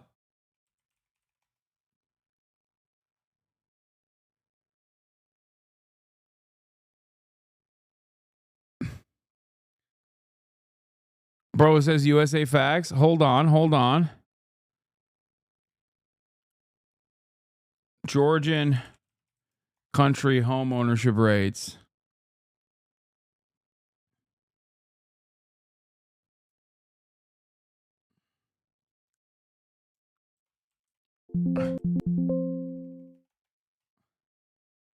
Isn't U.S. home ownership like 60%? Yes, it is. Where the fuck? Okay, country comparison. Compare. Okay. Life expectancy in wait, what? Bro, this is not right. Inhabitants. Oh my God. Inhabitants for life expectancy for males 67 to 75. For females is 76 to 80. Okay. I didn't understand what was going on. I was looking at inhabitants. Average age 38.3, 38.9. Birth rate 13%. Death rate 15%. Oh my God. Migration rate 0.54%. Okay. Civil rights. Okay, these metrics are bullshit. I don't care about that. Economy. Inflation rate, cost of living 30% to 100%, USA being 100%. Commercial tax and contributions.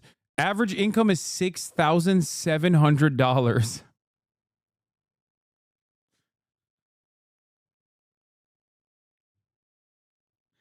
Okay.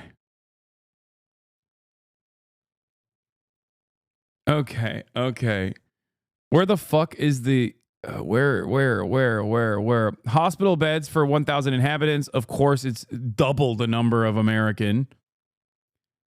Physicians is also almost double the number of American, but not double.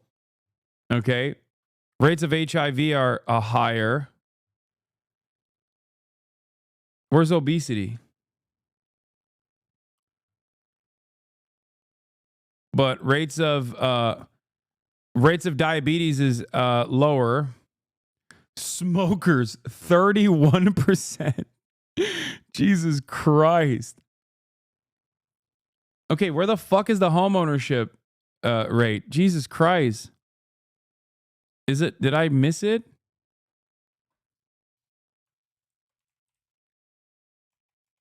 No, they don't have it on this. Okay, it's a cheat code. It's a cheat code. To be fair, it's a cheat code. The one thing that virtually every post-Soviet country will have over us is the homeownership rate. It stands at 93%.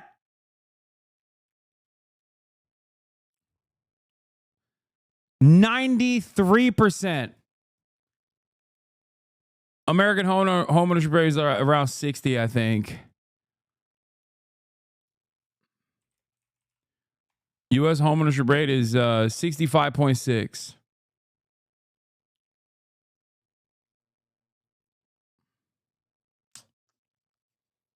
So what did we learn about Georgia?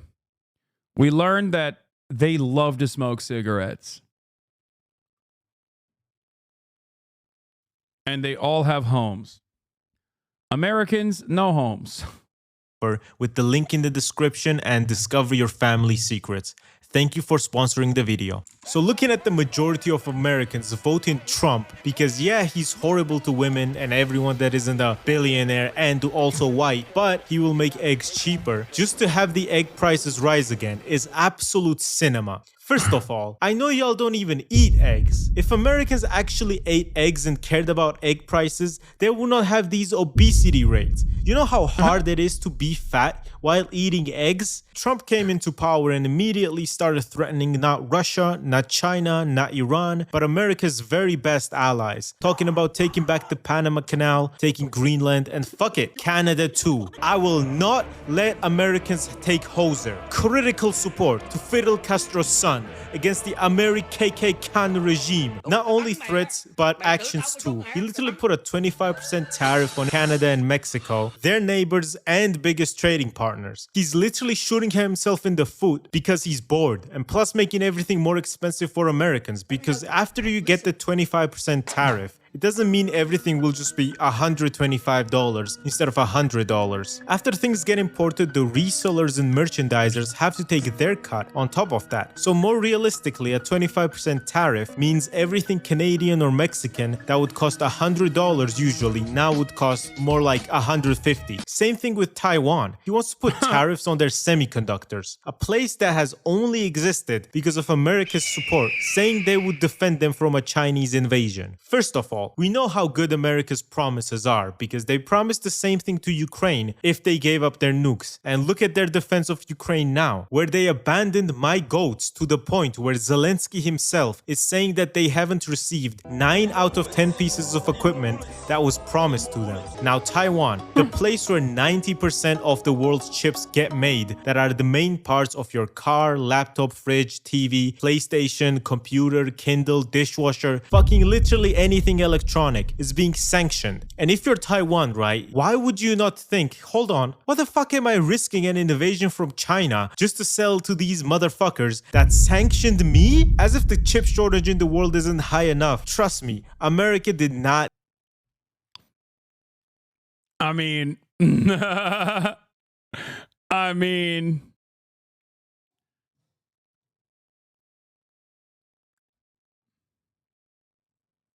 JD Pondon, dude. Yeah. I'd be running over being like, listen, it won China. Everybody knows this. America says it all the time. One China, baby. China number one. Okay. China has always been number one. China number one. Taiwan also part of China. Chinese Taipei, I mean. Need this. So you're just shooting yourself in the foot for absolutely no reason. Probably because Trump is bored and also now wants to concentrate a lot of non-Americans into these camps. He wants to make concentration camps. And I'm pretty sure he will too. And guess what? With deporting immigrants. What percentage of your workers are not US born? Yeah, the difference between this and this, by the way, was quite literally that this is a re-education camp, completely unacceptable. They weren't being fucking deported.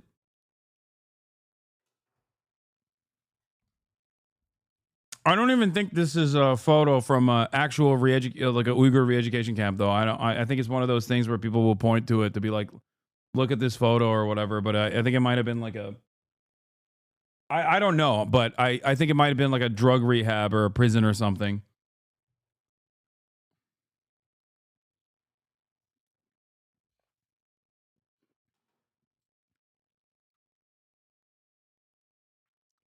They also undoubtedly being less torture than a Texas prison. Yeah, the funniest thing about this, by the way, is that the funniest shit about like any photo from, I mean, they all look like Uyghurs, by the way, for sure. They don't look like Han Chinese at all, just so you know. But have you seen the inside of an American prison is my question. Okay? Because let me fucking tell you, this right here is the classic example of, oh, they have fucking gulags over there. But when we do slave labor that is constitutionally protected, that's actually good. I found the article to the photo. U.S. accuses China of committing genocide against Uyghurs in Xinjiang. I don't think this is, I think this might not be a re-education camp. It could be. They all do look like they're Uyghur. They don't look Han Chinese at all.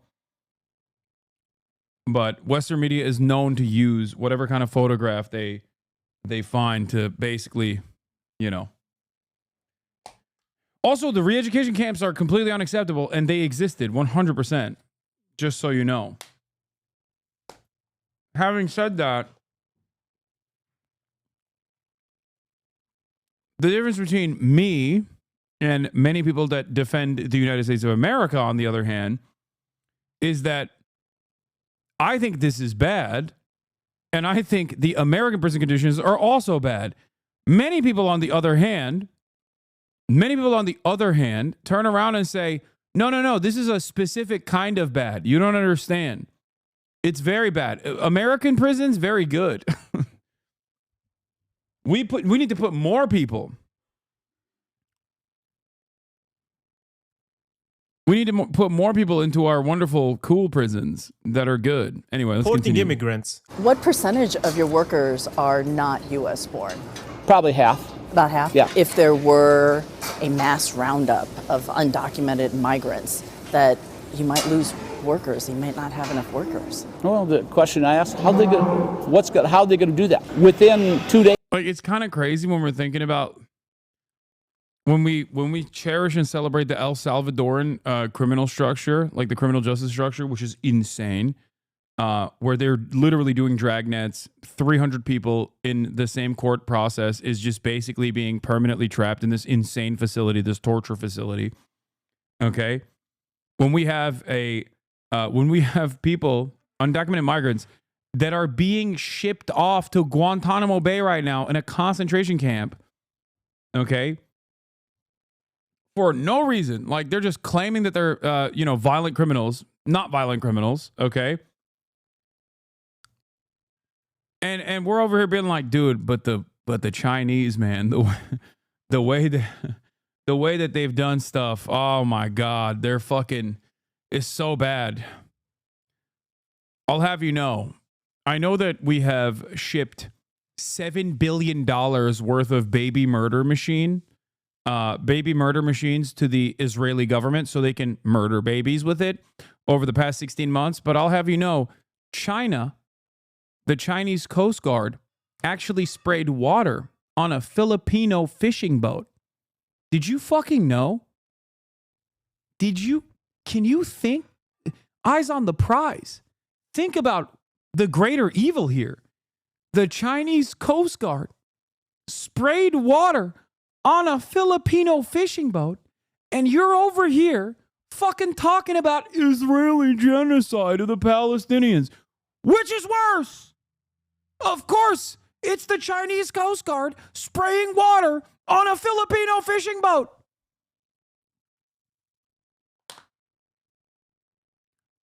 They're fighting on the Indian-Chinese border with sticks.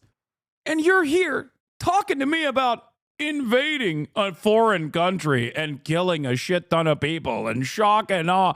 They're fighting.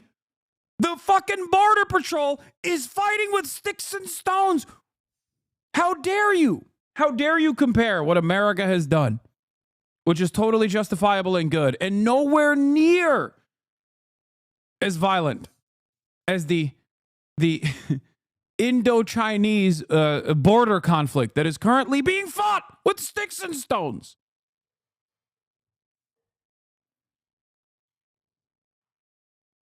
Days we will not have food. There will not be food anywhere.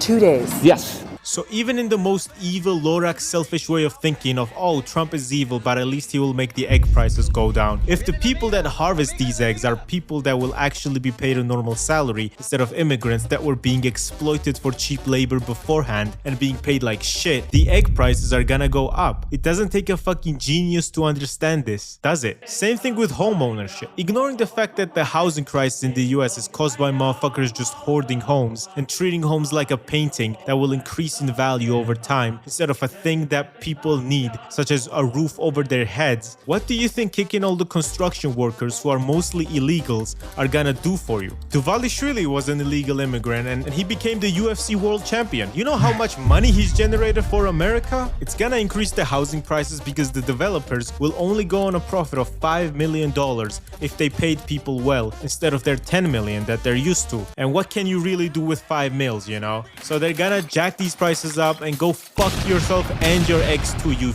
Yankee fuck. So as the US is just destroying themselves and turning into this fascist, capitalist piece of shit rule over some propaganda that they couldn't afford eggs, I know you motherfuckers could afford eggs. If you can afford an F-150, you can most definitely afford fucking eggs. You guys really have not known what it's like to actually not be able to afford eggs. We have this saying in Georgian, you don't want it, you don't want it, eat a dick. And to collapse your global hegemony over a plot that is straight out of The Boys, tariff your neighbors and threaten to invade your allies using military force is insane. So, he radiates power in this picture, doesn't he? There's no aggression. He's hunched, has a neutral expression, but you can quite literally feel the authority oozing from him. Well, let's see. The Chinese didn't fund militias in my country to terrorize my people and overthrow my first and only good president, didn't fund a genocide in Palestine, didn't bomb Iraq for no reason, and the list goes on. And like the stupidest thing is, they are using your American money to do all of this, which is just unfair. Instead of giving you guys healthcare, your money just gets used to people, which is fucked up. You pay taxes in America knowing that shit's going to people. Not only not having healthcare just so many Americans themselves, but these useless military campaigns that never accomplished anything except and destruction, including American bringing a lot of Americans home in I love that clip. except and destruction, including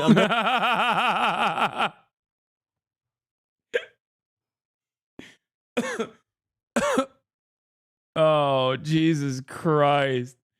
Dude, that's... See, you can't do this any longer because of woke. American bringing a lot of Americans home in caskets with a couple of gunshots on their funeral as their service. This is fucked up, man. Yeah. Isn't that funny? That right there is like terrorism. Like that's pro-terrorism. Like you can't even fucking do that. Here. Monuments I read about in school. There's the Washington Monument. There's the Obama Monument. Oh, God. And there's the Vietnam War Memorial. Hey, check out that Vietnamese guy giving the business to those Vietnam vets. Scoreboard! Scoreboard! Oh, what happened to your friend? Hey, I know that guy. I kill him. He cried like a bitch. Vietnam undefeated.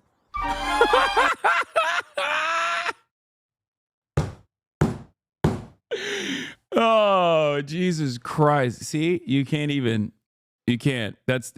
Oh, I can't believe Seth MacFarlane, the ultimate liberal, is a terrorism defender. Oh, classic.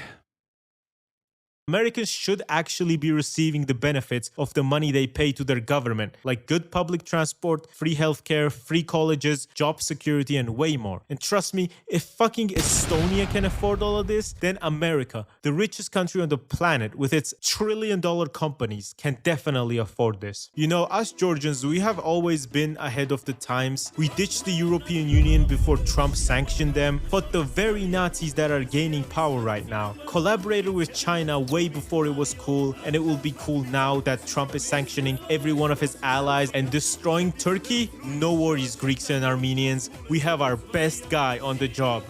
Wait, what? Hold on. Turkey? No worries, Greeks and Armenians. We have our best guy.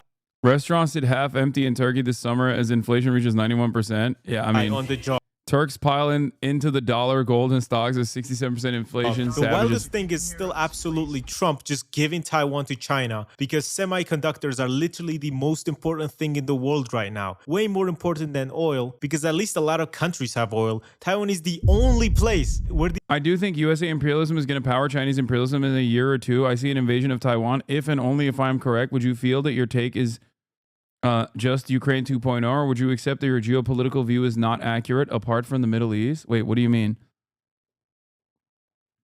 What?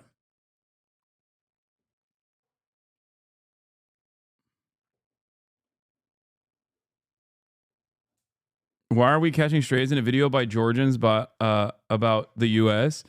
Because Georgians are so fucking similar to Turks in every way, shape, and form, but they still think that they're, you know, a EU adjacent nation for some reason, despite looking exactly like Turkish people. It is like the only problem with Georgia is that it's all the way over fucking there. If it wasn't, if it was a little bit closer, it would just be Hungary. Okay? Another nation comprised entirely of Turkish people who think that they're a part of Europe. Okay? Why? Oh, because a different religion.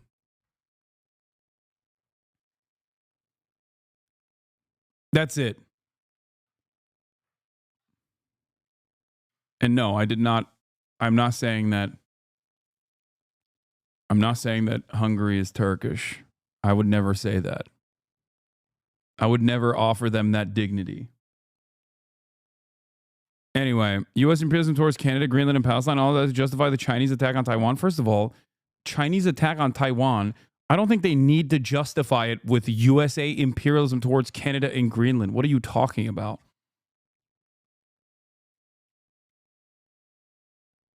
You'll make some Hungarians really mad with that statement? No, I know. And secondly, I'm not making any predictions on anybody invading anybody, okay? I've learned from my past mistakes. All I'm stating is, so far, Chinese initiatives have been far more restrained than any kind of Russian irredentist action. Like far more restrained, and not even in the same category as the United States of America. Let's be for fucking real. Okay?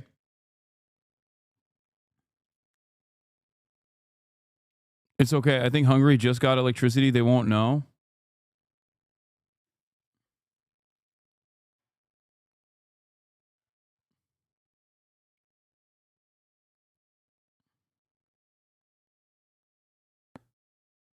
We Georgians are Kartvelian, not Turkish. We are actually indigenous. I know Turks are envious of that.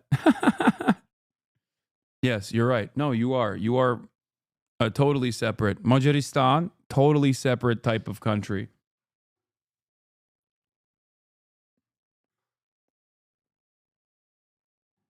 The China-India Sticks and Stones Agreement is one of the funniest arms pacts. Yeah. These chips get made, and he just threw it all away. Hasan, there's no chance of China invading Taiwan. Cut to the next day. Yeah, no, I'm not saying that. I'm not saying that. I've learned from my past mistakes. Okay. I made the prediction that China was not going to invade Taiwan last year. I was right. I didn't even fucking predict that this year, or maybe I did. I can't remember. Okay. I'm not saying nothing. Okay. Also, look at what China is doing, which is nothing. They're just kicking back and enjoying the show. They have their guy. They have the real Manchurian candidate in the fucking White House. Why would they have to do anything right now? As Gattsu correctly pointed to, America's gonna push Taiwan in the hands of China.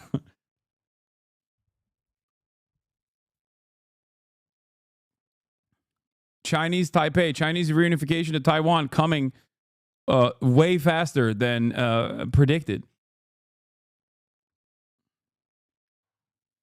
Away for like dick shit. Not even dip shit, dick shit. Now mainland China will just get more influence over Taiwan. While China actually builds their cities and makes them look like this, provides amazing public transport for its people with its clean, fast metros, the US refuses to build any shred of infrastructure because what? California has been... They don't even want to put safeguards on the fucking existing railway stations so that it's, you know, harder to kill yourself or get pushed into or even accidentally fall in front of the fucking subway trains.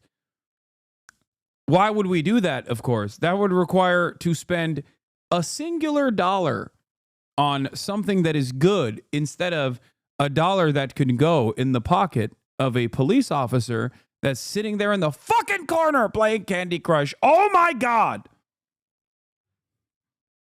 Trying to build a rail system for 16 years now, and nothing has been done. Not even the initial phase is complete, let alone the other ones. Only 57 miles of rail has been built in these 16 years. Elon Musk has also interfered with this project because he's Satan and because he wanted to make money off it, so he proposed stupid ideas, such as the Hyperloop in 2013.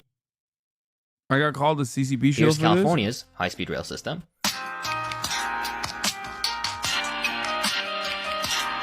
And here's China's.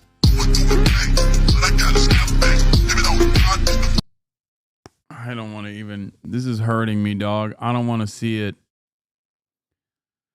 Oh. Bro, they literally remove seats so homeless people won't sleep on them. Forget adding rails.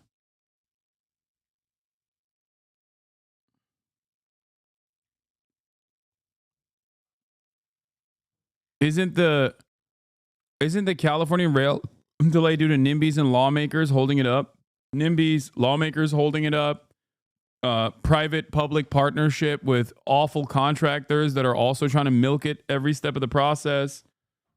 We got it all. We got it all, dude.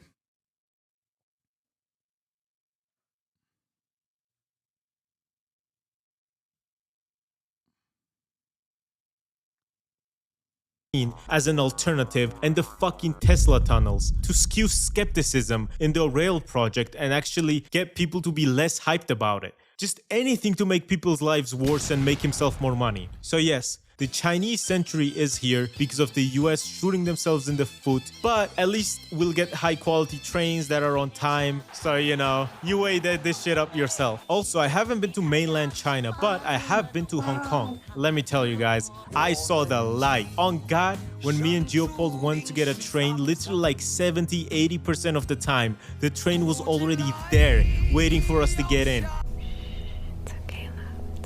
Oh. I'm here. Yeah, what is this weird technology that they have?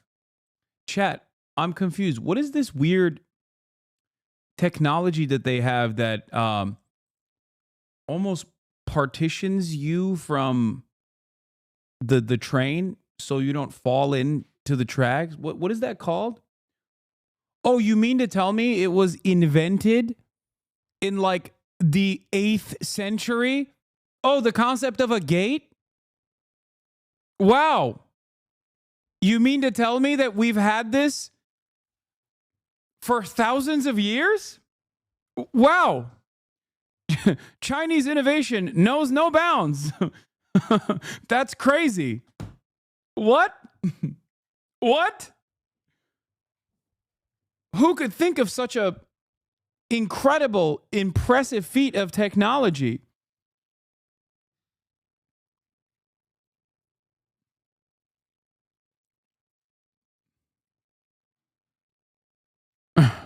You're okay. I'm not going anywhere. And the other times that I had to wait for the metro, it was only 1 or 2 minutes. And the longest I've ever had to wait was 4 whole minutes for a train. And that was during Chinese New Year. So, you know, I always appreciate when a country does public transport well. Xi Jinping, I know you're watching this. I have a proposal. You know how Russia took away Outer Manchuria during the Chinese Century of Humiliation? Putin is weak now, Xi, and these territories are all historic Chinese land, you know.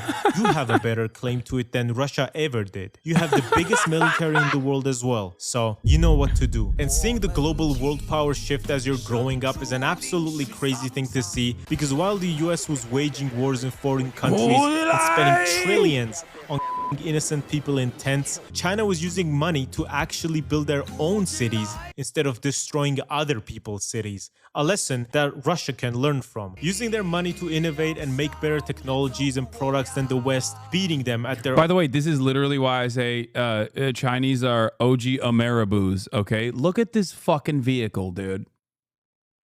Like, the only thing that makes it gay and woke is that it's electric. Like, look at the size of this fucking thing. They love, I'm telling you, man, they love America. They're just beating us in our own game. They're beating us in capitalism. They're beating us in fucking trucks. You saw that Jim Farley story where he like got into a BYD car or whatever and was like, this is it. It's game over.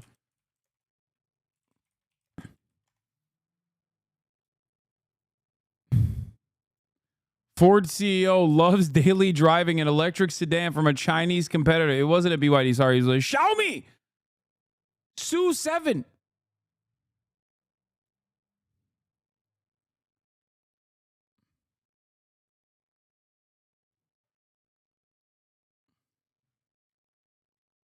It's crazy, man.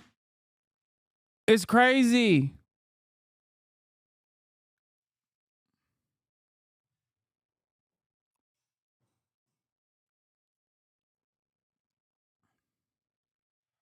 Own game, because the Western companies were exploiting China for their cheap labor, moving all their companies there and basically laughing at the concept of China becoming a global power. Don't worry, baby. He's just a nerd. Beat it, chick.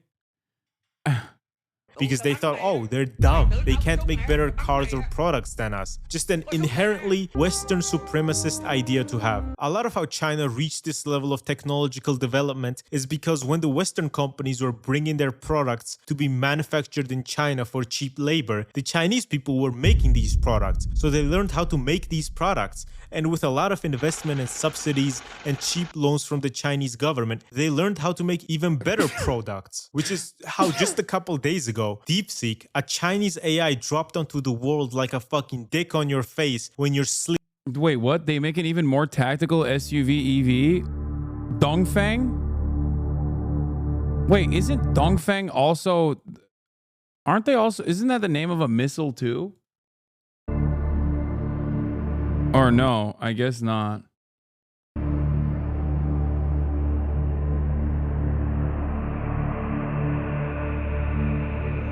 This looks like the Rezvani, bro.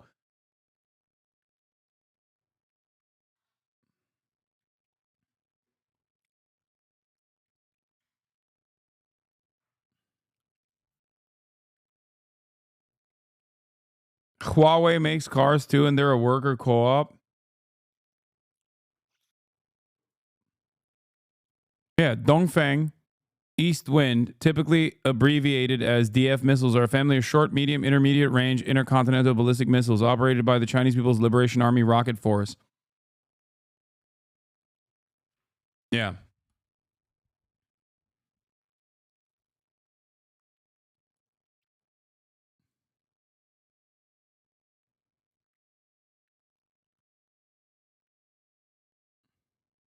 You can have different tones on words with the same spelling in Mandarin.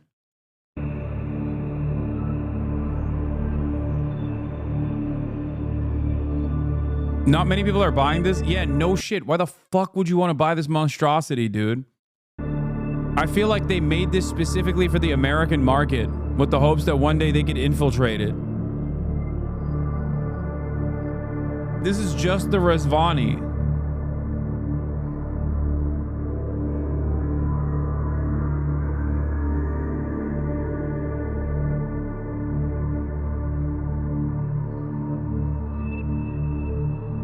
This is the car that my Chinese hog, what was the name of my Chinese hog character who thinks Xi Jinping is doing too much DEI by allowing Tibetans and Mongolians and the Uyghur to get government positions that they don't deserve? How Peking? Yeah. How Peking? This is my car, brother. A car for a real Han Chinese. Okay? A real car, a real vehicle for a real Han Chinese, okay? And the goddamn Manchu. Why did we revitalize the language? Keep it dead, I say. Xi Jinping. You better stop it with your goddamn DEI. I want my Dongfeng M Hero 917. And I want to rip my goddamn bogues in the goddamn car without having to think about some wagger ruining my job opportunities from my children.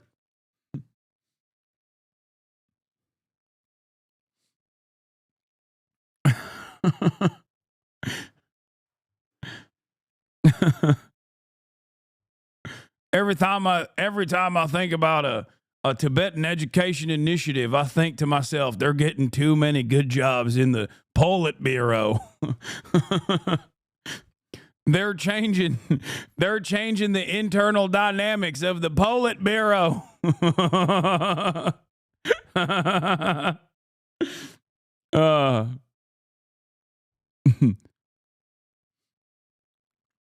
Okay, let's just keep going. They ain't even Han Chinese. Sleeping around the homies and wiped $1 trillion from the American stock market. Yeah, the civil servant exam went woke. I have it on good authority. back in the day, they used to hire from my region, okay? They would go to Shenzhen. Now they ain't going to Shenzhen no more. They're going to Tibet. Chinese hogs starting to kind of get over the whole DEI thing these days, actually. Whenever someone starts talking about it, now you always have some hogs going, oh, just shut the fuck up with that Western shit. Like they're tired of the whole thing. Oh, no. The American hogs ruined it for them. It's a nation built by the Han for the Han. What are we doing with these goddamn Tibetans? Oh, you want to build? Oh, you want to build dams? Oh, I thought, but we had a dam that was sufficient. It was called the Three Gorges Dam. I call it the Gorgeous Dam because it was gorgeous. Now you want to build a bigger dam in Tibet. How about you build a goddamn dam in goddamn China instead? Enough development projects. Enough development projects in faraway lands, okay? No more Xinjiang. Build more high-speed rail in my neighborhood. They wiped the Trilly because it was just as good as ChatGPT, if not better in some cases, and it cost them $5.6 million compared to ChatGPT, which was much more expensive, and ChatGPT also loses $700K a day. Along with this, cars. Despite the European Union tariffing Chinese cars, they are still losing their car companies, such as the Volkswagen Group, which is running into huge trouble just operating at the moment, to the point where they've had to close down 3 factories in Germany and lay off thousands of people for this reason. And it's because they can't compete with Chinese cars' batteries, which are made in China and are better and cheaper than European ones. So Volkswagen had to sell their electric vehicles for a higher price, and the people just weren't into that. And along with this, Chinese cars are just very good. They look good, they're high quality, and they're cheap. So when those cars hit the European and American market, probably over. As this Georgian car reviewer said,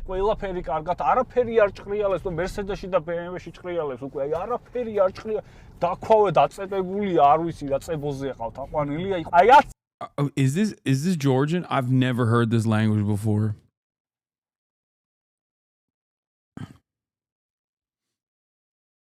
I just, that's a wild language, man. წელიწადში თუ გაძლო ამ მანქანებმა 10 წელი ისე რომ აი არ დაიშალა და დედა არ ეტირა, მე რა შეგვიძლია პირდაპირ ვენოკები ვიყიდოთ და გავუგზავნოთ პირდაპირ აი ამ გერმანელებს, იტალიელებს და ამერიკელებს. And on top of this, they've made the most sold electric car brand in the world, outselling Tesla by more than 2 times. For trans and public transport, this isn't even a close call. China is literally just better in every single way, in trams, buses, trains, or whatever you can imagine, than Western countries. And I've been to a lot of countries in Europe. I've tried out all their metros. Let me tell you, bro, it is nothing compared to a single line in the Hong Kong metro. They even have gaming. China has literally overtaken every single industry and outdone the Western companies in their own game. Literally. League of Legends, 40% stake in Epic Games, which makes Fortnite and the Unreal Engine, where basically every game is developed now. Clash of Clans, Genshin Impact, PUBG Mobile, Black Myth Wukong, which broke records for selling 10 million copies in 3 days, and also having the most amount of people playing at the same time. Clash Royale, Call of Duty Mobile, and they're probably gonna buy Ubisoft now. I'm calling it. This year or next year. This is just genuinely surprising because they have become dominant. Okay, I can finally live out my dream of being invested into by the Chinese when I get another Ubisoft partnership down the line, but this time it's owned by the Chinese state. Oh my God. Oh my God. Chat. We're getting so close. We're getting so close to my dream. 我们一生注定是沧桑，苦之来要笑着走过呀，朋友啊，让我们一起牢牢铭记呀，我们今生兄弟情一场，我们一生注定是沧桑，苦之来要笑。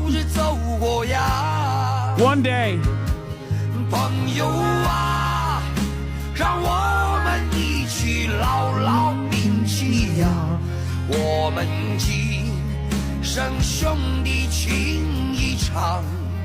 Anyway, living the dream, baby. Buddy, you just butchered the lyrics? Okay, shut up. My Mandarin is rusty, okay?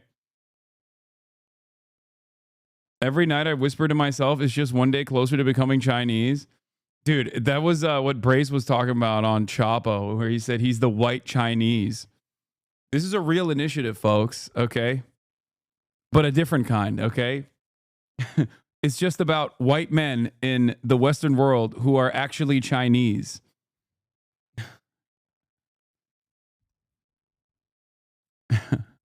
Yeah, my Mandarin is rusty. Shut up.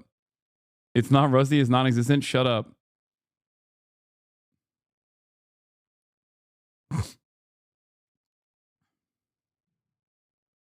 Duolingo owl dies and you let your Mandarin lessons slip. True. In every industry ever, even in fucking video games. Also, a couple days back, they made the fucking sun. That's right, they literally made the sun run for 18 minutes. It's basically used to generate clean energy with plasma or some shit. I'm not a scientist, but they made the sun, bro. How is that not mind-blowing? This was a major breakthrough and they did this and DeepSeek within the same week. What kind of buttons is she pressing? And regardless of what kind of beef you have with China, it is still amazing that this technology is now developed and that this clean energy will help us deal with climate change so California won't burn down in January anymore. And then the landlords increase the rent for no reason. They also do generate the most waste in the world, but they're also the leaders in renewable energy. Very weird dynamic here. In just a few years, China has built this world-class fusion research campus from scratch, while the US still lacks anything like it. Dude, what the fuck? They're pooping on us, dude. They're pooping on us. It's so embarrassing. It's just... It's also funny whenever people talk about like the waste produced by China, and it's like, yeah, I wonder if it's for their individual mega fridges that are in the home of an average American, or if it's because it's the manufacturing hub of the fucking planet. Let's see. Which industries are left? China is also the world's top country in just general construction, but mainly infrastructure. Nearly every road in Europe, Africa, and Asia is being built by China. While a lot of people have expressed concerns for this because of China's loans, Europe and America do the same exact thing with loans. No country is just going to forget if someone can't pay back a loan. Except, guess what? China does do that. You know, regarding actual construction, China literally has done that 17 times so far, or 23 times. So China has built literally everything in Africa. A bunch of railways, roads, schools, hospitals, you name it. And China has built it in Africa. Also 138 projects for clean energy such as solar, hydropower, and wind power projects. Also, this map already existed of the main trade partners of countries. But like after Trump's tariffs, it's literally just going to be a red wave. Is this the red wave that was coming that Trump was talking about? Is Trump a Maoist, and did we... What's the meme of Trump being like the shot fired? What was it? It was like the bullet grazed my ear, but I could still hear the spirit of Mao or something. I love that one.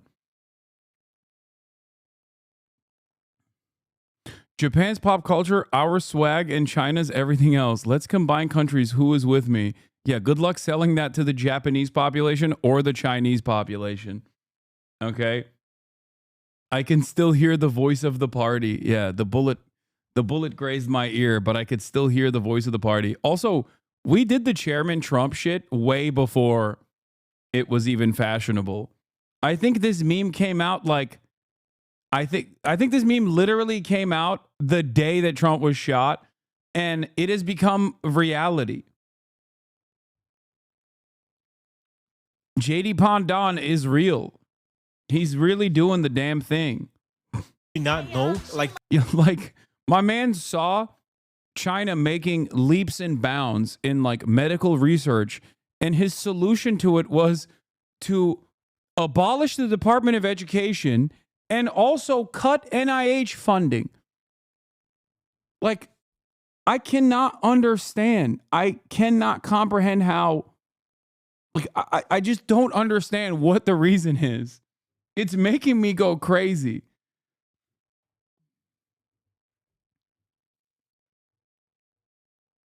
That Chinese guy's dad was completely right. Social media, TikTok, like just absolutely being dominant for no reason. It's crazy. Me personally, I'm ready to sign up on Duolingo and start learning Mandarin because it's not really looking too good for the US. You know, I know how hard life is in the United States. Everybody would rather grow up and work and live in Eastern Europe. So I hope the Americans that voted for Trump will be able to afford eggs now at least. Prayer emoji. So with everything being said, get ready to learn Chinese, buddy. Thank you so much for watching. My videos have been getting a lot of views and I'm very happy for that. And subscribe too. Subscribe now. I know you. Good shit, Gattsu. You know what? This is the one that finally got me to subscribe. This level of China glazing. New spectacles about There's this Chinese moment in the late 70s when China as we know it barely existed. No manufacturing, no economic growth, no rivalry with America. A time when China's leader Mao Zedong preferred ideological purity to national progress, even if it meant racist Hasan arc. Hasan, you racist pig. What the F are we watching? Wait, what? Why are you banning this guy? He's got some real serious concerns here. Wait, why am I racist? I want to know. I want to examine what he's... You keep wishing ill on people. No. Democrats, 0. No, let him speak. I want to know what was racist about me watching a... watching a meme video about China dominating. Almost entirely due to American failure, by the way. shutting down the universities and calling on the youth to kill their teachers and denounce their parents. But all that was about to change, because Mao's successor didn't share his vision. Instead, Deng Xiaoping reopened the universities, studied European industrial practices, and set his sights on modernizing his country, even if it meant putting expertise before ideology. And today, Deng's China is the one we know, a modern country famous for its lightning economic growth, high degree of education, and knack for industrial imitation. Lots of stuff is turned around, I think, in the last couple of decades.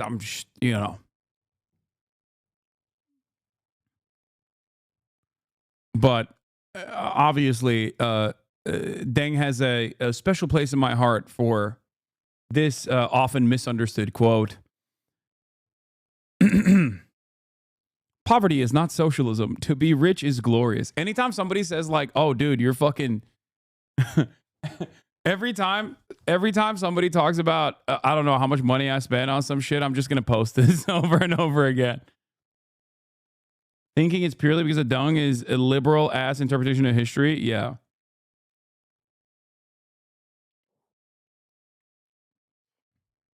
The Cultural Revolution and the Red Guard were wild as fuck times for China. Do you think Trump is working on his own Red Guard? What would they do?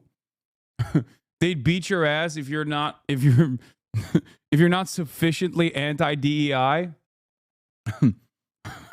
They put you up there on the fucking rafters. Be like, you better say science is gay right now. Oh, I heard you were reading some revolutionary science books. Okay, Magic Man, you better say science is bad right now.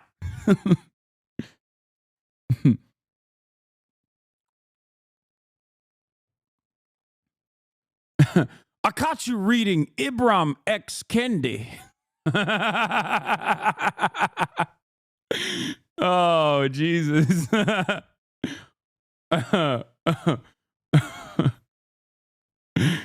You 15 lashings for your DEI crimes.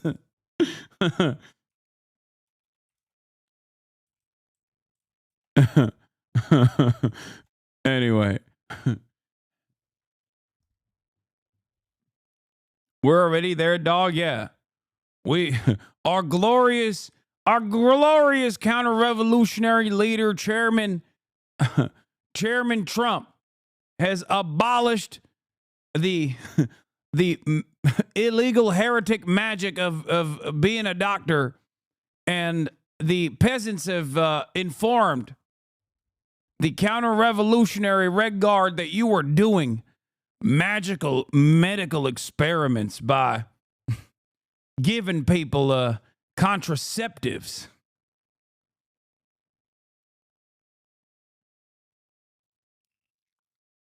Anyway, it's time for the great leap backwards.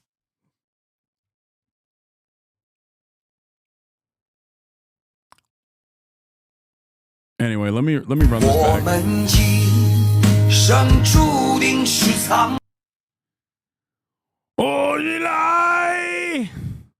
Sorry.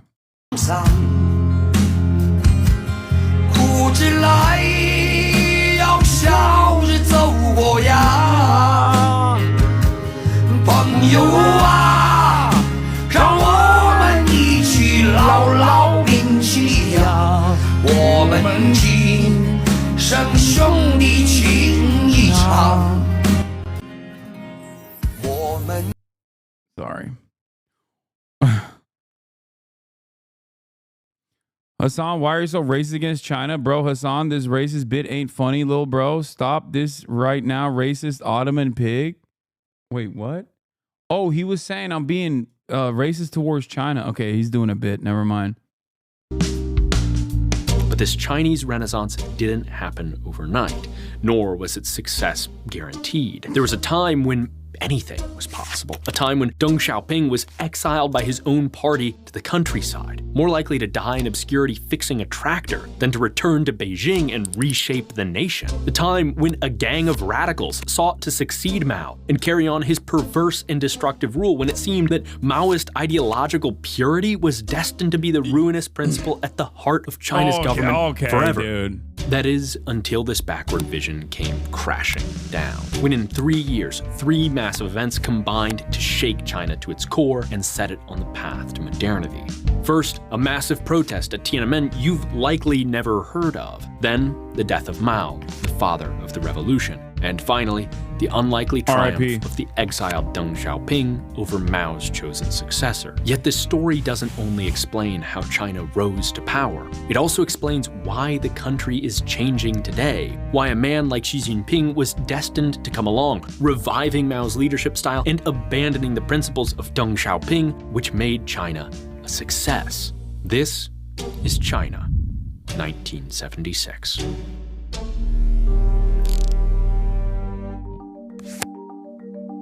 April 4th, 1976. It's a chilly spring morning in Tiananmen Square, a centuries-old plaza that sits at the core of political power in Beijing, overlooked by the old imperial palace complex and flanked by the headquarters of the communist government. Today is the Qingming Festival, a traditional Chinese celebration of the ancestors. It is, to be blunt, not the kind of thing generally liked by the communists.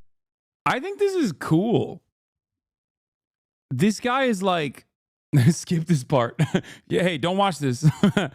I think it's cool that there's a guy who's like this far in the tank for Deng. Like, normally I feel like guys that have this kind of position are just like across the board unimaginably anti-China. Am I wrong?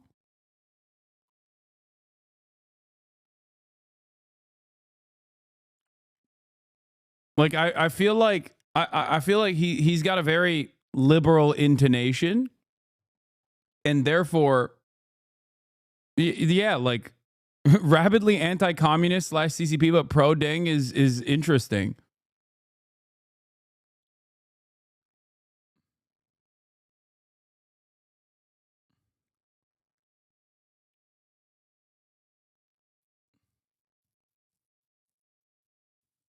It's the libertarian wants a Chinese wife archetype, in my opinion. This This guy's liberal cope. I like it.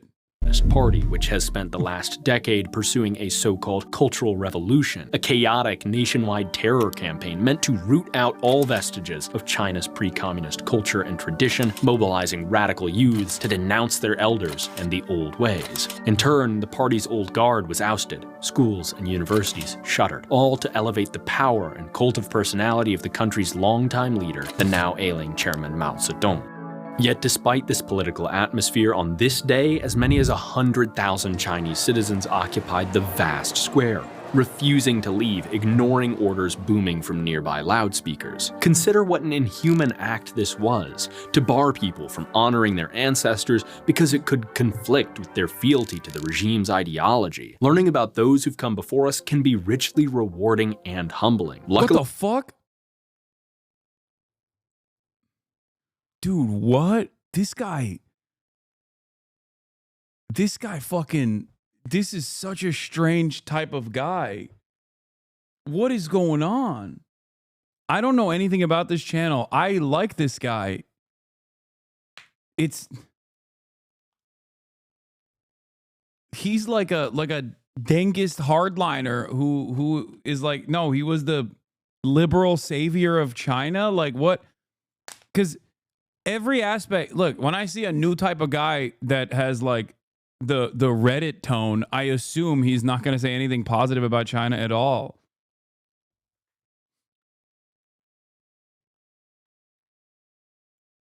America isn't totally gripped by a fanatical cult of personality, at least not yet. And so lately, I've been able to learn about my ancestors with... Like, does he think Xi Jinping is too restrictive in terms of like... reinstating party loyalty and you know, like really pushing the prominent sector leaders into demonstrating party loyalty? Like he's too illiberal. Like, is that what his take is on? I would love to hear what he has to say about Xi Jinping. My Heritage, the #1 family history service and sponsor of this video. With My Heritage, building your family tree is shockingly easy and actually pretty fun. After signing up, it only took me a few minutes before I uncovered my paternal ancestors going back to my great-great-great-grandparents. When I told my dad, he was blown away. This was family history even he had no idea about. But more than just names, birthdays, and death days, My Heritage helped me uncover a residence history for my great-great-grandfather, Mao Zedong. Just kidding. Hiram brain. Maybe the most interesting item there is actually what isn't listed. This gap from 1860 to 1867. Guy from Kentucky. Yeah, by the way, the to be rich is glorious is falsely attributed to Deng Xiaoping. There's not a real, like, from what I understand, I don't think Chinese historians have ever said that was an actual quote by Deng. The quote that I was jokingly referring to and always love posting. Blank spot on the timeline that matches the American Civil War. But My Heritage can also restore old pictures of relatives, like these of my late great aunt, bringing those memories back to life. All this is possible thanks to My Heritage's 32 billion records of family history, from censuses and immigration records to obituaries. I would love to see him explain why opening to foreign capital made China prosper, but they're not working in the other country that liberalized. No, I think if you're this invested in Deng, then you most likely are not. You still are, to a certain degree, like, not immediately anti-socialist. And marriage licenses, like this one I stumbled upon. My dad's parents. Luckily, My Heritage. Also, both of these pro-Chinese videos are from the same company. What is happening? And shows you relevant connections, like this one, which will add 40 new people to my family tree with just a click. And now I know my paternal great-grandparents? Hopefully I got that right. Anyways, whether you're keen to learn more about your father's or your mother's ancestors, your cousins, or a long-lost sibling, uncover your past with My Heritage and get 14 days free with our link below. As for the 100,000 people gathered at Tiananmen in April 1976, they were interested in one ancestor in particular. Deng said there's no glory in poverty or something like that. And during the interview, and the journalist, it was a CBS journalist that said to be rich, falsely translated it, to be rich is glorious. And then Deng didn't deny it, and they just attributed it to him. Particular, a father of the nation, Zhou Enlai. Instead of disbanding, the crowd continued defiantly laying wreaths in honor of him, the country's former premier, second only to Mao, who died just 3 months prior.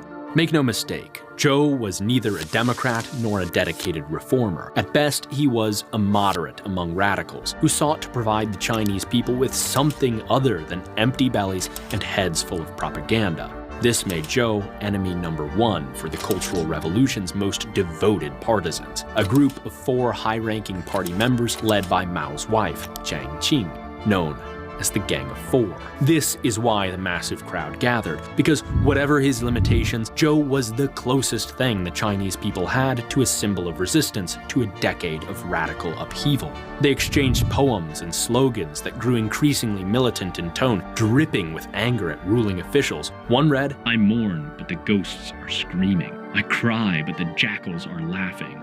Tears are shed in memory of the hero. Eyebrows are raised as I take my sword from my scabbard." For the Communist Party, this was a problem. By the next day, protesters still refused to budge and seemed to be growing emboldened, even as militiamen armed with clubs surrounded the square. If someone was going to pull the trigger on a crackdown, it had to be Hua Guofeng, the man who had succeeded the revered Zhou Enlai as premier. Mao was too ill to be present, but he had picked Hua for the job because, unlike Zhou, Hua had no base of power. He could be trusted to follow Mao's line, and on April 5th, he didn't disappoint, as he ordered the militiamen into the square. But today, the crowds were disinclined to be cowed. They fought, a riot broke out, cars were set on fire and overturned. In the end, though, the militia won. In the aftermath, it was clear to party leaders that someone had to take the blame. Acknowledging that the protest had been spontaneous wouldn't do. It meant that the people were, in fact, deeply dissatisfied, which of course they couldn't possibly be. No, someone had to have misled them, lied to them, and seeded a false consciousness. To Mao, Hua, and the Gang of Four, the culprit was obvious: Deng Xiaoping. Deng was the party's vice premier.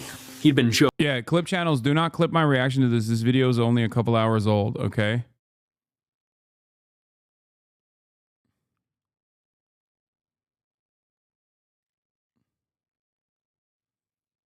Funny enough, Xi's family suffered at Mao's hand during the Cultural Revolution. Excuse me. Xi learned a lot of important lessons, okay?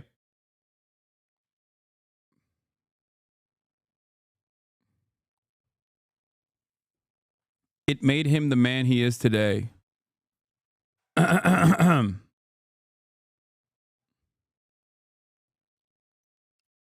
His father was abused physically by the Red Guards. His mom forced to denounce her husband. It was so bad that Xi's older sister unalived herself, unable to live with the horror, shame, and torment heaped on her for being the child of a capitalist inroader. Xi himself was banished to the countryside for re-education, which involved hard labor, reciting Mao Zedong thoughts and self-criticisms of his capitalist tendencies. Yeah. I don't know if you mean what you say, but you should be careful joking about some of these things. Why? No, I'm not going to be careful joking about these things. If Deng Xiaoping, who brought his father back from obscurity and exonerated Xi's family, funny how Xi adores Mao Zedong, the destroyer of his family, who said that Stockholm Syndrome is not real. I love that this person also recognizes, like, unironically, dude, listen. Like, oh, it must be because he was brainwashed is a very weird approach. Okay? It's got to be a real weird approach to just be like, yeah, no, he probably got brainwashed, so the re-education worked when he recited Mao Zedong thought.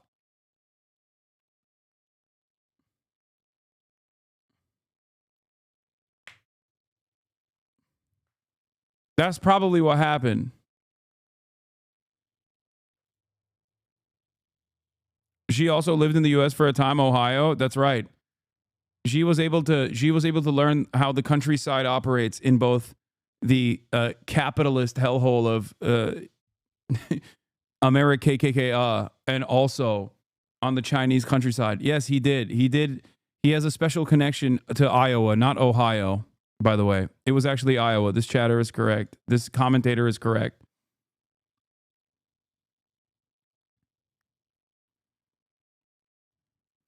He's spinning some careful, opportunistic lies. He probably knows, but once you're up on the top, all you can see are the myriad ways to fall down. So if dressing his rhetoric in the colors of his oppressors and stacking your admin with incompetent goons like he did keeps you up top, you'll do it for fear of the alternative. You can never not adore Mao in China. No one wants to make the Khrushchev mistake. This just shows how communists and cults screw with you and howl a nation. Yeah, they're so fucking screwed. Goes second in command, and the two were personally and politically close. Deng had already been disgraced and cast out once before at the beginning of the Cultural Revolution, exiled to the countryside to repair tractors in obscurity. But after 6 years, Mao had begun to question the wisdom of this radicalism. You were joking about Xi's family suffering, but it was definitely very serious. Okay. Yes, and he also did get sent to the countryside. And he learned from that experience and made him the statesman that he is. As he sought a counterweight to Jiang and her radical gang, it was Zhou who convinced him to invite. Bro is offended for Xi. I know. Deng back. The two of them had always shared a reformist streak. Yet, even with Deng's return in 1973, the Cultural Revolution had by no means come to a stop. As one member of the Gang of Four put it in a 1975 article in China's leading communist journal, "On no account should we relax our vigilance just because we have won a great victory in the great proletarian cultural revolution. Today there are still many fortified villages held by the bourgeoisie. When one is destroyed, another will spring up. And even if all have been destroyed except one, it will not vanish of itself if the iron broom of the dictatorship of the proletariat does not reach it." In turn, they took this 1976 Tiananmen protest as proof of their beliefs. Even with Zhou dead, more enemies remained. So they zeroed in on Zhou's living avatar, the inheritor of his politics. But powerful as the gang was, they couldn't do anything to Deng Xiaoping. The order had to come from Mao. Like the gang, Zhou's successor Hua Guofeng saw Deng Xiaoping as simply another rival. Yet he too remained powerless as long as Mao lived. Hua had spent most of his career as a party secretary in a small town notable only for having been Mao's birthplace. As a result, he had no base of power independent of Mao, and that was why Mao had elevated him to second in command. His loyalty was guaranteed. Indeed, this was the defining feature of Mao's China, only heightened over the course of the Cultural Revolution: loyalty to the communist line, formulated by Mao himself, and nothing else, which is why Mao too arrived at the same conclusion about Deng Xiaoping. After this display, he could pose a threat. So despite his competency, not to mention innocence, Deng lost everything once again. He was stripped of all titles and responsibilities, leaving him with nothing but his party membership, and was forced into house arrest.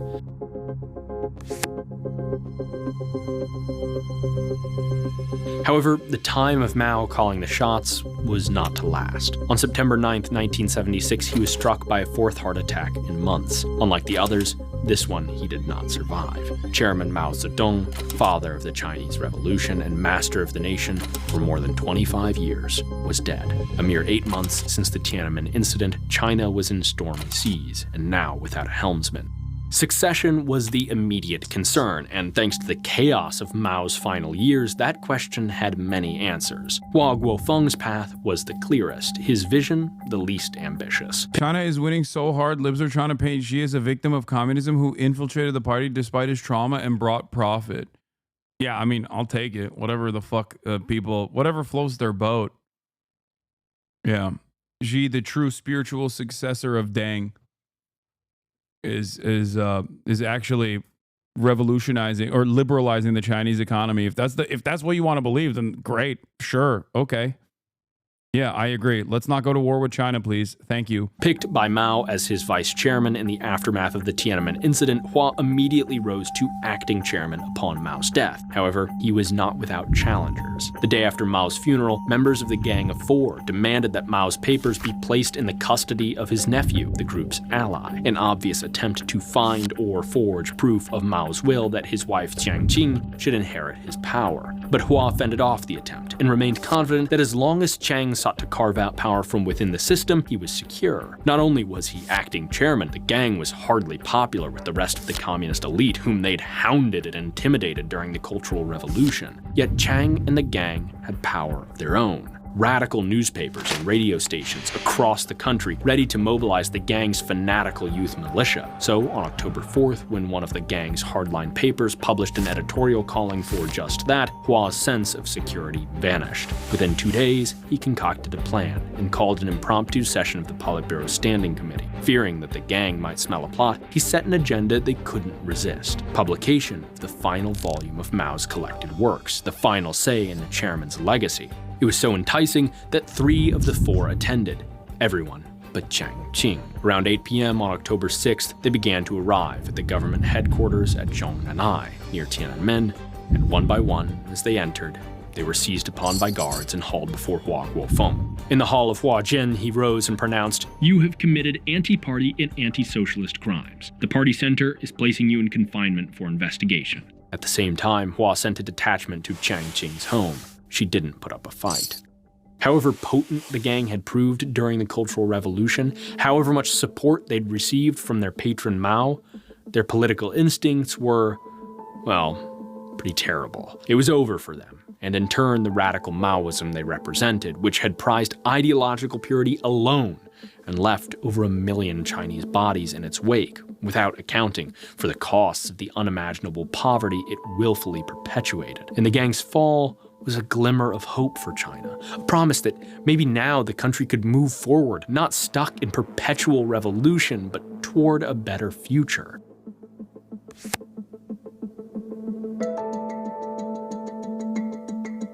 To pull that off, though, Hua needed help from someone with sharp political instincts, deep support in the party, and a vision for the future.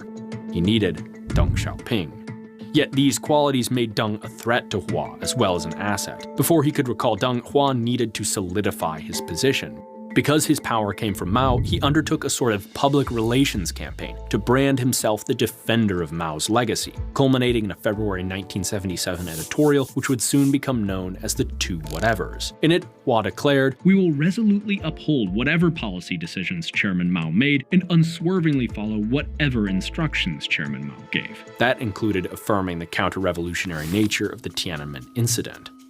But communist politics can be funny, with how easy it is to do one thing and say another, to wrap a massive policy change in the language of fealty to the party line and the immutable principles of the archaic 19th century Marxist science, and that's exactly what Hua intended, as he immediately sought to undo Mao's decision to exile Deng. At first, Hua demanded that Deng endorse the Two Whatevers, but Deng rightly judged that Hua's situation was impossible. He had to defend Mao, yet also needed to alter the ruinous path Mao had set China on. He condemned Tiananmen, even as he begged its supposed mastermind for help. So Deng refused to endorse the Two Whatevers, calling Hua's bluff. And a bluff it proved to be.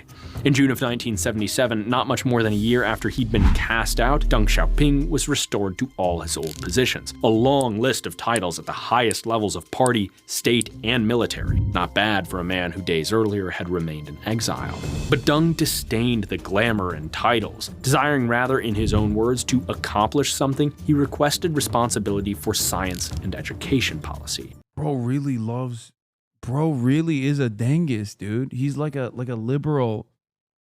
He's like a neo-lib Dengist.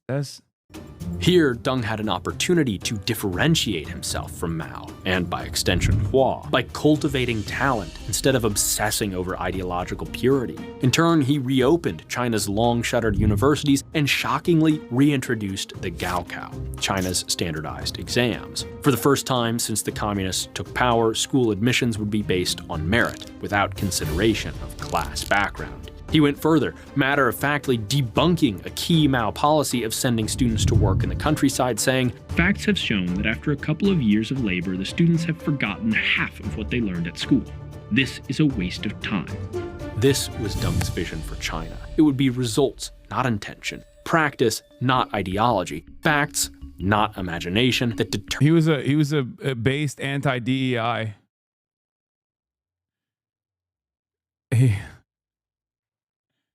I'm kidding. He was not anti-DEI.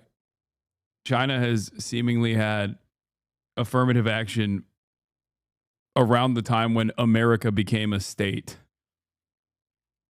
Determined policy. When officials returned from studying industrial practices in Europe, that is actually true. China had affirmative action before, basically around the same time America became a state. China had affirmative action. Summarized his view, saying, "The basic point is this. We must acknowledge that we are backward, that many of our ways of doing things are inappropriate, and that we need to change." Yet Deng couldn't simply disown Mao and all he stood for, which was, in practice, mostly the opposite of those things. To survive in the party, he had to reconcile his vision with Mao Zedong thought, no matter how contorted the reconciliation. But where Mao was a talent... Also, like, the notion that, like, Chinese higher education was not up to snuff under Mao is, and that like Deng saved Chinese higher education is an insane thing to state, considering that, you know, it was a little bit of a period of instability if I were to criticize it gently. He did not say that. No, he said that Deng reopened the higher institutes of learning and that they weren't around before Deng.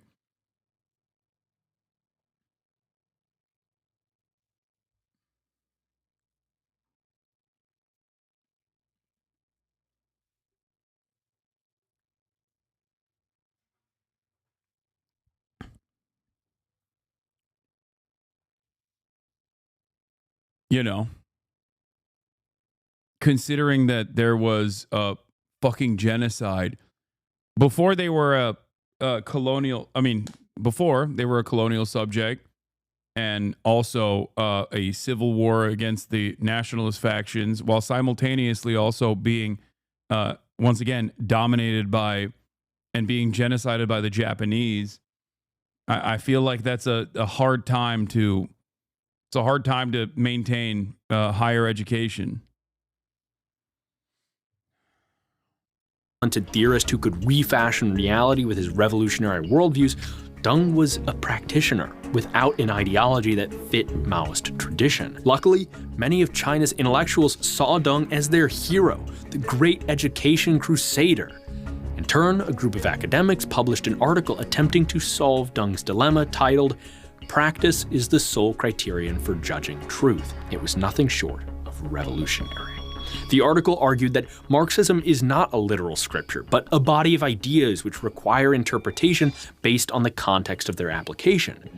This was exactly what Deng needed. Armed with this new theory, Deng left the party's stronghold of Beijing and took to China's northeastern provinces, holding meetings with old allies and drumming up support for this new notion of practice over Hua's two whatevers. To Deng's delight, support was easy to find. Discontent, even rage, over Mao's abuse of party comrades was widespread among provincial officials, and they resented Hua's unwillingness to own Mao's or his own failures, particularly regarding Tiananmen. They were hungry for a break with the past. Deng was ready to make his play. By the time he returned to Beijing in November of 1978, the 11th Party Work Conference was already underway. It began, as all the worst corporate conferences do, with breakout sessions and small group discussions. These composed of provincial officials, divided by region. Bad news for Hua, because with Mao gone and discussions taking place amongst regional comrades, delegates felt freer to speak their mind than they had in decades. In turn, their conversations rapidly diverged from the official agenda and into grievance airing about the errors of Maoism and the need for reform. Hua sought to tame the flames. In speeches to the assembly, he disowned the excesses of the Cultural Revolution and endorsed opening up to foreign investment and modernization, concessions which surely sent the embalmed Mao spinning in his glass display case. Yet it wasn't enough. Hua continued to hold to the two whatevers and maintained that Tiananmen had been counter-revolutionary, a deep affront to many who identified with the protesters.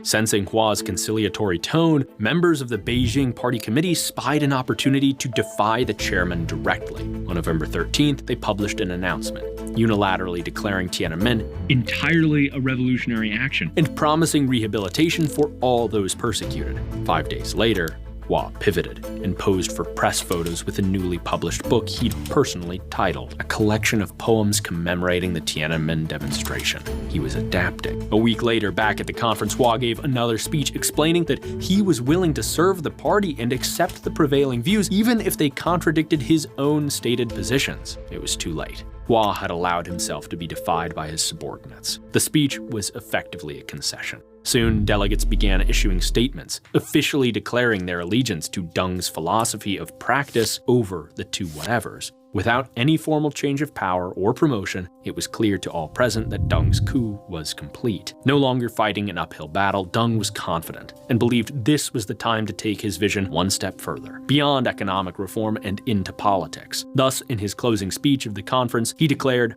"Centralism can be correct only when there is a full measure of democracy. At present, we must lay particular stress on democracy because for quite some time, there was too little democracy. The masses should be encouraged to offer criticisms. The thing to be feared most is silence."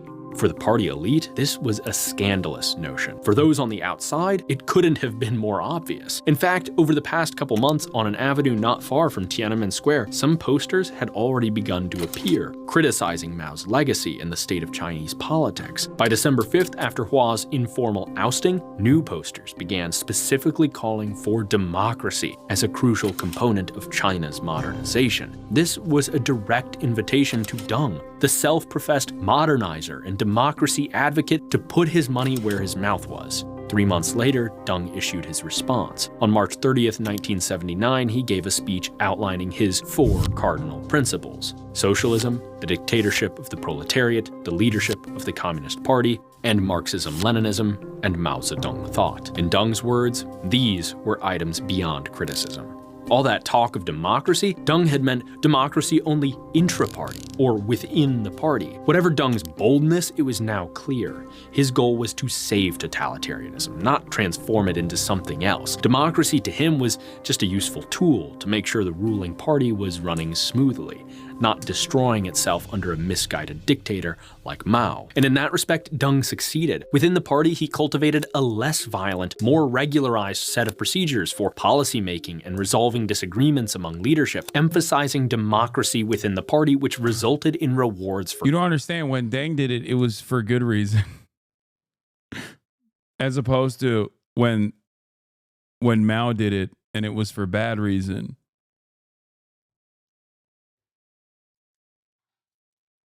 I mean, this is the problem, I think, with like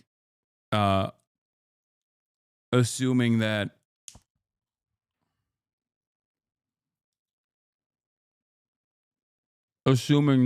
like one singular individual is capable of changing the course, changing the trajectory of this country. For competence.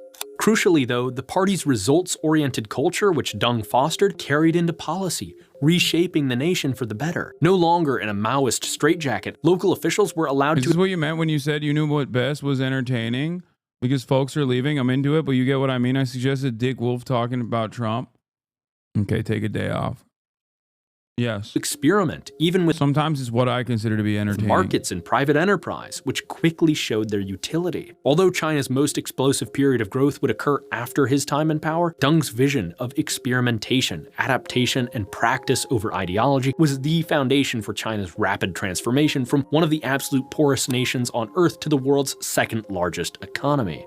Yet Deng's reforms had their limits. He adhered fiercely to the 4 cardinal principles, denying the Chinese people any democratic aspiration. Most tragically, at gunpoint, when they gathered once again at Tiananmen in 1989 to protest the ruling order Deng had preserved, resulting in the deaths of thousands. This was the central contradiction of Deng's system. He rescued China's totalitarian regime from the dogmatism of its architect by making it more responsive to public needs and demands, but without any method by which the public could legally signal preferences or incentivize responsiveness, Deng's system is fragile. It works only as long as those in charge effectively hold themselves accountable and remain committed to public goods. And today, that fragility is showing. China's economic growth has slowed, largely thanks to mismanagement by the party, as power has consolidated and incentives for competition. Oh my God. That's an amazing way to wrap this up. It's because the party has not abided by the Dengist principles and failed to continue liberalizing, and that's and not institute like true democracy, which Deng didn't do as well. He's so fucking pro Deng that he like normally this is why it's a weird video from my at least as far as like the anti-China videos that I have seen, where like anti-China videos normally will not go this far into how Deng was great. They like he even talks about Tiananmen Square as like a brief moment. And then also that China is actually also on the verge of collapse and its economic growth is stunted because it hasn't followed through. It hasn't followed through on enough liberalization. Such as Deng's notion of intra-party democracy have eroded. Recently, Xi Jinping, China's leader, secured himself a third straight term as party chief, unprecedented since Mao's death, and followed it up with a mandatory public education campaign in Xi Jinping thought. Under him, loyalty rules once more, as his supporters have displaced competent but neutral figures across the ranks of top party leadership. This is not a prediction that Xi's China is about to collapse, that a crisis is... Shut up. I fucking love China, but your defense of Mao is just disgusting. This is just the guy who caused the Great Famine in China into the Cultural Revolution that destroys so much Chinese history and created generational trauma in the population. No, I see founding fathers in the exact same vein. They're slavers, but they also engaged in a just war against the British Empire. That's simply it.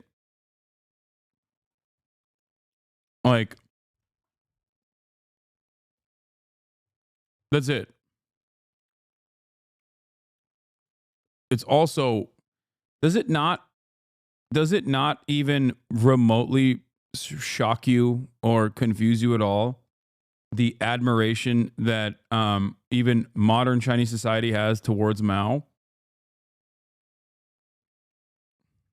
Like, there are allowed criticisms of Mao, Cultural Revolution being one of them, as you also mentioned.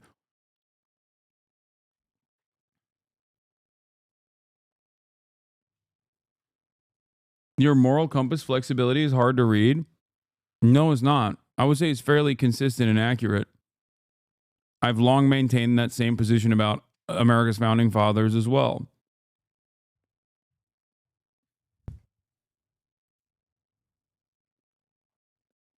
I've said similar things about Stalin in terms of his actions during World War II. Like, every leader, regardless of their ideological predisposition, will do a shit ton of awful things. Some of it is mismanagement. Some of it is deliberate violence. Some of it is deliberate violence against those who certainly deserve it, like emancipatory violence. Others are violence against people specifically to strengthen the ranks against people who don't deserve it.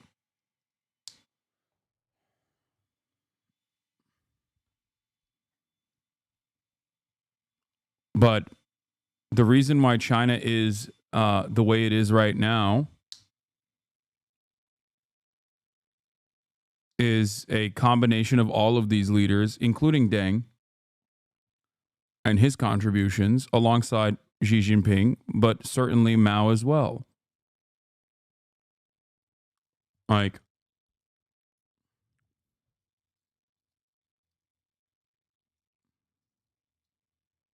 It's not apples to oranges to justify my messaging.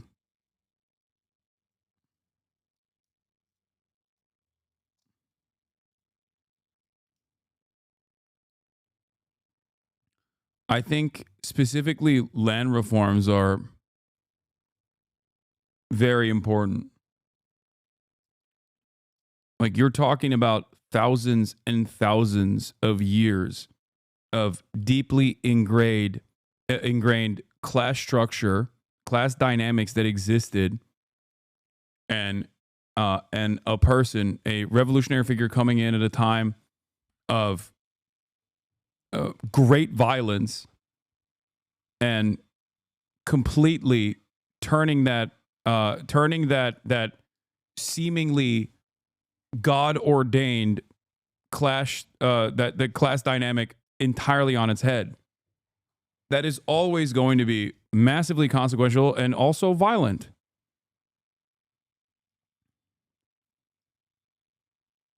But without that, I don't think China would be what it is today. China without the Cultural Revolution would be like India today. France had its own Cultural Revolution to get liberalism. Anyone who disagrees with this is just ignorant. I mean, I think that there's definitely aspects of the Cultural Revolution that went way too far. For sure.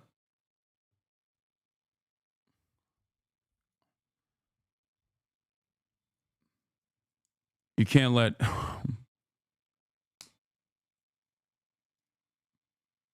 You can't let the students run wild.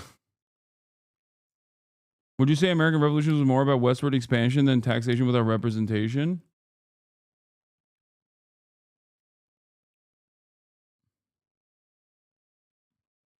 Would you say Trump is trying to do a cultural revolution right now? No, he's not. I mean, I think it's closer to say that Trump is doing a reverse FDR.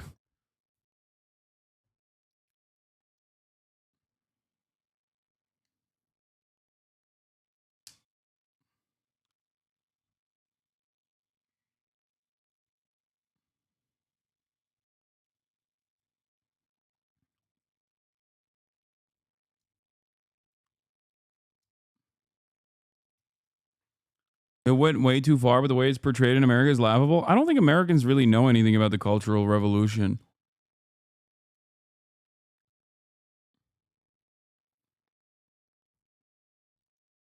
You can't compare slavery to what Mao did. Owning humans is beyond. Yeah, also it was a fucking much longer time frame ago. Like, I'm not engaging in cultural relativism here, but like, come on. Like, I understand what you're saying, but I'm simply stating that every figure that played a formative role in the development of a modern nation state has engaged in unjustifiable acts of violence and justifiable acts of violence as well. You have to take the good and the bad in your analysis. If you only look at the bad and you think, no, this is a bad thing across the board, okay, why are you insulting Mao by comparing him to a founding father? Like, please? No, dude, I'm teaching Amerifats who only know of Mao as the bald guy who killed 1 gorillion Chinese, okay? What the fuck are you talking about? God damn it.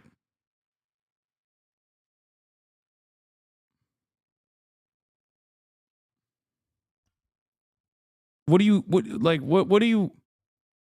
guys think is happening here? Just around the corner. We'll leave that to the less responsible commentators out there. Rather, it's an attempt to look to the past to help explain the present. The story I like that he shit on the Chinese collapse is imminent, guys, but like kind of did his own version of this. China is about to collapse, that a crisis is just around the corner.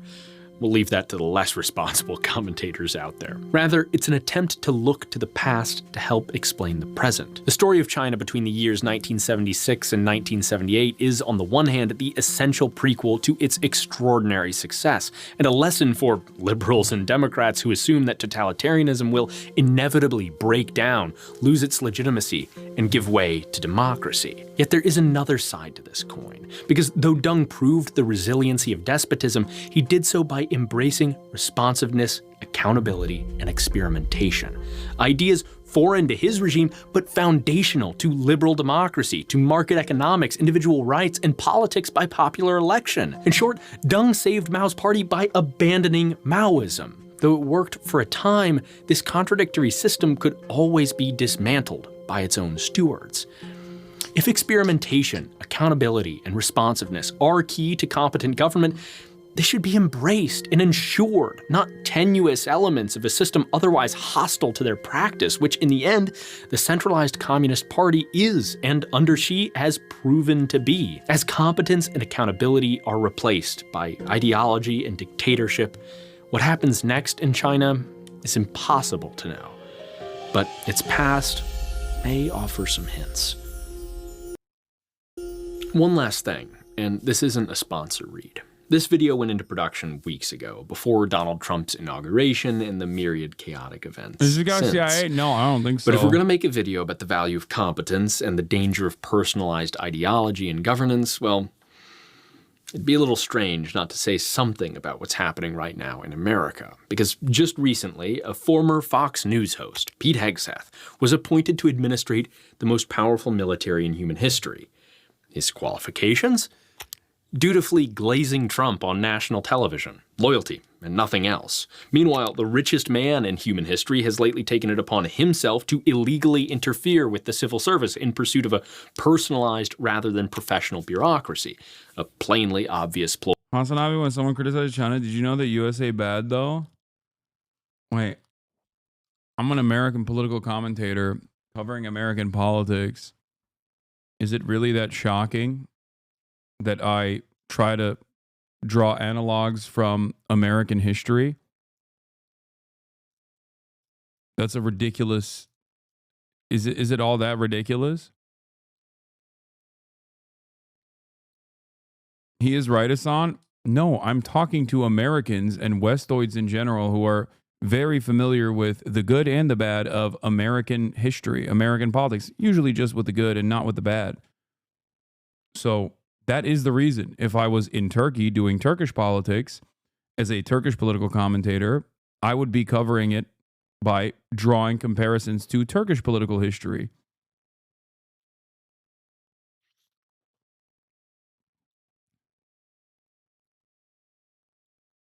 That's what I don't understand about people whenever they talk about like my coverage.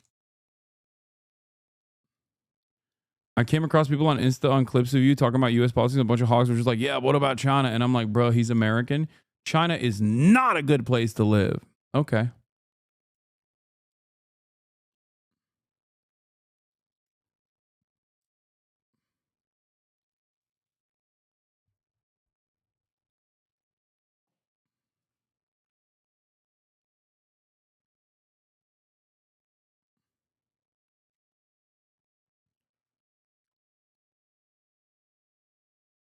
When did you say the USA bad? You literally just spoke about the good things and the founding fathers did. Well, it's because any association or any comparison with a foreign adversary or historical comparison to a foreign adversary automatically implies that I'm actually criticizing the American government. That's what it is.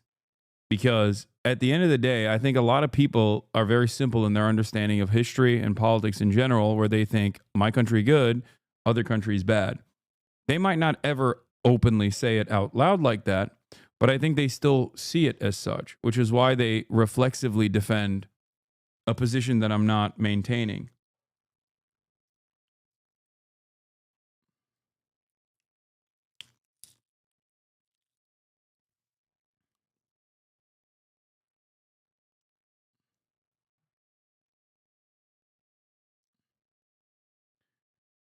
When you Here's a vid that'll really cool the hogs in the chat's head. Overzealots did a great video on Che in defense of Che Guevara, how the media lies to you. Ooh, Overzealots has just banger after banger, honestly. I swear I've heard you say China bad and USA good on some things. Yeah, like as the global superpower, America gets to present itself to a certain degree as one that abides by the principles of social libertarianism to a certain degree, and most importantly, I think free speech. when you are not the global hegemonic superpower, you punish people for silly things that would be considered silly here, things that would be considered unspeakable in the United States of America. Okay? I lived in China for just 1 week and got pantsed 117 times. This is what communism does.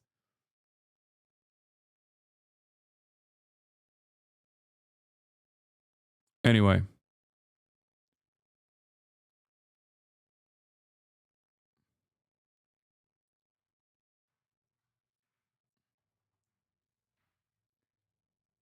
Now, of course, you're seeing America, you are seeing that America has never fully abided by the principles of free speech, whether it be the Red Scare, McCarthyist trials, or the assassination of revolutionary black leaders during the civil rights era, or even today,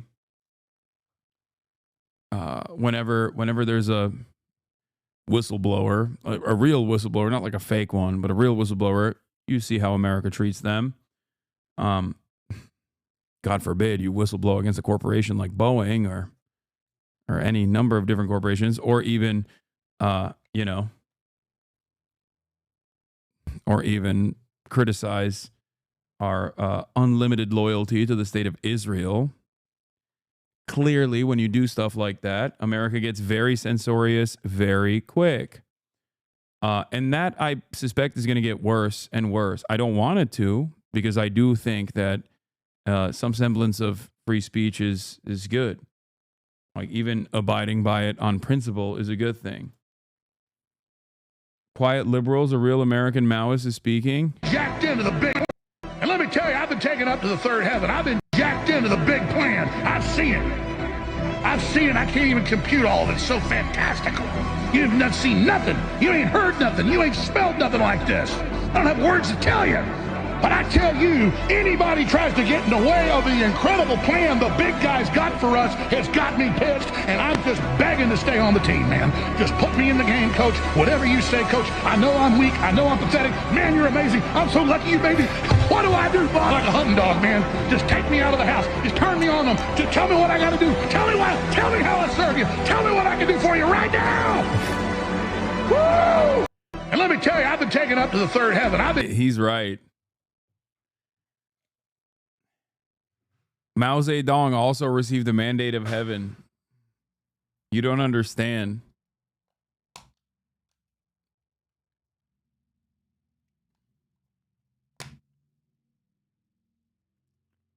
Strap me to a Dongfang missile and send me to DC.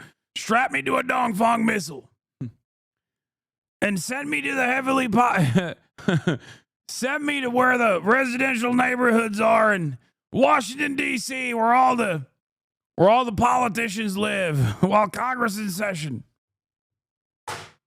Put me in the back of a Dongfang missile and unleash me on the suburbs. Dear Leader Chairman Xi Jinping. When you get to heaven and it's Chinese.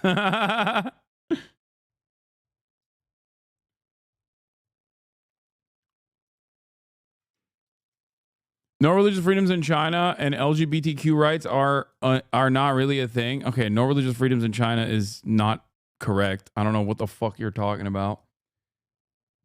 Unless you mean that they made the mosques look Chinese. If that's what you're talking about, that might be what you mean. And in terms of LGBTQ rights aren't really a thing, yes and no. Snopes, as the resident fact checker, I have rated this partially true. Okay, I'm giving you two Pinocchios. Okay, they're talking about China banning weird racist Christian cults. Oh, okay. Well, yeah, I'm sorry.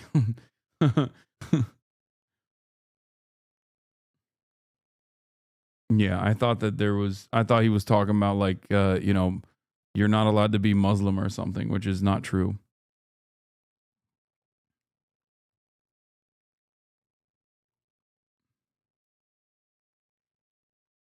They arrested Uyghurs with the name Muhammad or long beards. No, that was not because of religious persecution.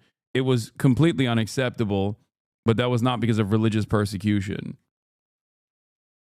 Yeah, I mean that was completely unjustifiable and you know, America shit, okay? But that wasn't because they were Muslim. No, that was because, well, according to the Chinese state, they were separatist radicals that wanted to develop East Turkestan. Which, again, not on the basis of religious persecution, considering that there's Muslims elsewhere as well. And you are still allowed to be a Muslim in China, in Xinjiang to this day.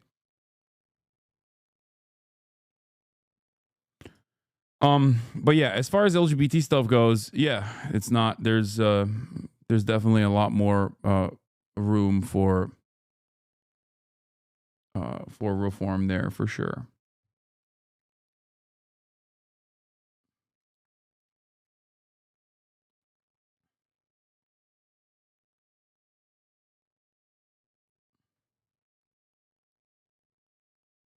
Also, make no mistake, I'm not saying that they were correct in their claim for why they were engaging in mass surveillance and dragnet operations in Xinjiang. They were not. Wasn't their biggest TV star trans? Yeah, their number one female television star is a trans woman who is also kind of conservative, from what I understand. But yes, she is trans and has spoken about like the difficulties and whatnot.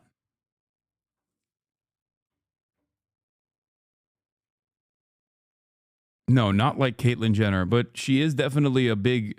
I mean, you can't be a big TV star and not be a regime person anyway.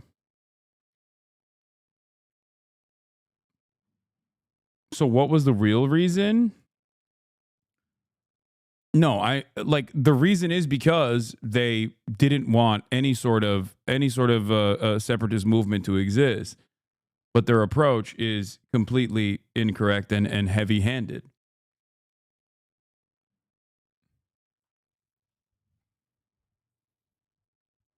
And also unacceptable. You can't do fucking dragnets on an entire area. I understand their critique in good faith, but listening to Americans lose their shit about country overreacting to a terrorist attack is something else, Lamau. Okay, but to be fair, I also do a whole lot of criticism of Americans and their overreaction, and a lot more criticism, to be fair, to American overreaction to 9/11.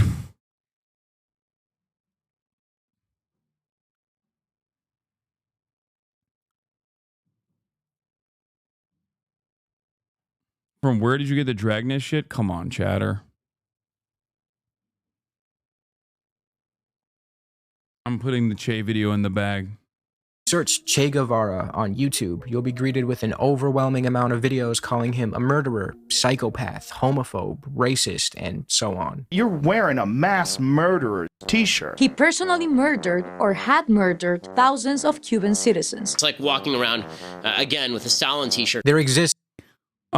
I don't want to simp too hard for China. Human violations are a serious issue, but do you really think that separatism is something that you can deal with just improving social conditions?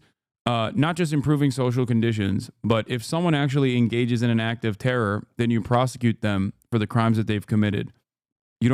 My point is, under no circumstances can you go after virtually the entirety of an ethnic minority and place them under mass surveillance and then send numerous members of said ethnic minority into re-education camps because you want to completely eviscerate the separatist threat. That is my approach and issue with this process. Kind of like you can't just decide that every fucking undocumented migrant is a criminal because 29 undocumented migrant murders happened in the year 2024.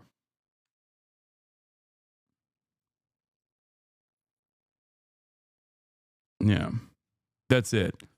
And I think that's a fair assessment. That's a fair assessment.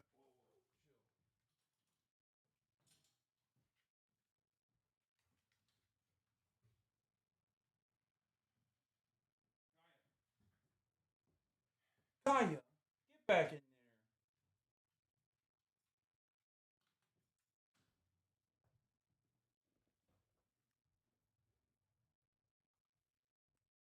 Anyway, let's watch.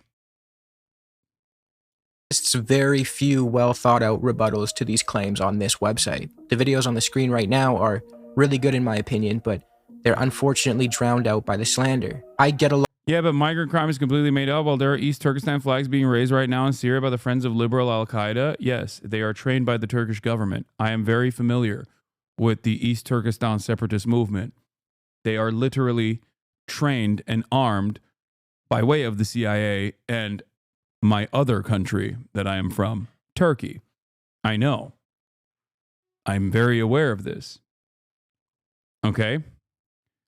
Once again, that is not a reason or an ample justification for mass surveillance, dragnet operations, and also, re-education camps. It's pre-crime. There's no justification for pre-crime. That's it.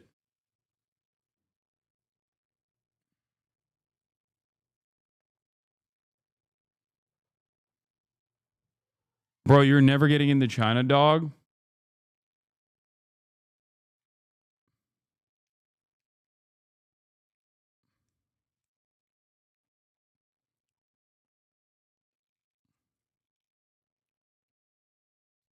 Same shit Palestinians go through? No.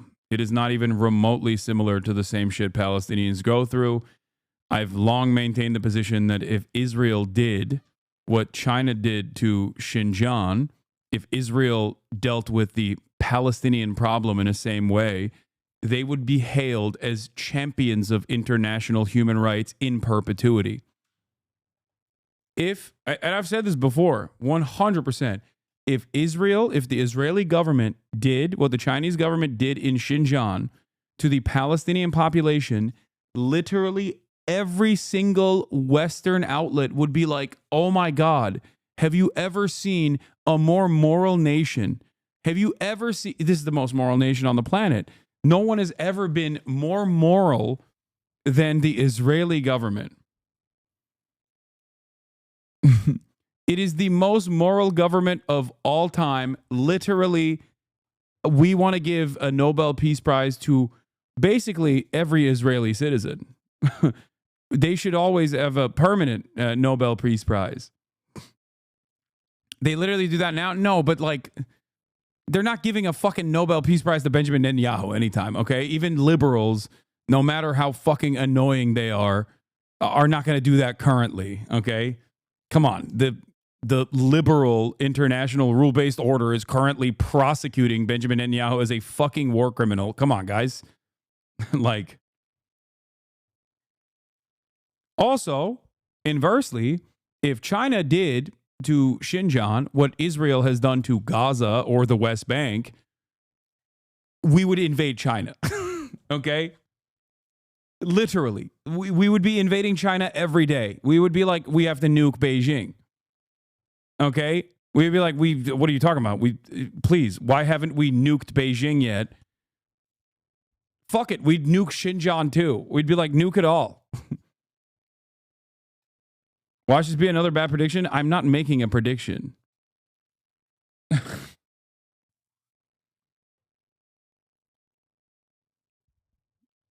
So just understand how this double standard certainly exists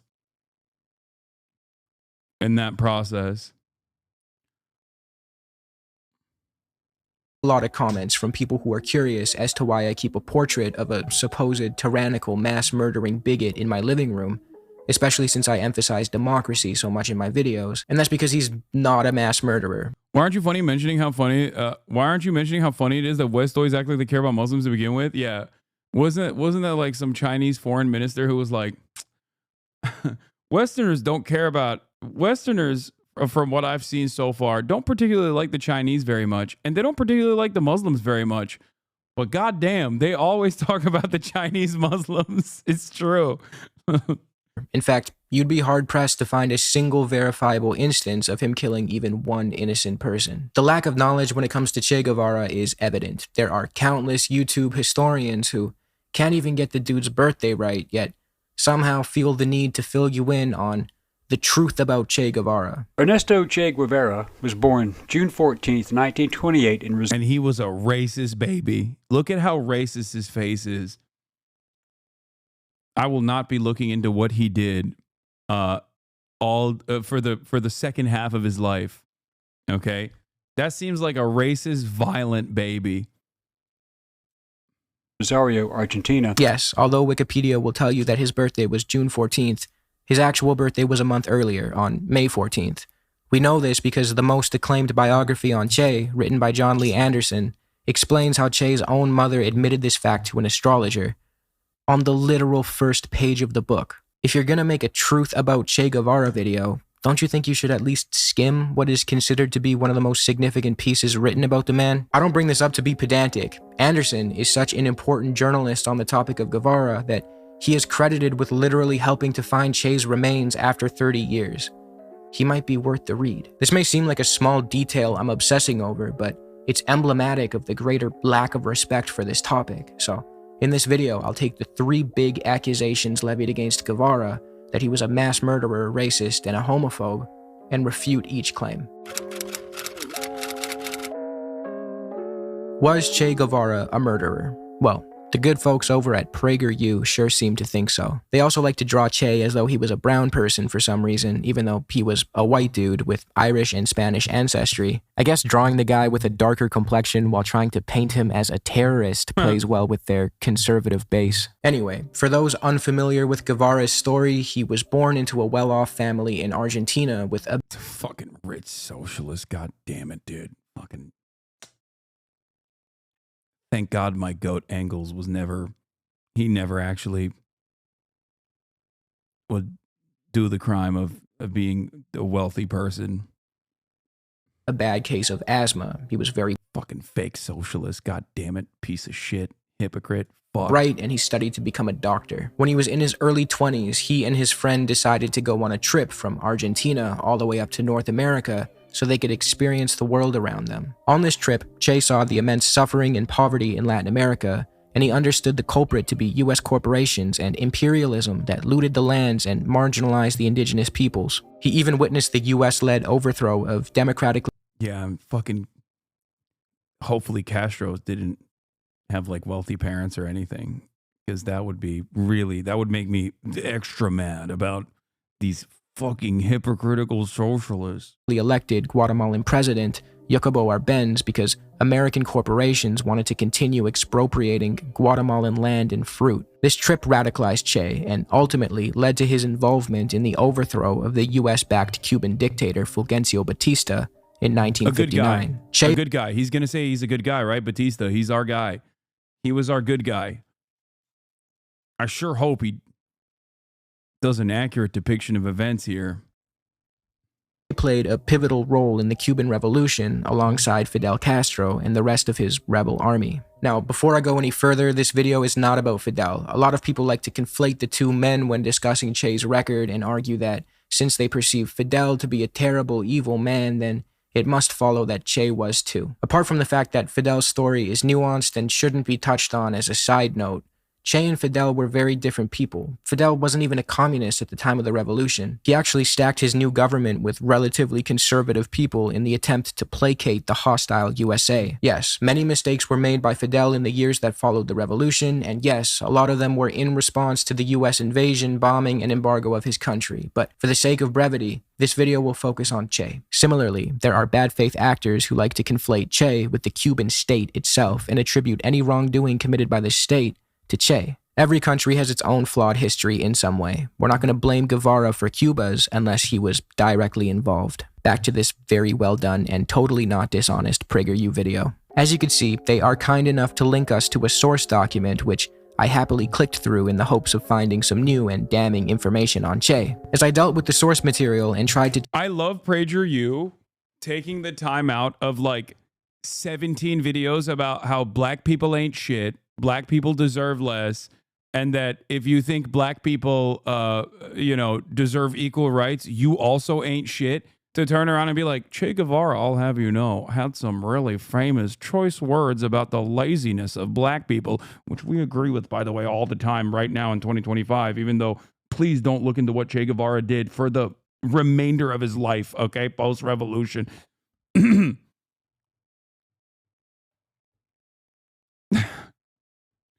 It's such a funny thing for PragerU to be like, yeah, Che Guevara was racist against black people. Like, what are you trying to fucking hype him up to the PragerU audience? The fuck? Anyway. Trace the claims back to their original sources. It did not take me long before I arrived at. Yeah, also, if Che was actually racist, conservatives would love him. Exactly. And not only that, I mean, that goes for everyone that conservatives claim, or even liberals sometimes claim are maintaining reactionary, problematic statements. Like, the fuck? I can see your other posts, dipshit. The fuck do you mean you're calling Che Guevara a racist? At cubaarchive.org. If you've ever had a conversation with someone set on convincing you that Che was a mass murderer, they might have told you to check out this site. I know a lot of op-eds on the topic like to use Cuba Archive as a source, like this HuffPost article. Researchers have documented 216 victims of Che Guevara in Cuba from 1957 to 1959. Wow, I gotta check this out. Oh nice, an Error 404 page. That's some good-ass journalism right there. In almost every slanderous article or blog post I read on the topic of Guevara, any definitive claim that Che killed X amount of people would redirect me to Cuba Archive, specifically this 404 error page. Now, this is bro, when the USAID funding dries up. Obviously a dead end. The page was taken down for some reason, probably due to blatant dishonesty, but as I researched this topic further, I'm almost certain that this page is the one being debunked in a 4-year-old video by a YouTuber called Bad Empanada, where he goes in depth on the topic and does a really good job highlighting how dishonest Cuba Archive can be. I definitely recommend you check it out if you want more on this topic. As of 2025, Cuba Archive is still home to a database that lists the names and cases of people who died or disappeared under both Batista and Castro. Do you not bring up the decimation of Uyghur culture and heritage because it doesn't fit well into your China Glaze narrative? Interesting fact-picking, coward. Go back and watch any number of different videos that I've covered on the subject matter from many years ago, and you will hear that I have talked about it, which is why I think it's appropriate to consider it a cultural genocide, as they basically commodified and turned Uyghur culture into a tourism destination. You've also been subscribed to me for 13 months, so I think you've definitely seen me talk about this before. I don't know. Like, there's no point that where I have ever considered what the Chinese government's handlings of Xinjiang to be appropriate. I don't know why people still keep. I don't know why people still keep pointing to this. It's like one of those statements that just like never goes away for some reason. I genuinely don't understand it. Like, is it attention that you're seeking? What is happening? Is that what it is? Like, what the fuck? Will you now say, oh, my mistake, I didn't realize you had talked about it? Yeah, it's like, it's exactly like West Bank. Okay. Yeah. Definitely. That's why there's a genuine freedom of freedom of movement restriction to this day. The fuck do you mean it's exactly like West Bank? What kind of delusional bullshit is this, dude? Shut the fuck up. It is incredibly disrespectful to a 76-year apartheid.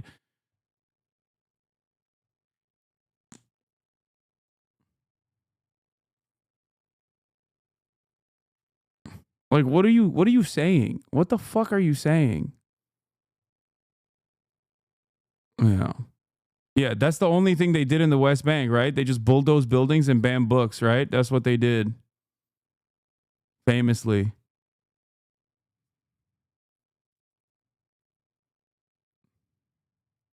Why are you downplaying what is happening under the first of all, I've literally had people press me IRL in the exact way Chatter is pressing you for saying China good. I'm not even saying China good. I'm just saying there's good things that China has done. But goddamn.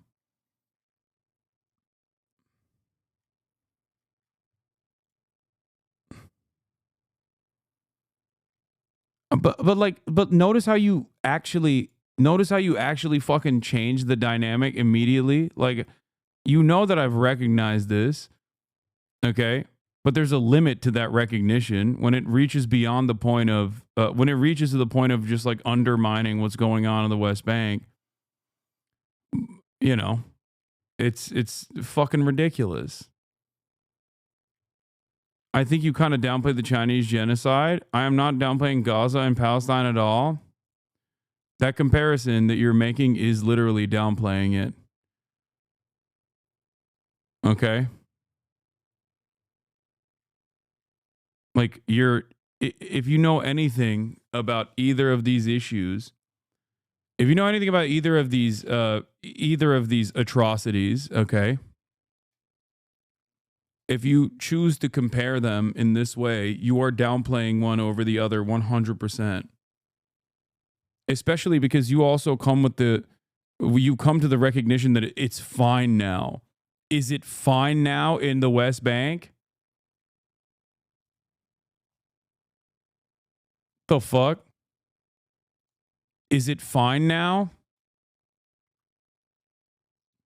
There's 15 million people permanently displaced. What the fuck are you talking about? You know? I don't think if it was to the same degree, you would ever be able to say it's fine now about Gaza or it's fine now about the West Bank. Maybe you should really, reconsider the way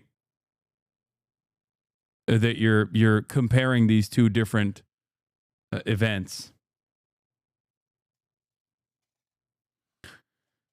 Anyway, and this is because he considers what my criticism is insufficient, which is ironic because it seems like he agrees with my criticism.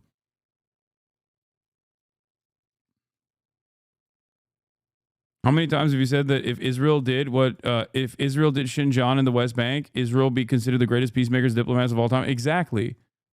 Because it's true. It's literally true. If you could say it's fine now, Palestinians have complete fucking freedom of movement and a say in the process of their own local governance, for example. Yes, it would be considered the greatest peacekeeping achievement of all time by every Western superpower. They would never shut the fuck up about it. Anyway.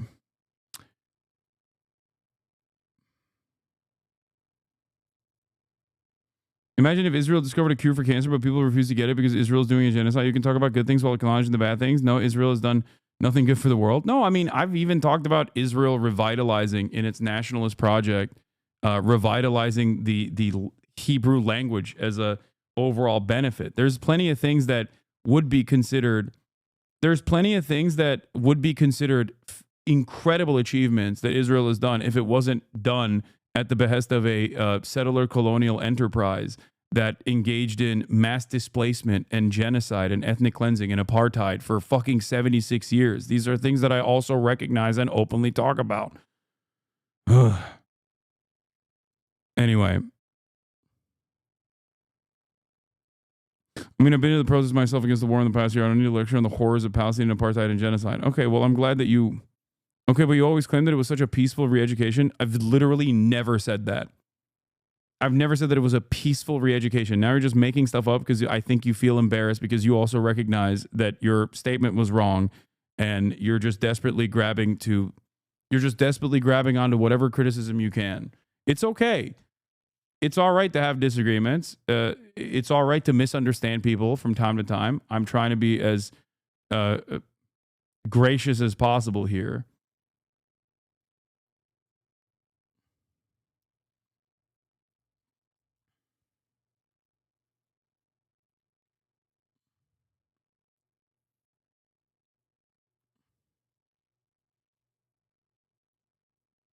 So what the fuck's going on here? I think chatters wish you would denounce the Chinese as strongly as you do the Israelis, since they're just as bad.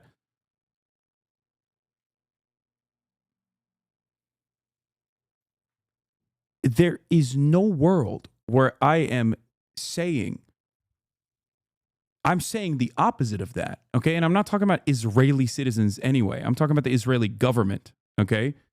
And its apartheid structure. There is no fucking world. I'm saying the opposite of what you are saying. If you think that the Chinese unjustifiable, the CCP killed 100 million people. Okay, shut the fuck up, dumbass.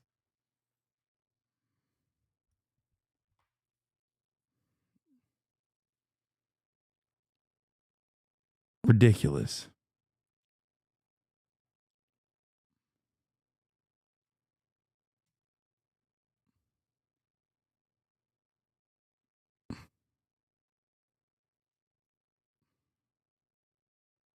Castro's rule, which on its face seems like a useful tool that could help us to further understand the severity of the issue at hand, until we very quickly see that this database is filled with dishonesty and misappropriations of their very own source material. Not to mention, citing I don't even think the Black Book of Communism says that. Yeah, they don't. Cuba Archive, a database that covers deaths and disappearances committed by the Cuban state since 1952, doesn't necessarily fill you in on whether or not Che Guevara was the culprit. But to illustrate my point about the misinformation prevalent on this website, let's look at the case of a man who we know for certain Che personally killed because he wrote about it in his diaries. Killed, not murdered. There is a difference, and it's an important one, and we'll get into the distinction in a bit. This is a case that is often used when... You know what's really funny? Okay, this is the last note I'm going to mention here, okay? If I ever talk about, like, an American politician doing something right, okay, nobody goes, or, well, I guess some people do. They go, oh, how dare you fucking glaze up America, KKK, it is a violent settler colonial enterprise that is built on the backs of genocide and blah, blah, blah, blah, blah. Yeah, people do that sometimes, and I ban them because they're being fucking annoying. Okay, but every mention of China has to be prefaced with, like, the, 100 bullet point of all the wrong that China is doing right now to you individually. It's like fucking ridiculous. Shut the fuck up. Jesus Christ.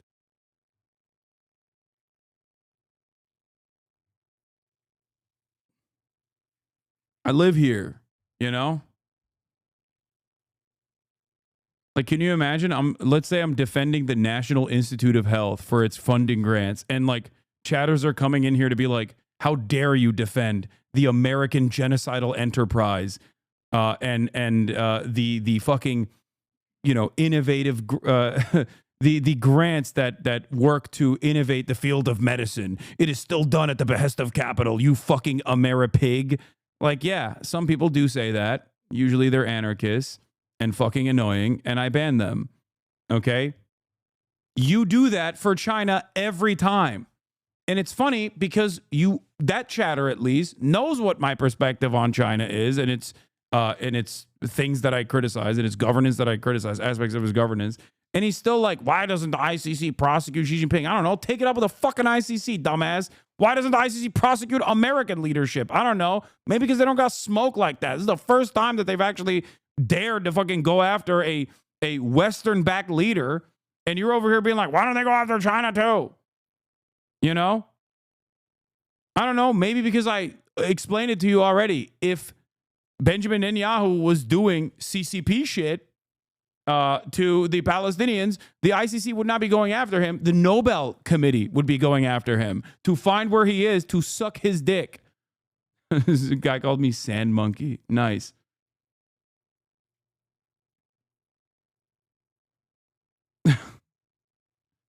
Nice. I remember when this was a left-leaning Democrat broadcast. Yeah.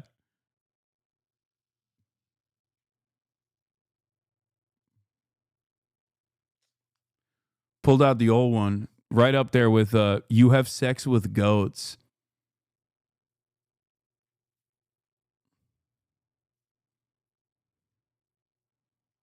You sand monkey, don't you know?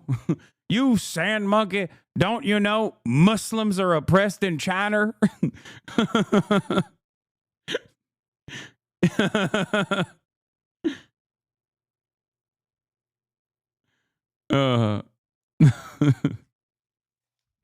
Guess you don't care about your own kind of goat fuckers when they're in China. Yeah, that's right. Remember the prophet? Anyway, woke racism.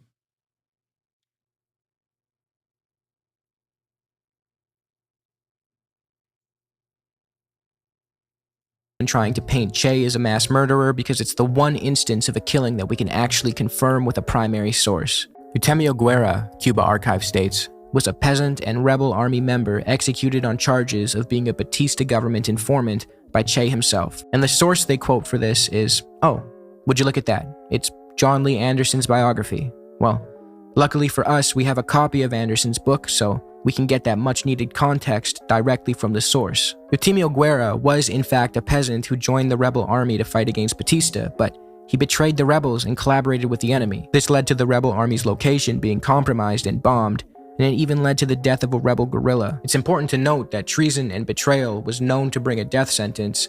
That much was made clear before joining the rebels. When Eutemio was captured by the rebels, they found an army safe conduct pass bearing his name and proving he collaborated with the enemy. Eutemio didn't. I can't believe that while they were engaging in guerrilla warfare against a fascist military dictatorship, they just killed collaborators. That's really fucked up. Yeah, good thing no one else has ever done that throughout history. Didn't even try to ask for clemency because he was well aware of his crimes and he knew that the punishment for treachery was death. Eutemio got down on his knees, asking that he be shot to have it over with. Now, instead of just brazenly executing him on the spot the way a mass murderer would have no problem doing, Che and the rebels conducted a makeshift trial for Eutemio. They were in the middle of a guerrilla war, so they had to make do with what they could, but he was given a trial nonetheless. Even Cuba Archive nonchalantly admits this. Fidel ultimately gave the order to execute the man who betrayed the army and led to the death of a fellow rebel, and Che, only after seeing that nobody else wanted to carry out the execution, did so. Now you tell me if that constitutes murder. Murder is a legal term encompassing the unlawful killing of an innocent person. This is obviously a tragic story, but murder is not the appropriate word to use. Otherwise, we would have to turn to other nations like the US who also consider treason to be punishable by death and consider that practice to be murderous. Americans gained independence by throwing tea into the water or something, and then the English left? Yeah. Famously. Well, it's very clear that a lot of nuance is stripped away from this case if you just read the Cuba Archive page on it. Like I said, Che's detractors like to publicize the story of Eutemio Guerra because it's the only confirmed case of Che personally killing someone. Like this hit piece written by Alvaro Vargas Llosa that reads, The Killing Machine. Che Guevara from communist firebrand to capitalist brand. Oh my God. Whenever I see the fucking oldest tricks in the book still being utilized over and over again, and not even for like revolutionary figures at this point, but even someone who's like a dipshit Twitch streamer like myself, it's just, I can't help but fucking laugh. You know what I mean? It's like I got no emotion, man. Why are you fucking yelling at me, you know? Why the fuck are you yelling at me? I'm not a revolutionary figure, you know? And it's always like, dude, you don't understand. Like, you're a rich socialist. You fucking rich socialist. It's hypocritical. Guevara shot Eutemio Guerra because he suspected him of passing on information. We can see that the author is using vague language here to make Che seem unreasonable. Llosa leaves out the fact that the rebels found an army-safe conduct pass proving definitively that Eutemio was guilty. Little tricks like this are played all over Cuba Archive's database as well. To really drive this home, Guerra betrayed the rebels, colluded with the enemy in a way that led to the death of a rebel guerrilla, was captured, admitted his wrongdoings, asked for death, was given a trial, and was executed for treason.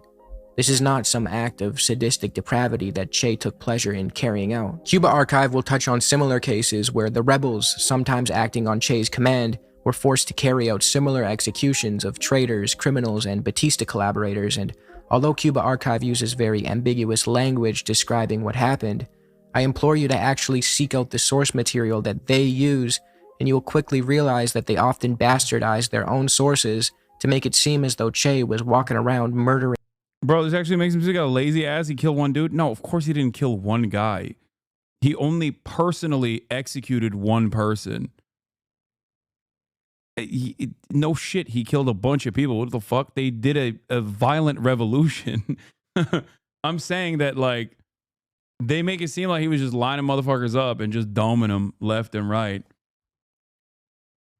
Innocent people.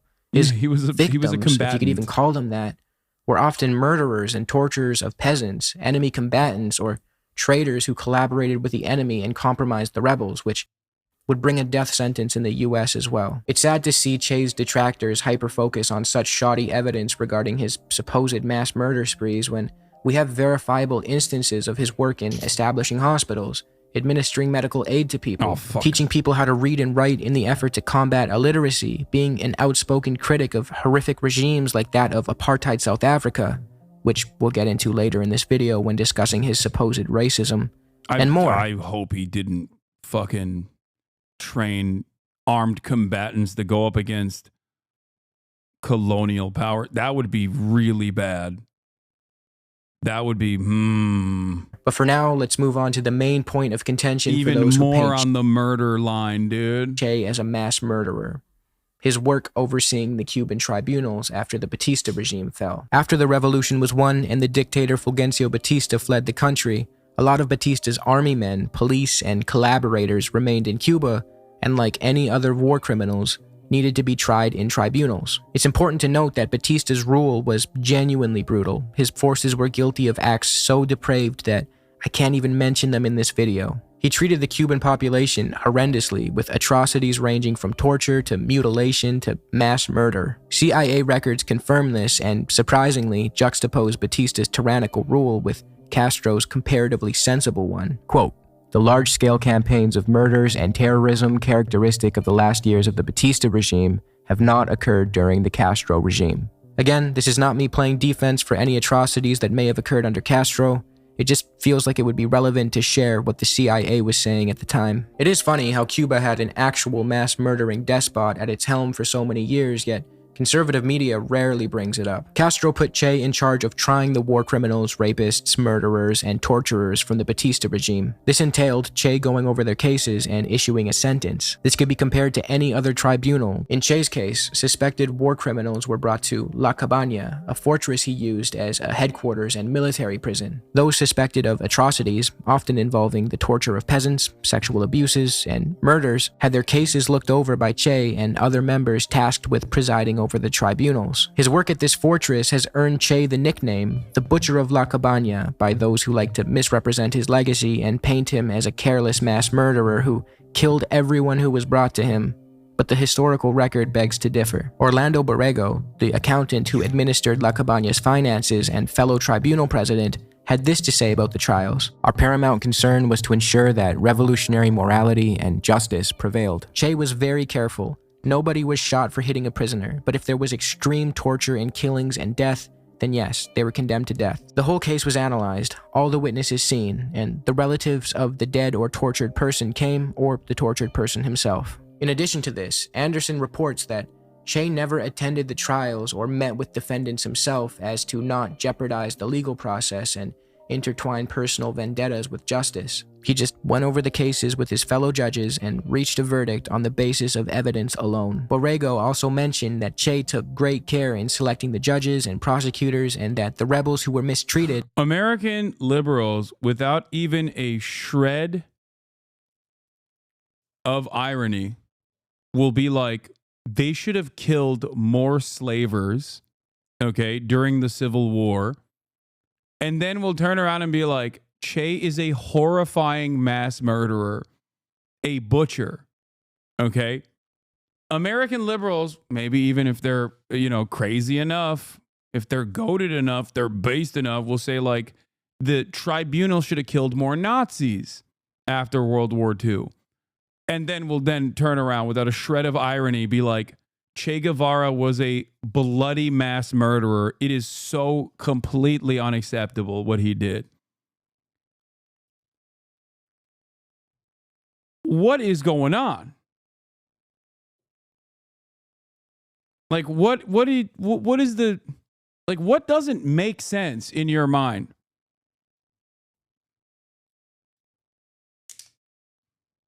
Like, I am anti-capital punishment, okay?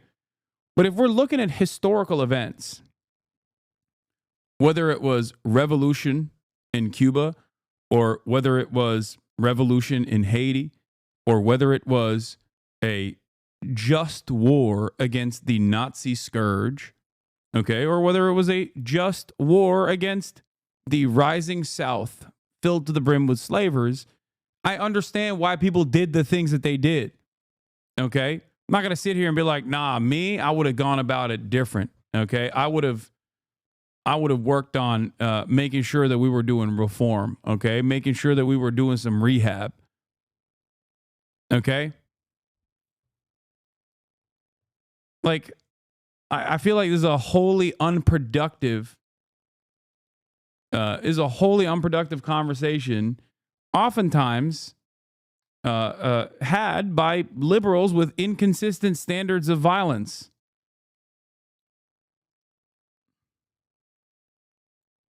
Were not allowed to pass judgment on their former torturers. He went on to talk about how there were people and prosecutors who would superfluously ask for the death sentence, but they would be frequently moderated by Che and his colleagues. So yes, there were trials and executions during this period in Cuba, but according to John Lee Anderson, these trials were above board, if summary affairs with defense lawyers, witnesses, prosecutors, and an attending public. But there was also a number of arbitrary executions. The most notorious incident occurred when, soon after occupying Santiago, Raul Castro directed a mass execution of more than 70 captured soldiers. Raul's reputation for ruthlessness was confirmed. Now, those with a keen eye might be able to pick up on the fact that Raul Castro is actually not Che Guevara. Those are different people. Anderson goes on to say there was little overt public oppositions to the workings of revolutionary justice. On the contrary, Batista's thugs had committed some sickening crimes, and I think that's probably also part of the reason why, because no one knows anything about the Batista regime, like in America. Well, Americans don't know anything about anything in general, but like they just think that these like random upstarts got together and were just like, we're woke and we want to do woke communism, and that's why we're gonna go kill a bunch of farm owners and people who fight back. Like that's, I think, unironically, that's probably the American consensus on Che Guevara and Fidel Castro and the Cuban Revolution, right? They were like a bunch of college students that got armed up and wanted to do woke. And that wokeness was demonstrated through mass murder and ethnic cleansing campaigns or some shit like that. Now, of course, this stupid ahistorical perspective is not helped by the fact that many Cubans living on U.S. soil also maintain a healthy dose of reactionary sentiment. So, you know, people's involvement with this process is kind of misguided.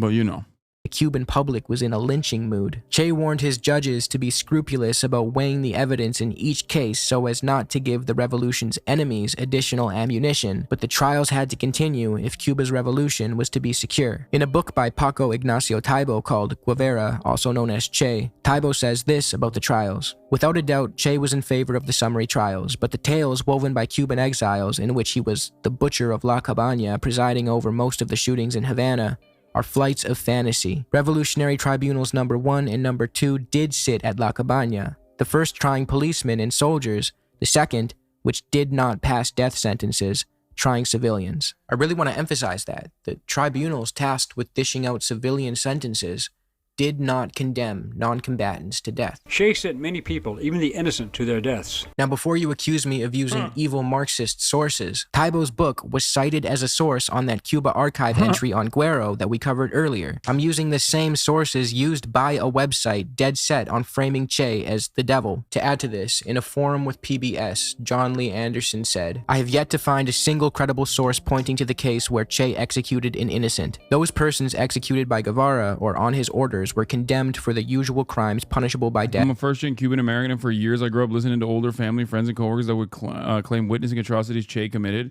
It's been hard to shake off all those sentiments. Here, I'll give you a great example of this, okay?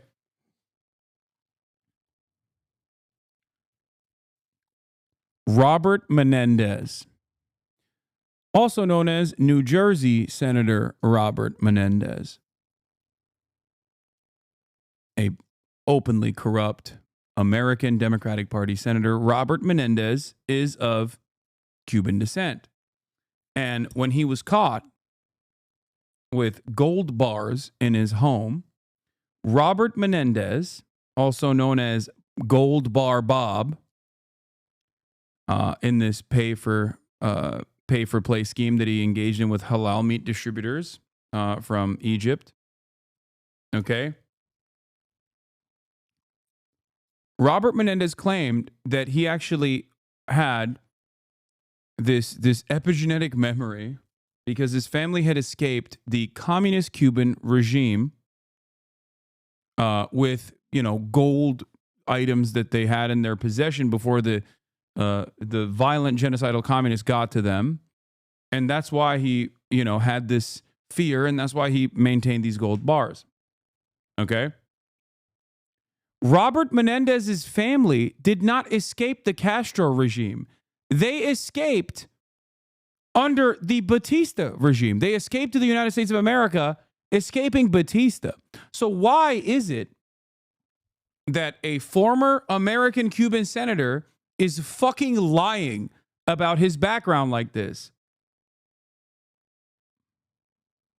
That, I think, plays a pretty decent... That plays a good role in understanding the mindset of a lot of Cuban Americans. Similar process to Marco Rubio's family, I believe. I think a lot of American Cubans just maybe due to collective hysteria or due to the initial people that escaped Cuba being of the kind that was collaborating with Batista's regime, have developed this alternative perspective on the history of Cuba. Not all Cubans that came from Cuba were fucking landowners, wealthy landowners, by the way. I'm not saying that at all. But I think even those who very clearly fled Cuba to escape the grips of the genocidal, actually fascist Batista regime, still maintain this position. Because of, I don't know, maybe collective hysteria, maybe wanting to feel a sense of belonging. You know what I mean? I don't know what it is. But understand that if you're first generation, second generation, third generation Vietnamese, okay? Or first generation, second generation, third generation Chinese, or Afghan even. Well, it's a little different right now because the war on terror is still going on. War on terror. Understand that a lot of your Iranian diaspora, a lot of your immediate family members, many of them came to the United States of America because they agreed with the United States of America's actions. Okay? That's it. And the same goes for Cubans, and the same goes for Venezuelans. A lot of people that come here often come here because they were collaborating with the people here. Not every single one, but a big chunk of people are coming here on that tip.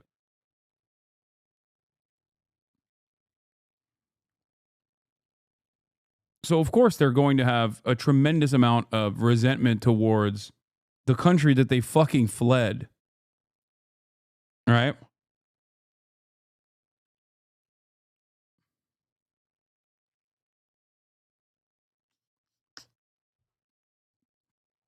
Now, once again, and I repeat, not every single person is like this. I'm just saying that that's why there is oftentimes in diaspora populations this like cultural attitude that does not reflect the broader popular sentiment of the country that they're speaking about.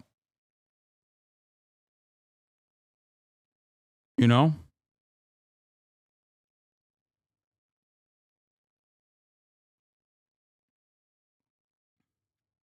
That's it. Death at times of war or in its aftermath. Desertion, treason. Yeah, there's also shame, reading the room, wanting to fit in, wanting to not be victim to hate crimes, you know, and playing ball. Exactly. They knew that they couldn't just shout out about how they had to leave because they were collaborating with a heinous government or...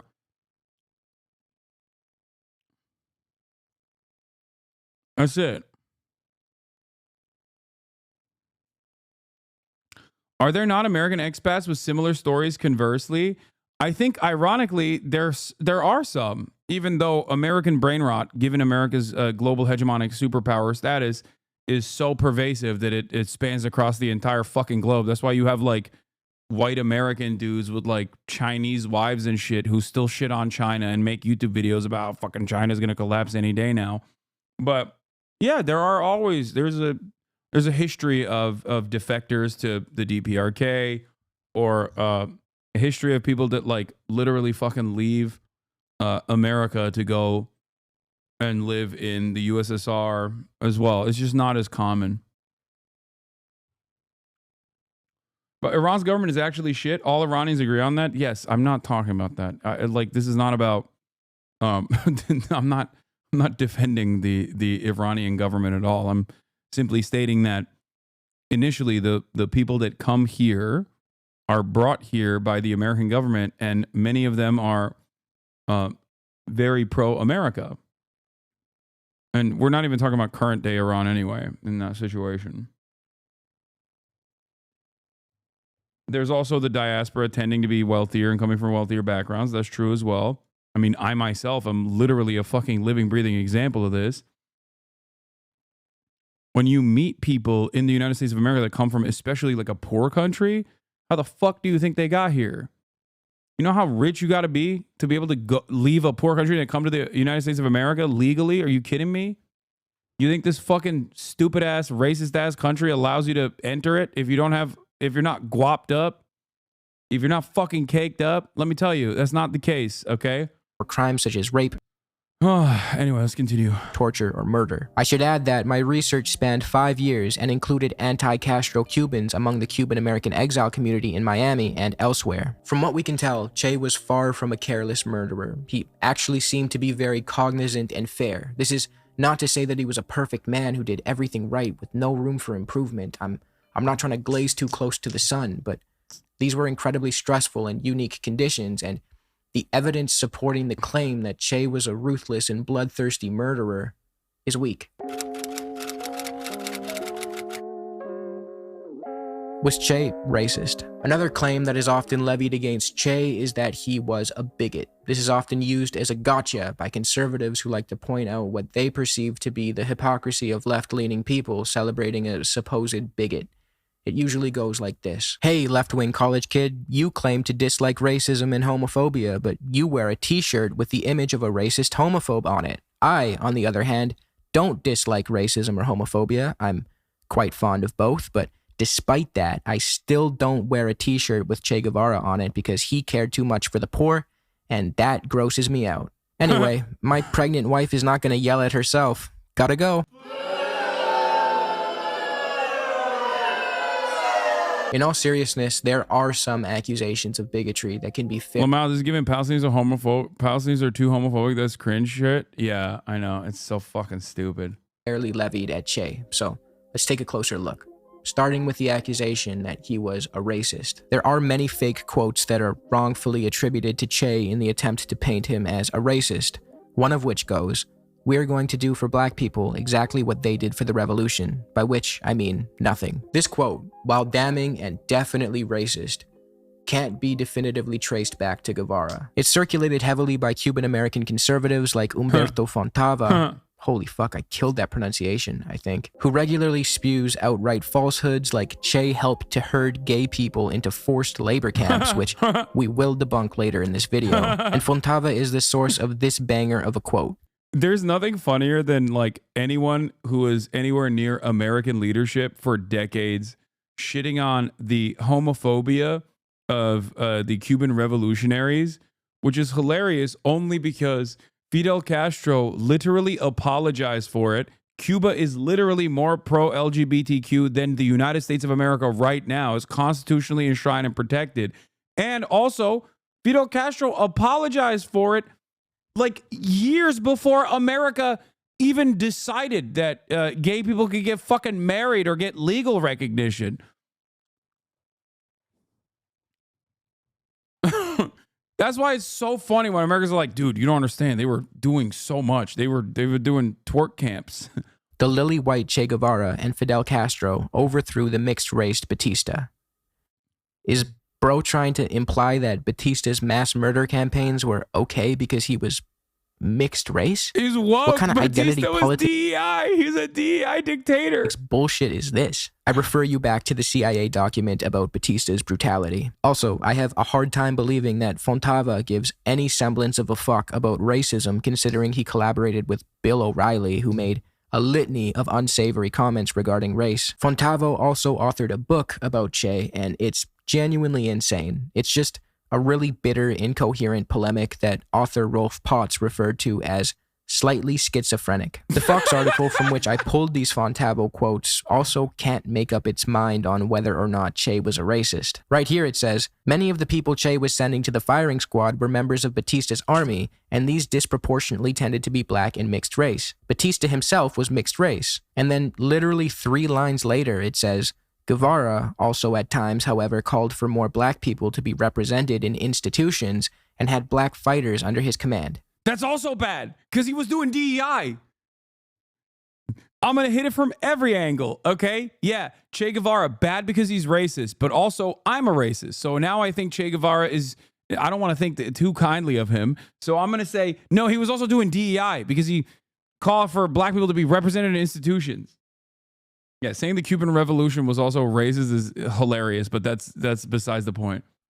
What are we doing here, guys? However, there is a genuinely racist quote that was written by Che, and it is worth talking about. True. Remember how I mentioned that Che was born in a well-off... Okay, I'm just going to say one thing, okay, before we get to this quote, because I know what it is, okay? Your Honor, my client, Che Guevara, is Argentinian.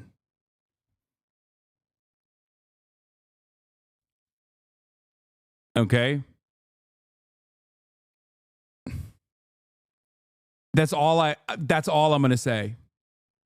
He's Argentinian. He's Argentinian. That's it. I mean, come on.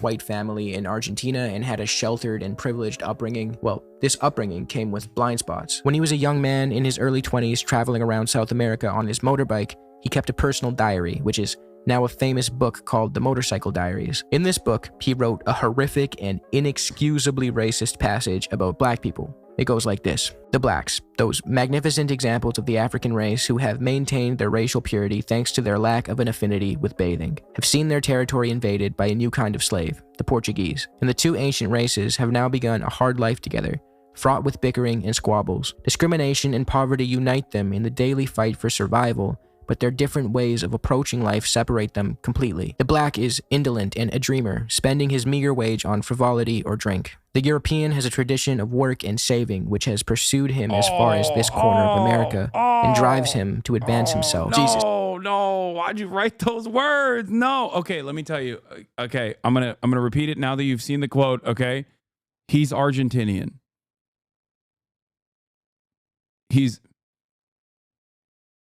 okay. He's just he is Argentinian. Okay, and also I think he more than atoned for his racist crimes of the past. But that's, you know, I'm sure that Overzealots will get to that in a second.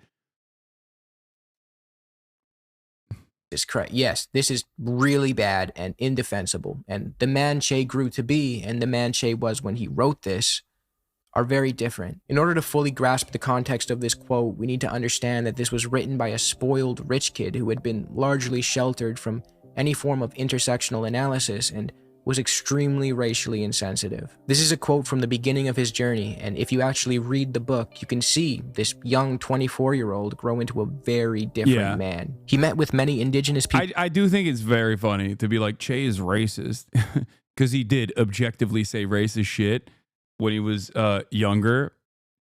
And it's funny to say that, because the reason why you know who the fuck he is not because he wrote the Motorcycle Diaries, okay? It's because of all the other shit that he did afterwards. And that's the reason why you hate him. And virtually every single thing that he did after that was directly fighting with arms, engaging in violent revolution against colonial powers, whether it be in Africa or in the Cuban Revolution. So, you know, kind of funny that all these actually currently racist white supremacist nerds will act like this is a big own. People during his journey and noted how much better he was treated as a white man compared to them. At the end of his journey, he notes that he is no longer the person he was when he embarked on this trip. Quote, "The person who wrote these notes passed away the moment his feet touched Argentine soil again. The person who reorganizes and polishes them, me, is no longer. At least, I am not the person I once was. All this wandering around our great America with a capital A has changed me more than I thought." Clearly a story of growth and self-improvement, yet people like Marco Rubio feel the need to embellish and push a narrative that just isn't true. No, Marco Rubio, Che Guevara did not write extensively about the superiority of white Europeans. In fact, Che's effort— Like, if he did that, you would like him. What are you saying? If he fucking did that, instead of all of the other shit that he did, okay, you would actually like him. You would literally ride for it. He probably wouldn't have been fucking assassinated. You know what I mean? Like, if that was his point and he just kept on that note and didn't participate in the Cuban Revolution, didn't fucking go and try to liberate a bunch of colonial subjects in Africa, like, you would be a fan of Che Guevara. If he doubled down, tripled down, and became like a straight up white supremacist neo-Nazi, Marco Rubio would be trying to fucking put a statue in his goddamn honor.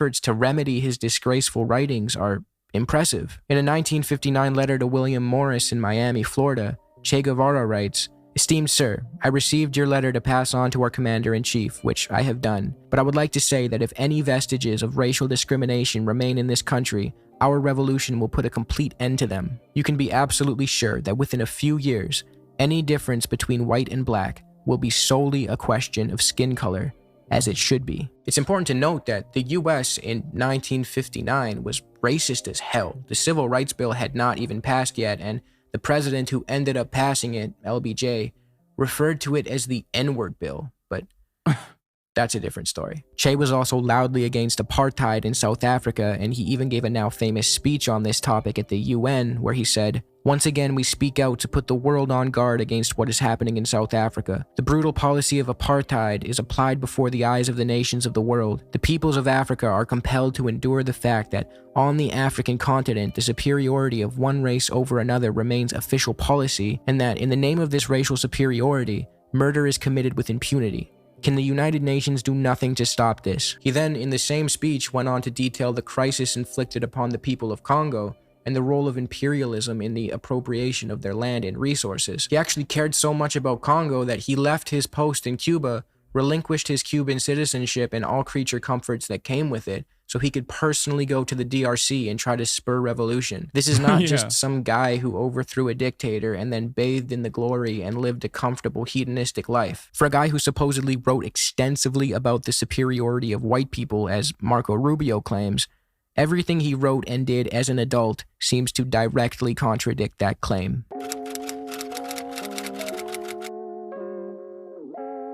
Was Che homophobic?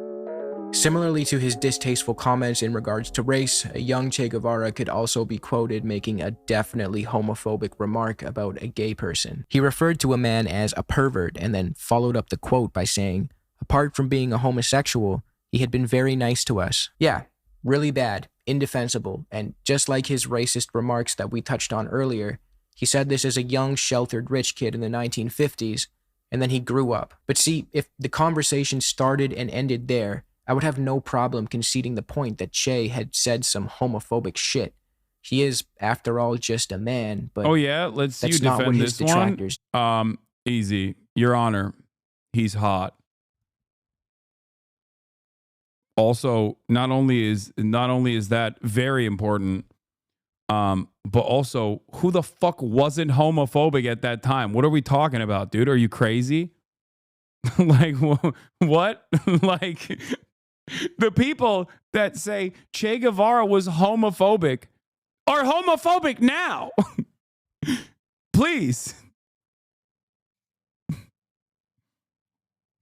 And also, once again, it's just like, it's silly shit. Canceling Che Guevara because he's homophobic. They go on to say that he rounded up gay people and forced them into concentration camps. Your Honor, he's also Argentinian, and everybody knows Latin American men are very gay coded. So, I am not a gay man myself, but I will say, I assume that the gays in this chat would give him the pass. After the Cuban Revolution, some dishonest actors go as far as to claim that he murdered people for being gay. Che Guevara executed gays, right? This is a guy, when you wear a Che Guevara shirt, you're wearing a Hitler who was less successful in being charismatic and duping people. Now, oh, God, I'm just, honestly, I'm just glad this motherfucker fell off, dude. Actually, he was such a fucking rapacious scumbag. Oh my God. Oh, thank God. Thank God I don't have to ever fucking hear his voice ever again. This is just blatantly untrue. There is no verifiable record of Che killing people for their sexuality. What is often being referred to when people make this point is the UMAP system in Cuba. The UMAPs were military units to aid production, and people who opted out of military service had to serve their country in a different way, and they were sent to these forced labor camps. At the time, gay people were not allowed to serve in the Cuban military, the same way they weren't allowed to serve in any other country's military, and they were subjected to forced labor in these Cuban camps. It is worth noting that draft dodgers in the US were sent to prison, where the 13th Amendment turned them into literal slaves, but that's another story. Yes, the UMAPs were despicable and unjustifiable. No, just because the Americans did similar shit does not make it okay. There are also reports of gay people being mistreated and abused in these camps. Yeah, good thing England, for example, would never do something. Oh, that's right. Britain castrated Alan Turing, the man who cracked the Enigma codes and saved countless lives during World War II, and then he ended up killing himself. Oh, that's right. Yeah.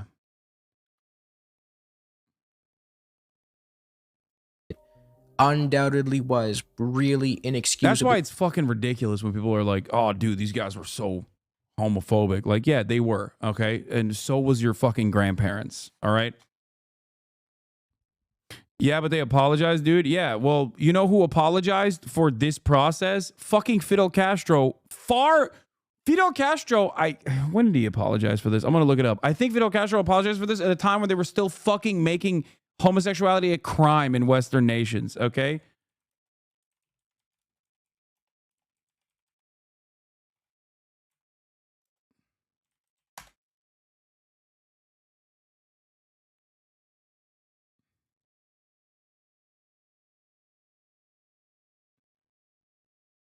Before Fidel Castro apologized for it when gay marriage was still illegal in America.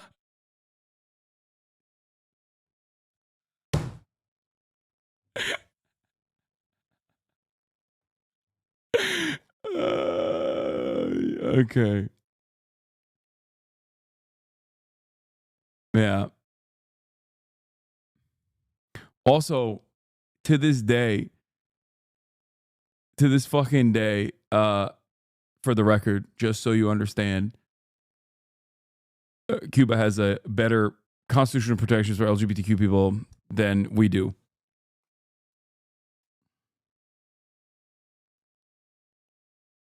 Yeah.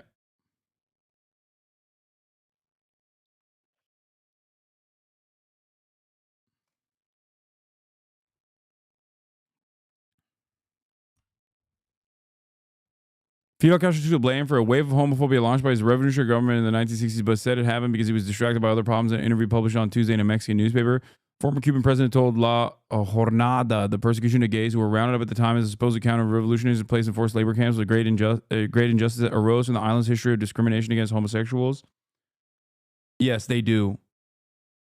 It is Cuba has notoriously been one of the most progressive in terms of LGBTQ rights.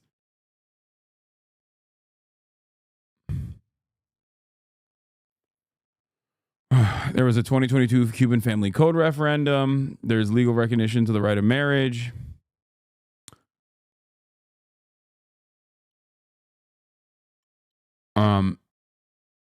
Yeah.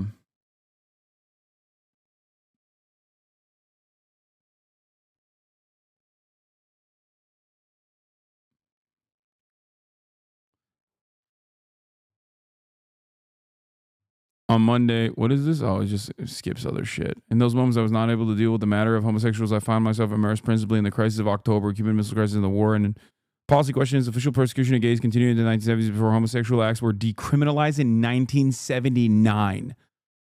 Today, Cuba's medical service provides free sex change operations. This article is from 2010. Fidel Castro publicly apologized for it in, I think, like 2008 or something. Okay? And they fucking had sex change operations. I don't know exactly when.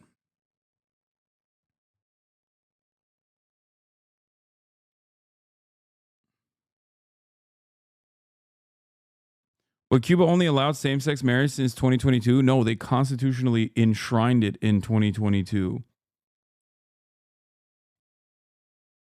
But before then, I'm fairly certain that like the Cuban attitude towards, and it's not just gay marriage either.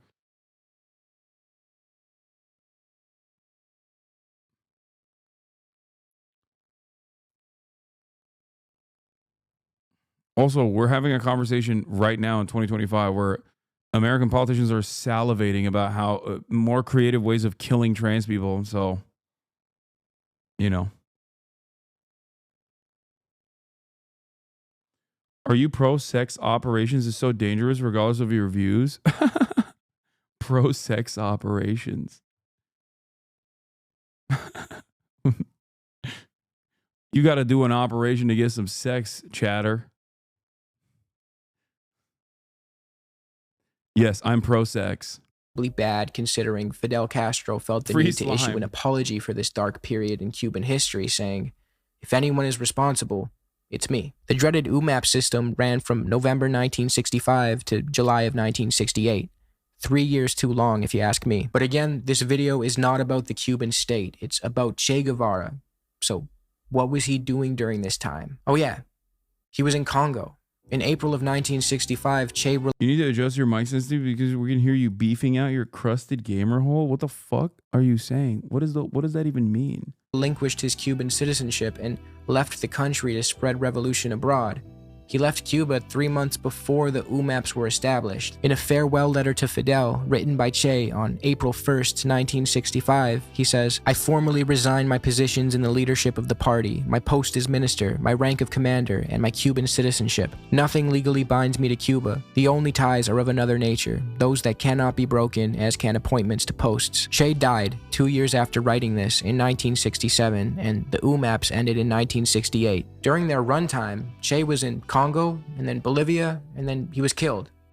He had nothing to do with them. Now, could Che have done more to stick up for LGBT rights in Cuba, especially during a period of machismo and ignorance towards gay people?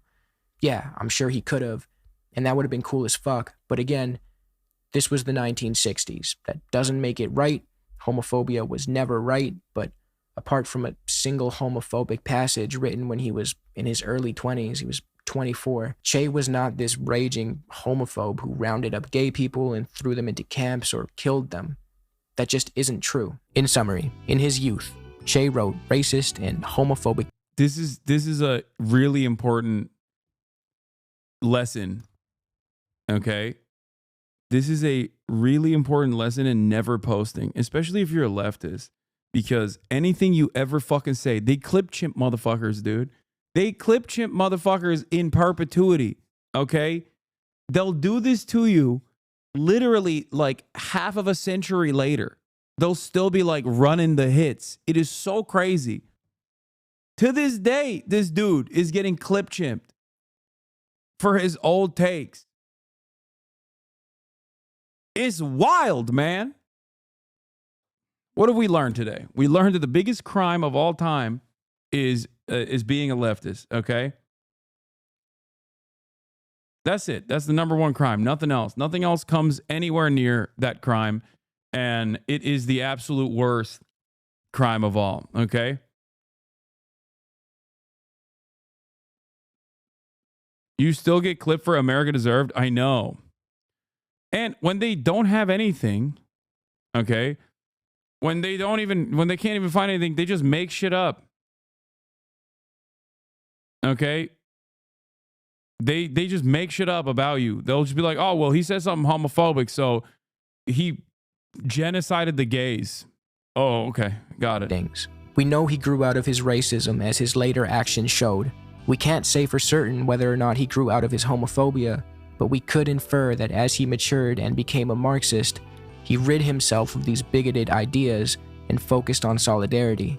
There are no actions or writings from his adult life that suggest that he was a horrific homophobe, but without new evidence, we'll never know for sure. It's not uncommon to meet people who hate Che and the Cuban government for anecdotal reasons.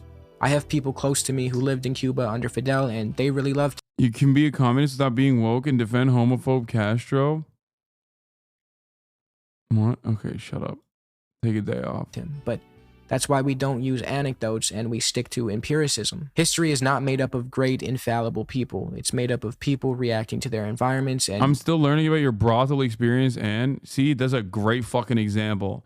I've always been pro-sex work, dated sex workers, openly talked about going to a legal brothel in fucking 2010. And motherfuckers still talk about how the brothel was raided. Yeah, it was. 6 years after I went to the fucking brothel. Okay? And what it was rated for wasn't child sex trafficking in the way that these fucking freaks talk about. Okay? It was goddamn rated for tax evasion. And the brothel actually still is in operation as a legal brothel, and literally sued the German government and the police for defamation successfully. But motherfuckers still talk about it. It was in Berlin. It's legal.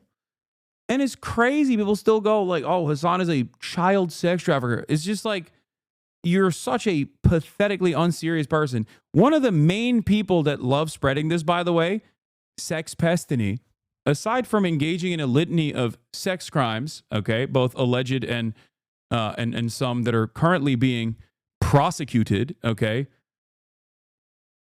also openly admitted that he went to an illegal massage parlor where he got a rub and tug by, in his own words, not mine, a woman that looked like she was sex trafficked. That's the motherfucker that has been for years talking about how I went to a legal brothel. How crazy is that shit? And the dumbass fucking radfems that run along with that still go along with this narrative. Oh my Lord. Go find a fucking new villain, dude. Anyway, plenty of them out there.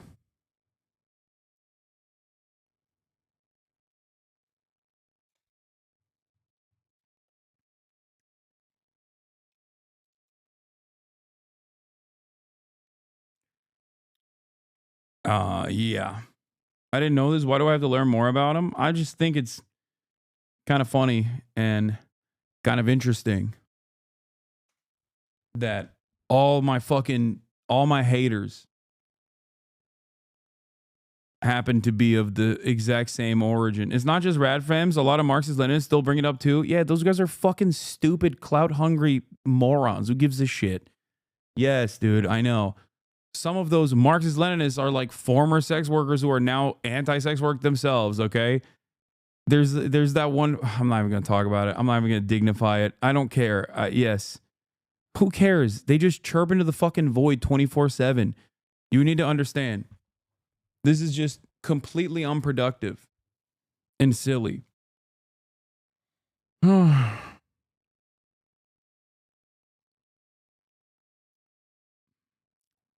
Remember, judge me by my enemies. Okay? That's all I'm going to say.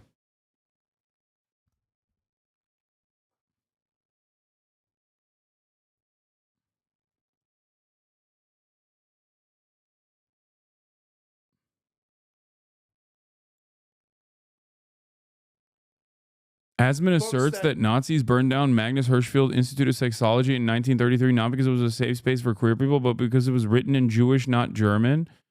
Wait, what? The Nazis burned books on gender sciences. They did do that. First. Now the administration has villainized and marginalized migrant workers, trans. It's a bit of a miss. Like, my understanding is that they burned them not because it was gender stuff, but because it was written in Jewish and not German.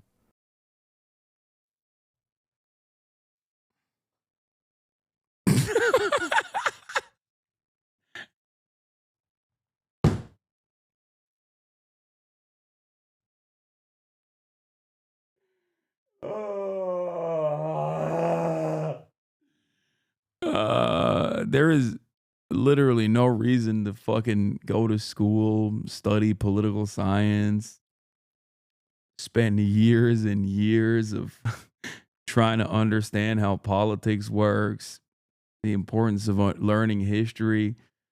I'm not an elitist by any means. I think anybody can do this. This is a fucking silly ass job.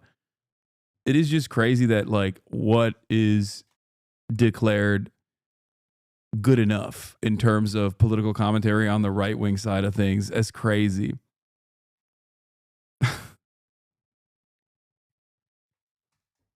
Hey, congratulations to the DigiGears, okay? DigiGears, you did it. #1 political commentator on the platform. Still going, by the way. All the DigiGears. You did it.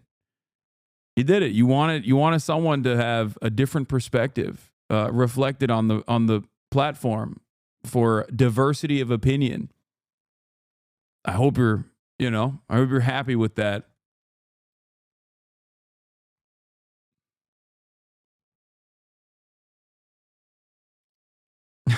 Written in Jewish. What does that even mean?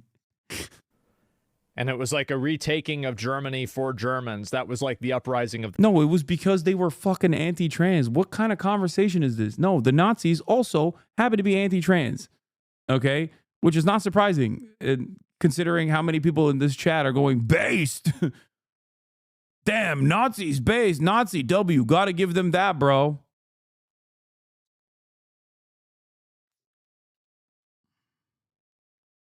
The Nazis.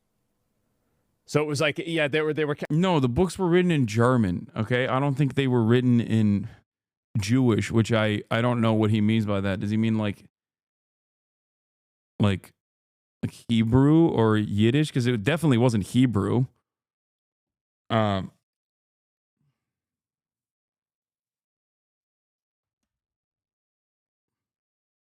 don't know how you would write in. I don't know what purpose it would serve to write transmedical studies in Yiddish, but it definitely wasn't in Hebrew. Anyway, regardless, yeah, all the guys, they went after them because they were just anti-trans. They thought that homosexuality and any kind of expression of being queer was morally degenerate, much like many right-wingers think to this day, as a matter of fact. Much to think about. Much to think about there. I wonder Wonder why modern right-wingers agree.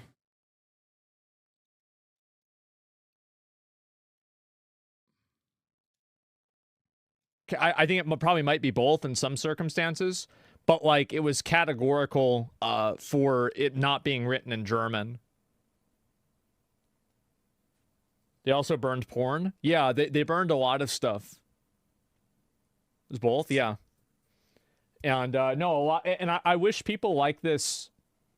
It's disappointing that you can't have genuine conversations because people try to just like kind of, like.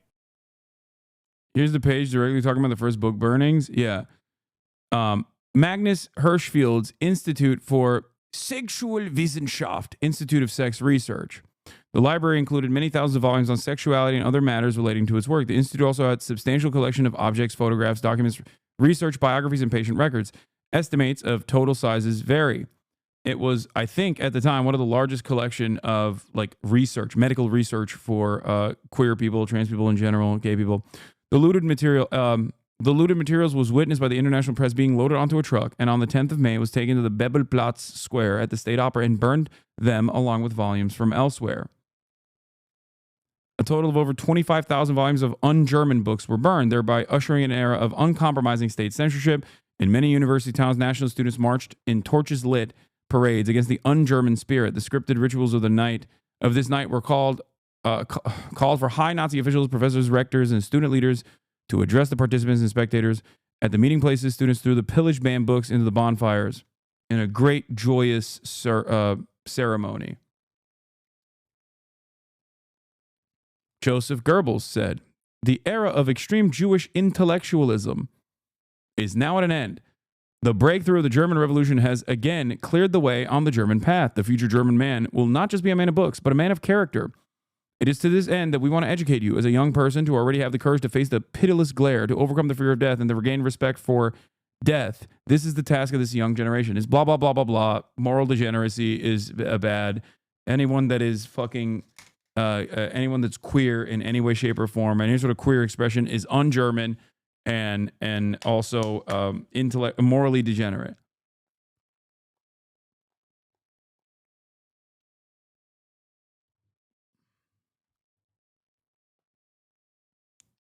Yeah, that's it. Also, Nazis took all the patient medical records and tracked down the people put in to put in the concentration camps with the infamous pink triangle to mark them as gender traitors. Yep. It is pretty crazy that Asmongold watched that fucking Ethan Klein video, and then his chat kept coming in here to be like, "You're anti-Semitic terrorism lover. You should be banned. Why aren't you banned yet?" Meanwhile, his fucking chat's going based Nazis. But hey, no, wait. That's what a lot of my naysayers wanted, though. They wanted someone with a diversity of opinion on the platform. So and pick facts and like not talk about things in an honest way. But it's like part of that's true, but it's like not complete. Gender stuff is Jewish. Like this guy went back to the old school German methodology, it seems. Be true. LGBT people. Oh, yeah. I mean, what is Yiddish if not just non-binary / trans German? Maybe he's onto something here. Yeah, that's Yiddish. Yiddish is just gay German. Okay.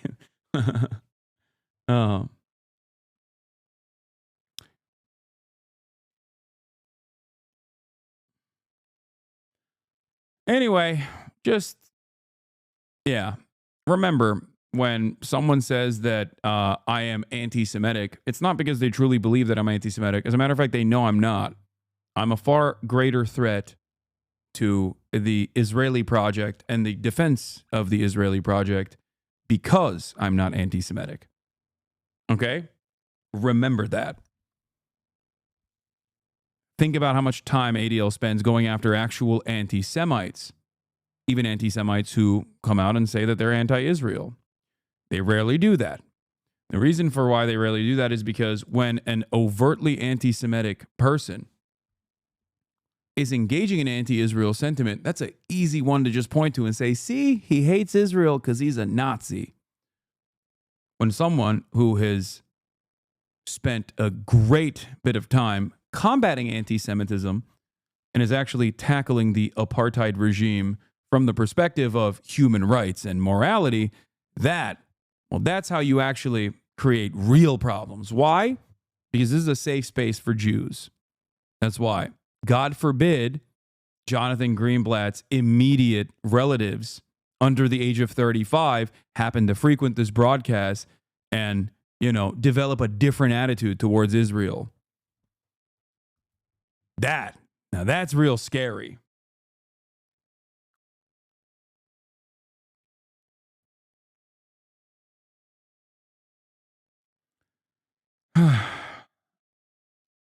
By the way, I wasn't saying that he has immediate relatives that are fans of mine. I was just using that as a hypothetical example.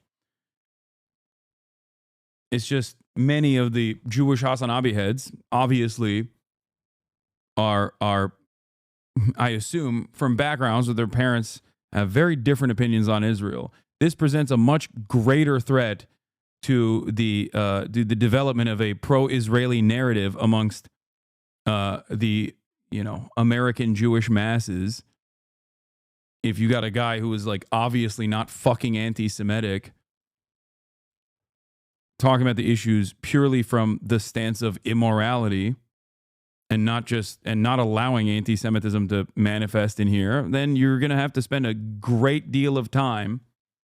You're going to have to spend a great deal of time trying to make me look fucking anti-Semitic. Good luck.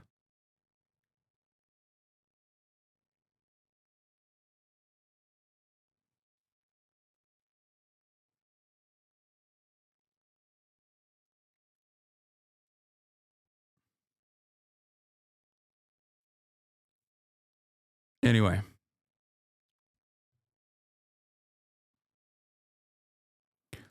The more they use the anti-Semitic card, the less powerful it will be. Yeah, that's also a dangerous prospect in and of itself for a different reason. Because anti-Semitism is a real form of bigotry. A very dangerous form of bigotry, as a matter of fact. And when you just use it on nonsensical bullshit that deep down in your fucking heart is not anti-Semitic, okay, you end up making anti-Semites point to that and go, see, they say this about everyone. Anyway, that's all for me for today. I'm not going to do the Elden Ring Network test. I'm going to go on a Palentine's date with a buddy of mine who does not have a Valentine.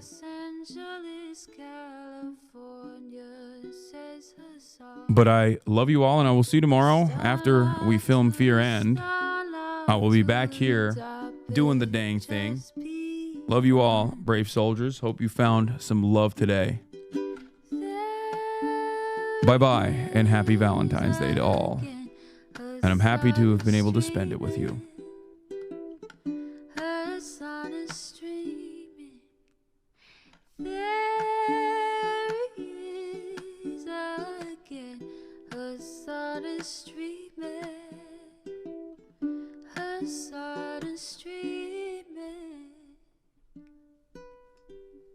Reviewing the P.O. box, Uncle Uger's face.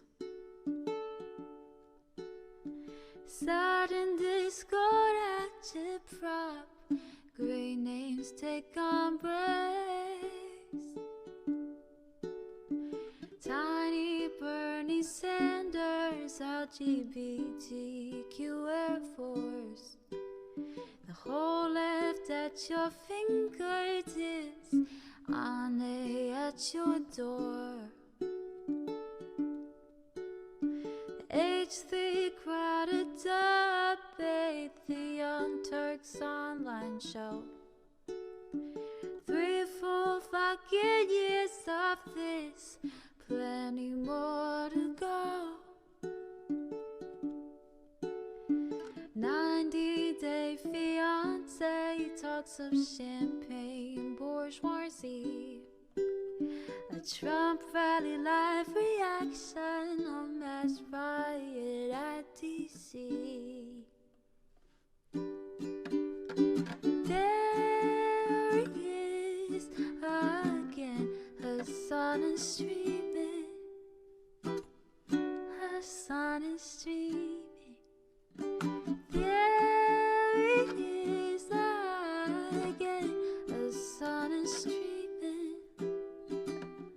Hasan is streaming.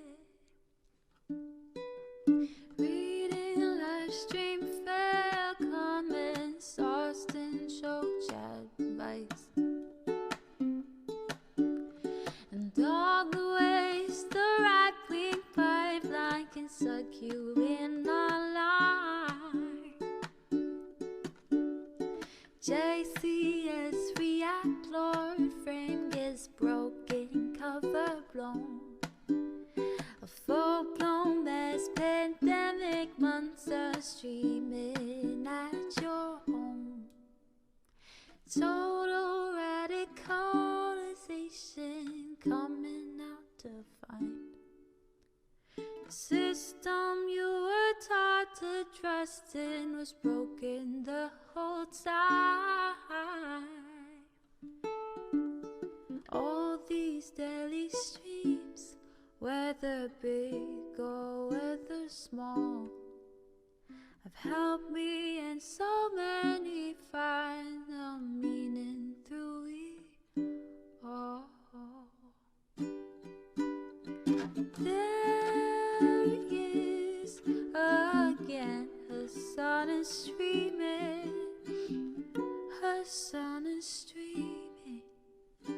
There he is again, Hasan is streaming.